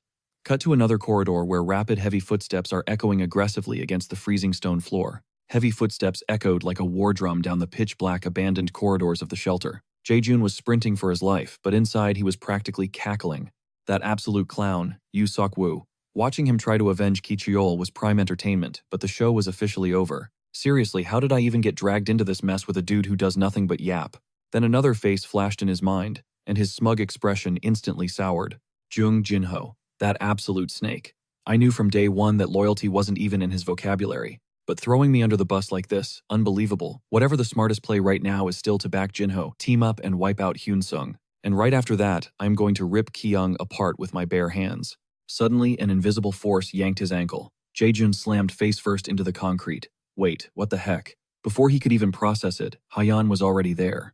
Materializing out of thin air like a literal ghost, she stared down at him with dead, icy eyes. Hi there. I am super short on time, so let us wrap this up real quick. A blinding high-tier magic circle was already spinning in her palm, locked and loaded to erase his existence. Jaejun panicked, his mind screaming. This is so humiliating. She is completely out of her mind. She is a total psycho, a total freak. Without warning, Ha-Yan clamped her fingers around his jaw. Open wide, tears streamed down Jaejun's face as he shivered in pure terror. Somebody help me. What the heck is she trying to do? Please no. But Ha-Yan mercilessly shoved a magic orb straight down his throat. Air blast. A deafening explosion instantly rocked the entire shelter like a massive thunderstrike. Following that absolutely brutal torture, Ha-Yan tilted her head, acting perfectly innocent. Does it hurt? If you hate pain this much, why did you do that earlier? Jaejun choked on his own agony, pleading. Please spare me. Her voice turned ice cold. But my precious Appa was probably hurting way more than this. Poor thing. I am just getting payback for him, okay, Jaejun. Clutched his bleeding mouth, his whole body violently convulsing in pure dread. Psycho, she is an absolute psycho. Ha-Yan glanced down at the crimson splatters ruining her outfit and muttered.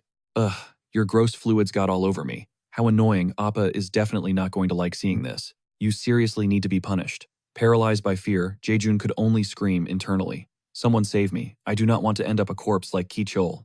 Hyan's crimson eyes flared with unhinged malice and pure killing intent. Her deadpan expression, combined with those ruthless threats, made her look like an apex predator playing with her food. I need to wrap this up. Where is the finish line anyway? I will only punish you a little bit for today. So make sure you behave from now on. Got it, Jae-jun frantically promised in his head. Okay, I swear I will be good, I promise. Just please stop doing this. There is no way I check out like this. Ever since I got dragged into this twisted world, life actually became thrilling. Dying here would be such a waste. But what this fool completely failed to realize was that Hyan was reading every single one of his toxic thoughts like an open book. I survived. I do not care what it takes as long as I secure the win. There is still a whole list of people I need to bury. Oh yeah. The second I bounce back, Kim Hyun-sung is the first one on the chopping block exactly as planned. Right after him, I am putting this crazy witch in the ground, and then Sok-woo is next. Dark, twisted schemes kept spiraling out of control inside Jae-jun's head. Once I loot every single high-tier item in this dump, I am going to become the ultimate villain of this world. I am literally going to make Ki-cheol's dream a reality. How does that sound, buddy? An absolutely flawless master plan, right? Hyan whispered. Did you really think about an air blast? Following one final devastating blow, Jae-jun collapsed, the life completely leaving his eyes. Hyan casually crouched in front of his lifeless corpse, gasping with childlike innocence. Oops, did he break? Meanwhile, cut to the other side, where Sok-woo was brutally pinned against the freezing floor, letting out a massive groan of agony. He spat venom, trying to act tough. Hey, get your hands off me, you absolute trash, Ki-young, you filthy rat. Do you honestly think my squad is going to let you walk away from this? Ki-young just stared down at him, squirming under Deoku's massive grip, and let out a vicious scoff. What you think? This is a joke. Sok-woo shrieked, totally losing it. Is this funny to you? My crew is going to slaughter Kim Hyun-sung and wipe all of you off the map in no time. He craned his neck, locking eyes with Ki-young through his shattered lenses, and snarled. And I am definitely not giving Hyan a free pass either. I'm going to make her bitterly regret curving me every single day of her life. Ki-young smirked evilly. Ha, sure, go ahead and try. But just a quick heads up, your precious boys already ditched your behind and ran for the hills. Sok-woo froze, his bravado shattering. Wait, what? Ki-young leaned in close, dropping the absolute bombshell. Did Jinho seriously not fill you in? The moment Ki-cheol dropped dead, the entire operation was scrapped. You are literally the only clown still trying to play the game. Ki-young grabbed Sok-woo roughly by the chin, forcing him to look up. Panic flooded Sok-woo's eyes. Excuse me, how could you, what kind of garbage are you spitting right now? Ki-young was practically bathing in schadenfreude at the sight of Sok-woo's total mental breakdown. I am dying. This is peak comedy. Watching this dude look so incredibly pathetic was giving Ki-young the biggest dopamine rush ever. He looked down at him with ultimate disgust. You absolute brick. Do I seriously need to spell it out for you? Jung Jinho threw you to the wolves. Ki-young patronizingly patted the guy's cheek a few times, faking genuine gratitude. Honestly, Sok-woo, I am actually super thankful for you. Deep down, Ki-young could not help but mock the absolute absurdity of it all. To think the guy Jung Jinho treated as his wildcard was this incredibly brain-dead. Tisk. Honestly, right from the start, he murmured, tilting his head just to get under the guy's skin. Thanks to a piece of trash like you, Hyan, and I actually got a whole lot closer. Yu-suk snapped, spitting out, you absolute bastard. Are you saying you played me? Ki-young just flashed a grin, getting to his feet. You did the exact same thing, didn't you? Shaking like a leaf, Yu-suk stared up at the raised blade, begging for his life. Please just let me go. Ki-young almost laughed. We're way past the point of hesitation now. He lowered his gaze, his expression completely deadpan. My bad, he dropped the words like ice. Deep down, a cynical thought crossed his mind. This definitely wasn't his first rodeo. One clean strike, and Yu-suk's head rolled. Suddenly flashes of familiar terrified faces staring down his weapon invaded his thoughts. To be fair, he was the one who put them all in the dirt. He brushed off their help and led them straight into a trap. A desperate, agonizing scream echoed in his memory, still crystal clear in his mind. So yeah, he knew exactly what needed to be done this time, just like back then. Just gotta stay cool and keep it together. Ki-young's eyes snapped wide open as he brought the blade down for another strike, his mind razor sharp and grounded. Like I said, I don't need a hand. This right here, it's just what has to be done. Gotta keep looking at it logically. The metallic stench and the crimson mess splattering around made him mutter, oh good lord. Just another lost lamb out of the picture. He turned around to check on his buddy. Hey, no need to freak out, Deoku. This is a kill or be killed kind of place. And honestly, if I can pull the trigger, you'd be way better at it. Whatever it is, you'll outshine me every single time. Deoku, who had been completely silent this whole time, suddenly looked up. Out of nowhere, he dropped the most random question. Bro, are you Christian? Ki-young let out a heavy breath and scoffed. Nah, I don't buy into the whole higher power thing. Just trying to survive out here. Right on cue, a glowing system prompt popped up. A new class has been unlocked. Please select your desired path. Swiping through the holographic menu, Kyung let out a dry chuckle. Huh, looks like catching bodies actually gives you XP whether you're back on Earth or in this hellhole. Messed up world we live in, right? But hey, Dyaku. Yeah, Dyaku replied. Kyung threw a side-eye his way, dropping a line that sounded halfway between a solid warning and a straight-up threat. Don't you ever go dying on me. Never.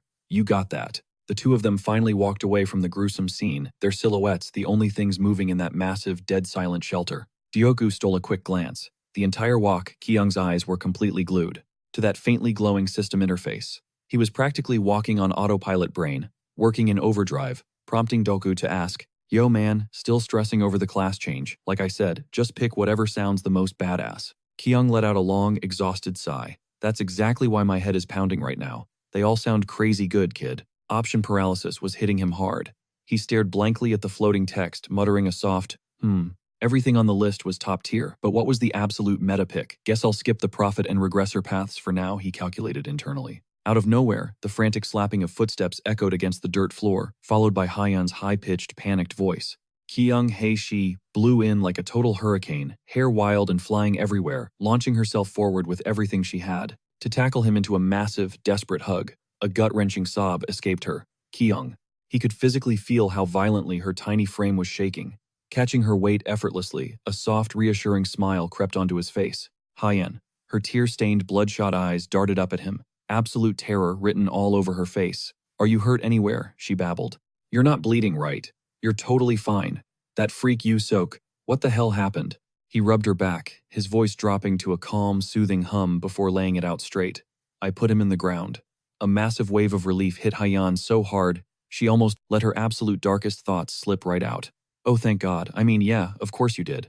But then Dyaku cut in, eyes narrowing with suspicion. He locked a sharp glare onto her. Hold up a sec, sis. Where exactly did you wander off to earlier? Panic instantly hijacked Hyeon's face. She started stumbling over her words. Wait, that. I was just before I even realized it, you know. Kyung sighed internally, playing the generous guy card. Deciding he'd better throw her a lifeline. Stepping into cover for her, he asked, Did you run off to back up Hyunsung? But she completely missed the memo. Thinking he was getting the wrong idea, she waved her hands frantically. No way. I don't even look at Hyunsung like that. I swear, I just… Suddenly, her entire body started violently trembling again, jaw clenched tight. She started rambling, pure, raw emotion spilling out. That scumbag Kim Jae-joon dared to lay a finger on you, and I just completely lost my mind. Her head dropped lower with every word, tears pouring down her cheeks as she dropped the bomb. Before I even knew what was happening, I ended him. I am so sorry. Seeing her break down, Dyaku totally panicked, waving his hands defensively. Whoa, chill, that's not what I meant at all. Honestly, I should be the one apologizing. I get where you're coming from now. He totally bought it, completely convinced the whole mess was on him. My question earlier completely set Hyeon off, so I scrambled to do some massive damage control. Honestly, a part of me really wanted to hunt that guy down too. Dyaku was fumbling through his words. Look, I totally get where you're coming from, just please stop crying, okay? He let out a pathetic sniffle. I just keep replaying it in my head, stressing about what I should have done. But hey, big sis, it's all over now. You gotta breathe. Seeing the waterworks weren't stopping anytime soon, Dyaku shot Jijang a desperate SOS glare. Bro, don't just stand there like a statue. Do something. What are you even looking at? Get your butt over here, man. Hyeon was practically hyperventilating between sobs, choking out, I'm so sorry. I'm really sorry. Jijang just sighed internally. What are you even apologizing for? Our sweet, pure-hearted Hyeon. Closing the distance, he gently rested a hand on her head, ruffling her hair. Hey, it's okay, Hyeon. Honestly, the guy was genuinely touched. Did seeing me get banged up really wreck you this much? Thanks, genuinely. He pulled her into a warm, grounding hug. I said, I'm fine, see. A hilariously ironic thought crossed his mind right then. She was literally a ticking time bomb, yet somehow radiating nothing but warmth and absolute gentleness. It felt incredibly peaceful. Wrapped in Jijung's embrace, Hyeon completely broke down, letting out every single ounce of anxiety she had been bottling up. Dyaku stood there awkwardly, third-wheeling, intensely debating whether to stare at the floor or study the ceiling. Catching secondhand embarrassment, Jijung softly murmured, All right, that's enough tears for today. Realizing his soothing words were doing absolutely nothing, he pivoted fully, intending to tag Dyaku back into the crying duty ring. But the second he turned his head, he caught this smug, wicked smirk, plastered right across Dyaku's face. He was totally mocking him. Jijang's expression instantly flatlined as he mentally cursed, this absolute son of a gun. Did this massive idiot literally set me up? Unbelievable. Just then, the rhythmic crunch of heavy footsteps echoed through the silence, followed by Hyun-sung's unmistakable baritone voice. So this is where you guys ended up. Hearing their heavy hitter return, the trio whipped their heads around in perfect sync. All eyes locked onto Hyun-sung, emerging from the shadows. Spotting him in one piece, Ji-jung breathed a quiet Hyun-sung. But looking closer, the dude was definitely roughed up. Ji-jung's mind raced. Man, that Young Jin-ho guy was seriously no joke. Pretty shameful, actually. If the guy was actually decent, I might have felt a shred of guilt. But let's be real against our powerhouse. Hyun-sung, his entire skill set looked like cheap parlor tricks. Scanning the area and only seeing the three of them, Hyun-sung frowned. Where is everyone else? Without missing a beat, Ji-jung dropped the coldest, most casual response. I took care of them. Then, seamlessly shifting the spotlight back, he asked, more importantly, what's the status on Jung Jin-ho? Hyun-sung didn't utter a single syllable. He just gave a slow, deliberate nod. And honestly, that silent confirmation spoke volumes to the squad. Dyaku muttered under his breath, good riddance, they were gunning for our heads anyway. Ji-jung kept his tone brutally rational. Exactly. It was a kill or be killed scenario. Those scumbags had this entire ambush mapped out from day one. If we had actually stepped into their little trap, every single survivor back at the shelter would have been completely screwed. Look, I know getting blood on our hands isn't easy to swallow, but I need you guys to realize this was our only play. Even as he said it, he knew crossing that line was a massive mental hurdle for some. I get the logic, but it still messes with my head. Just as the tension peaked, Hyun-sung's steady voice cut through. You made the absolute right call. This nightmare isn't over. We are going to face way darker choices down the road. Lifting his gaze, he locked eyes with Ji-jang, offering pure, unfiltered empathy. No one out there has the right to judge you for doing what it takes to survive. I don't know if my words carry any weight, but I really hope you don't let this eat you alive. A massive wave of relief washed over Ji-jang. Thank goodness he is actually being so rational about this. It makes playing the bad guy way easier. The trio chimed in with quiet sincerity. Yeah, thanks Hyun-sung. Seriously, thank you. The warrior's intense gaze shifted back to Ji-jung, practically overflowing with brotherly concern. Hold up, what about you, Ji-jung? How are those injuries holding up? Feeling that totally unscripted kindness, Ji-jang flashed an easygoing smile. Oh, I'm solid. Seriously, I feel like $1,000,000 right now. Dialing up the gratitude, he added. Though honestly, if you hadn't handed over that ring, I'd probably be taking a one-way trip to the afterlife right about now. I've totally lost count of how many times you've bailed me out. Ji-jung offered him this incredibly soft, authentic smile, one that basically screamed raw, unfiltered loyalty. I swear I'm never going to forget what you did for me. Catching that seemingly flawless, angelic expression, Hyun-sung's battle-hardened eyes softened completely. He let out a mental sigh, totally charmed. Is this kid seriously puffing his chest out right now? The heavy blood-soaked vibe of the dungeon just totally melted away into this wholesome brotherhood moment. Ever the dad of the group, Hyun-sung smoothly transitioned. You guys have got to be running on fumes. Yeah, I think making camp somewhere close by is our best bet right now. Dyaku was instantly on board. Say less, let's roll bro, you too big sis. Ji-jung turned his attention back. Alright Hyeon, time to move. She practically lit up on command, right behind you Ji-jung. Walking alongside them, a weirdly genuine spark of warmth flared up in his chest. Despite the chaos, they were actually clicking together like a legit, unstoppable squad. Trading blows side by side, staring death in the face and somehow walking out alive as a unified front. I bet he's totally buying into this power of friendship fantasy just as much as I want him to. Smirking internally, he shot a calculated sideways glance right at Hyun-sung, just in time to catch Dyaku ruthlessly teasing the guy. Yo Hyun-sung, isn't your face looking a little flush there bro? Hyun-sung just chuckles it off, telling him he is seeing things. Meanwhile, Ki-young is practically having a surreal moment. He knows for a fact that even after they escape this hellhole, this guy is going to keep their squad tight. Just the thought of riding out the apocalypse on the S. Kim Hyun-sung, the most overpowered bulletproof carry in existence, feels like an absolute fever dream. Lost in his own greedy little thoughts, a ridiculously smug smirk creeps onto Ki-young's face, radiating pure, unadulterated satisfaction. He catches himself wondering, can I finally take a breather now? Have I actually made it? Gazing at Hyun-sung with a look of pure gratitude, he thinks to himself, you really put your back into it, my little golden goose. The crew wanders around for a bit, until they stumble upon a secluded clearing. They hunker down, scavenging around to spark up a makeshift fire, piling up bone-dry branches and dead leaves. Soon, crackling flames dance against the pitch-black night as they huddle around for warmth. Suddenly, Ki-young scoots closer to their heavy hitter, the campfire glowing in his eyes. He calls out softly, making Hyun-sung turn and ask, what is up? Ki-young plays it coy. Well, funny thing. I actually unlocked a couple of new classes. Hyun-sung looks visibly shook. Already? Were you even going to tell me? Tossing another log into the fire, Ki-young shoots back. Obviously, I am bringing this up because I need your input. I hit the jackpot with options this time. Without missing a beat, he pulls up his status window. The neon blue system interface pops up, flashing his newly acquired job paths. A whole menu of unlocked classes materializes right in front of them. Tapping through the detailed specs, Kyung casually drops the bomb.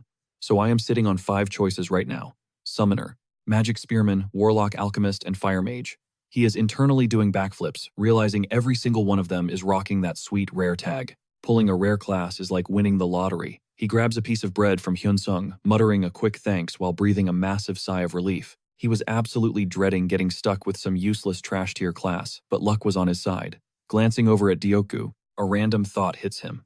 Being a commander would be a total nightmare, just an endless loop of people whining in your ear, giving him a massive headache. Snapping back to reality, Kyung expands the info panels. Alright, let me break down the stats for you. First up, Summoner. It is sitting at rare tier. Instead of getting your hands dirty on the front lines, this class lets you sit back and command familiars, spirits, or summoned beasts to do the heavy lifting. Your power scales up based on your mana pool and how tight your bond is with your summons. Eventually, you can evolve this into wild paths like Beast Tamer, Spirit Master, or Monster Conjurer. Stat boosts +1 to stamina, +1 to intelligence, and +2 to mana. Behind his calm exterior, his brain is working overtime. Honestly, this one screams perfection because he can literally use meat shields to fight for him. Nothing spells safe and cozy quite like staying miles away from the danger zone. Next, he swipes over to the Magic Spearman, feeling a bit skeptical about the whole bond mechanic. It is a mid-tier class mixing spellcasting with polearm combat. You get average proficiency in both. Evolution paths are a mystery right now, but it hands out +1 to agility and +2 to mana. Kyung instantly vetoes it in his head. Yeah, that is a hard pass. Sweating it out in close combat, not my vibe. He casually swipes right to Warlock, completely missing the fact that Hyun-sung's expression just violently shifted. A Warlock. High-tier class, specializing in the dark arts. It operates on a totally different wavelength, bending the very laws of magic as we know them, by channeling literal demonic energy. Unsurprisingly, the holy factions absolutely despise this stuff. But the trade-off, the destructive output is absolutely off the charts compared to anything else. Gives a massive +4 to mana. Kyung hesitates. The raw power is insanely tempting, but having the church put a bounty on his head is a major red flag. He keeps scrolling. Alright, last 2 Alchemist and Fire Mage. Even Hyan, who is glued to his side, is stressing out. Oh my gosh, what do we do? They are all so amazing. Number 4, the Alchemist. It is heavily geared toward grinding out research and magical theory, rather than throwing hands. These guys literally invent new metas. For spells, hexes, and mana manipulation. You get the blueprint for crafting, homunculi, artificial humans, and basic alchemy. Evolutions include Pharmacist, Alchemic Mage, and Homunculus Expert. Boosts intelligence by 2 and mana by 2. Kyung's eyes light up. This one feels tailor-made for him. Since his brain power heavily outweighs his raw magic output, this path is practically begging to be picked. Sure, becoming a glorified pill pusher sounds a little underwhelming, but if he can start brewing up custom mana elixirs, he will be rolling in cash and power. Scanning for a fix to his absolute trash mana pool, Ji-jong's eyes locked onto the next option, Fire Mage. Well, obviously. Slinging apocalyptic flames would literally drain him dry. The stat boost, a pathetic +5 to mana. Swiping through the last of the class holograms, he shot Hyun-sung a look. That's a wrap. Spill it. What's the verdict? Hyun-sung shifted uncomfortably, avoiding eye contact. My bad, man. It's just. Hyun-sung dropped the brutal truth bomb. Your mana is basically non-existent. So going Magic Spearman would be. Look, you completely suck with a spear. Ji-jong kept a plastic smile plastered on his face, but internally, he was screaming. Am I really that garbage? Refusing to take the L, Ji-jong snatched up a polearm and clumsily twirled it around. Hyun-sung didn't even blink. The verdict stood. Hyun-sung deadpanned internally. Yeah, his spear work is an absolute tragedy. Frontline combat is a hard pass. Only Dioku and Hyan were hyping him up like he was the main character. Bro, you look so freaking badass. Ji-jang let out a mental sigh. Come on, I can at least hold my own right. But from his point of view, I'm probably just a massive liability. Major rip. Snapping him out of it, Hyun-sung continued. As for the Fire Mage, the mana burn rate is just insane. Way too sketchy. And the Warlock class, based on the description alone, that path, is a one-way ticket to getting yourself cancelled, or worse, killed. Honestly, you should just toss up between Summoner and Alchemist. Ji-jong nodded along. Low-key, I was thinking the exact same thing. He pictured himself rocking the Warlock title, and honestly, it looked miserable. If this twisted world operated on medieval fantasy rules, those fanatic religious cults would literally hunt down warlocks, like rabid stray dogs. A horrifying cinematic played in Jijong's head. An angry mob chasing him down screaming absolute murder. Filthy heretic, grab him, catch him, let the holy mace of the Lord smash his skull. A cold sweat broke out on his neck. Hard pass. No way in hell am I signing up for that kind of trauma. I need a hardcore safe zone. Watching Hyun-seong enthusiastically crunch the numbers, Jijong smirked. Look at this golden retriever boy stressing out trying to carry me. Wait, Hyun-seong's head snapped up, interrupting the silence. Keeping a summoned beast active is totally going to drain your mana pool too. And since your intelligence stat is actually pretty decent, Alchemist is a major W. Think about it, Hyun-seong rambled on, completely in the zone. Alchemists don't just brew basic health potions. They craft crazy overpowered elixirs. And if you're desperate for a meat shield, you can straight up manufacture a homunculus. Having a custom-built monster would be a massive clutch in actual boss fights. It skips the summon mechanics entirely, it's raw artificial creation. As long as you manage the catalyst costs, it's a broken strat. Jijong nodded slowly, putting the puzzle pieces together. Gotcha. Man, he's really geeking out over this. Staring at the glowing blue interface, gears turned in his head. Hold up. This is a rare tier class, right? You don't just stumble into those every day. He started running the calculus. Okay, priests corner the market on healing magic, sure. But there's a catch. Their divine power has a hard cooldown cap. When the healers run dry, who do the top guilds come crawling to? The guy hoarding the god-tier alchemist potions. That's who. If this class is truly rare, those elixirs are basically a blank check. A sly grin tugged at the corner of his mouth. Could I actually pull off the whole mad scientist alchemist vibe? Turning back to Hyun-seong, Jong gave a smooth nod. Yeah, going alchemist sounds like the big brain play here. Yet his finger hovered over the confirm button, paralyzed by FOMO. Am I really ditching the summoner class just like that? Then again, the homunculus covers that base perfectly. It's a literal no-brainer. The chill campfire vibes were violently shattered by a booming, bass-heavy voice. The hell are you guys talking about? Dyaku's massive frame shifted in the shadows. He slowly locked eyes with Jijong, hitting him with a dead serious, totally unhinged glare. The absolute intensity radiating from the big guy was terrifying. Bro, you literally only have one option, catching the doubt flickering in. Jijong's face Dyaku cranked up the pressure, spitting out his words like absolute gospel. Every single syllable carried heavy weight. Boss, you are a warlock. But from across the crackling flames, Hyun-seong shot back, a glare dripping with pure, unadulterated defiance. His gaze dropped below freezing. Negative. He's going alchemist. The campfire atmosphere instantly flatlined into a suffocating, deadly silence. It was straight out of an anime climax. A tiger and a dragon squaring off in the pitch-black eyes locked neither side backing down a single inch. Caught right in the crossfire of this ridiculous alpha-male standoff, Jijong could physically feel the agonizing cringe washing over him. He mentally facepalmed, utterly defeated. God damn it, not this garbage again. Meanwhile, Dyaku was lost in his own fanboy fantasy. Just picture it. Commanding the raw abyss to totally annihilate mutant hordes. If the boss rocks the warlock class, literally everyone would see. He's born for that dark, sinister villain aesthetic. The background peanut gallery immediately started whispering. Oh great, he's yapping about warlocks again. Bro sounds like a broken record. Hyun-seong wasn't having it, instantly countering. And how exactly do you think the public reacts to that? Dyaku's hype deflated instantly. Who even cares? I'll just wreck anyone who tries to come for the boss. He grinned, already daydreaming about unleashing some overpowered anime smackdown. Dyaku was absolutely hyping it up. Let's be real, the whole dark, brooding warlock vibe completely clashes with the boss's soft-hearted nature. But picturing him rocking that pitch-black cloak, pure drip. Just the thought of it was insane. Ki-young kept his mouth shut, but internally, he was throwing a massive fit. Like seriously, could you drop the peer pressure? I did not sign up for this chaos. Hyun-seong totally killed the vibe flat out, stating that becoming a warlock was off the table. He was straight up pushing his own agenda. Absolutely no way.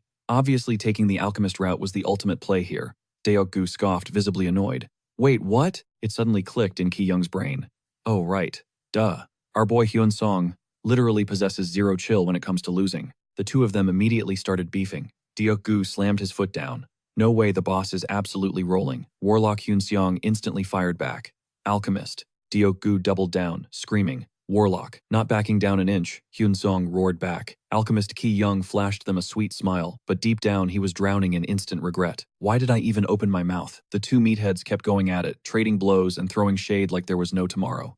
Realizing neither was going to cave, they whipped around and yelled in perfect sync. Haiyan. She nearly jumped out of her skin. Yes.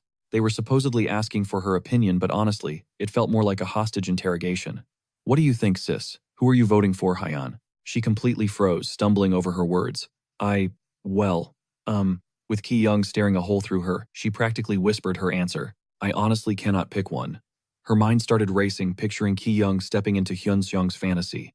On one hand, he'd be serving massive brainiac energy, totally immersed in deep alchemical research. Hyeon's face turned completely red as her imagination ran wild. But then, she pictured him wielding raw, edgy, dark magic. The more scenes she cooked up in her head, the more she totally lost it, giggling out of pure hype. Ki Young just stared at her thinking, what on earth is brewing inside that girl's head? He stroked his chin, finally breaking the silence. This is a tough call, guys. I mean, rolling, Warlock definitely carries way more risk, but the massive payout is kind of undeniable. Deok-gu practically vibrated with excitement. Exactly. Boss, do that overpowered stuff you were talking about. Just pick Warlock. Come to the dark side. Warlock boss Hyun Seong instantly cut through the noise. Ki Young. He slowly pulled a heavy book from his bag and held it up. I just so happened to stumble across this little item. Super randomly, of course. Thing is, it is strictly locked to the alchemist class. Deok-gu and Hyeon's jaws literally hit the floor. Hyun Seong shamelessly dangled the bait. Lock in the alchemist class and I am gifting this straight to you.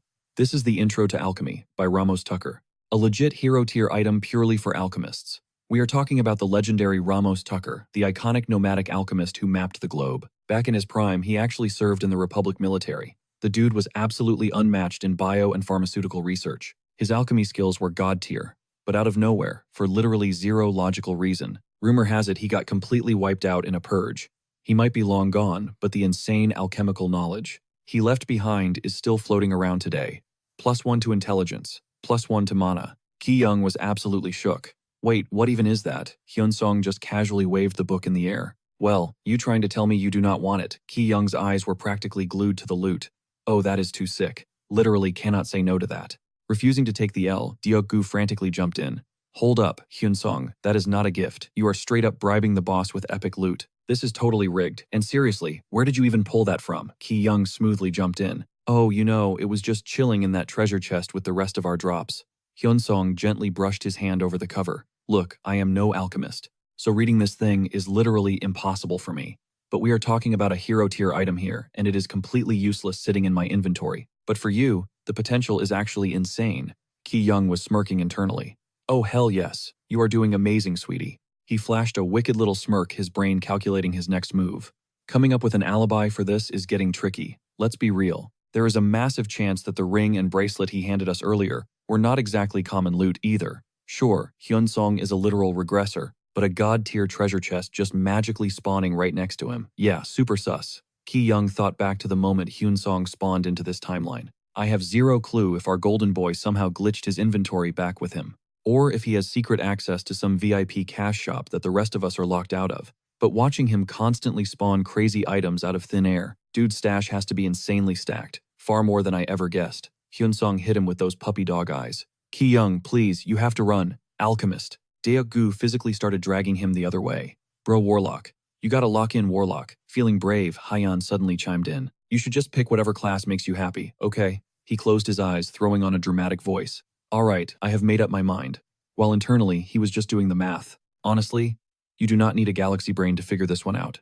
The play was obvious. Siding with Hyun Seong was literally the only logical move. Sorry, Deok-gu, buddy. Keeping his face completely angelic, he dropped the news. I think Alchemist is going to be my best bet. And I swear, the massive loot drop had nothing to do with it. Hyun Seong's face lit up. Massive W. Thanks, man. Meanwhile, Deok-gu was literally disintegrating from the betrayal, screaming in pure agony. Why does this exact same tragedy keep happening to me? As for Hyun, Songbro didn't stand a chance. Right on cue, the system interface exploded with a massive notification wave. Ding. Class evolution unlocked. Alchemist. Basic alchemy knowledge successfully downloaded into your brain. Scanning player Lee Ki-young's stats and progression tier. Basic alchemy data confirmed. Fundamental research methods, check. Beginner crafting recipes, check. Ki-young smirked. Not too shabby. Overall, it looked like he just secured a massive W for his skill tree. I ain't gonna lie, watching you grind this hard actually hits right in the feels. Plus, it looked like a bonus item just dropped in his lap. You totally don't deserve this loot.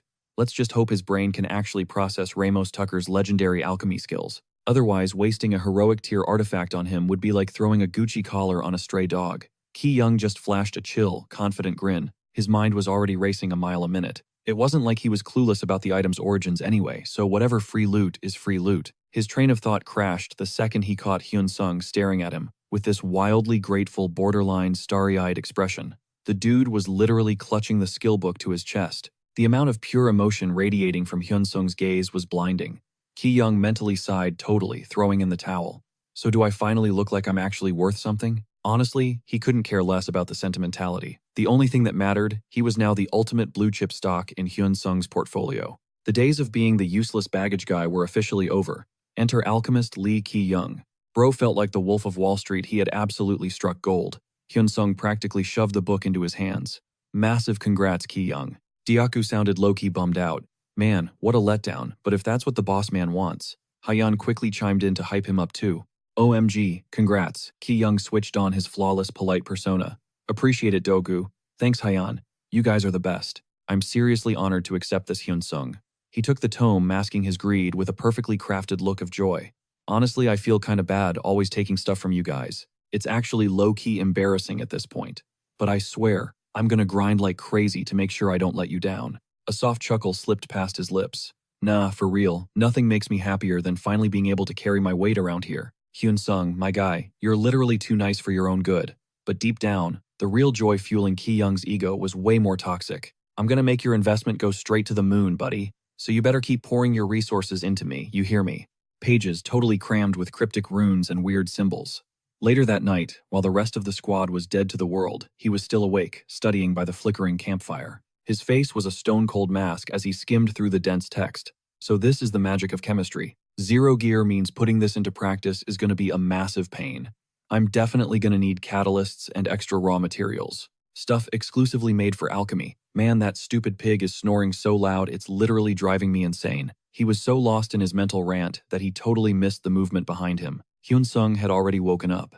Anyway, if this spec requires constant material drops and specialized gear, then it's definitely a hardcore pay-to-win class. Keeping this up is going to drain our funds fast. For now, my best bet is just stacking it with the base spells I've already got equipped. Hyunsung stepped out of the shadows, looking super concerned. Still awake, Ki-young glanced over his shoulder, keeping his tone totally casual. Yeah, just couldn't catch any sleep. He kept flipping the parchment as he spoke. There's just way too much alchemy lore I need to speedrun through right now. Meanwhile, his inner voice was screaming, look at me, bro. Witness my epic grind set, my glorious VIP sponsor. But meeting Hyunsung's shimmering, teary-eyed gaze actually made him cringe a little on the inside. The sheer satisfaction radiating off the dude was honestly getting a bit creepy. You're not planning to lock me in a basement as your personal potion crafting bot, right? He casually leaned back, clearing his throat to break the tension. So, quick question. The main survival quest is still active, right? Because scanning the current vibe, it totally feels like the devs forgot to spawn a final boss. Hyunsung nodded instantly. Yeah, honestly, I was just thinking the exact same thing. I'm getting major endgame vibes, like we're literally standing at the finish line of this brutal tutorial run. He linked his fingers together, his expression dropping into dead seriousness. When we push further into the zone tomorrow, we're bound to trigger a cutscene or find some lore drops. Ki-young shot him a calculating side-eye. Yeah, you're totally spot on. I agree. That was all the confirmation he needed. Zero chance of getting clapped by a raid boss in this area. Furthermore, reading between the lines of Hyunsung's theory, the gears in his head started turning. Wait, does that mean the extraction point is literally right around the corner?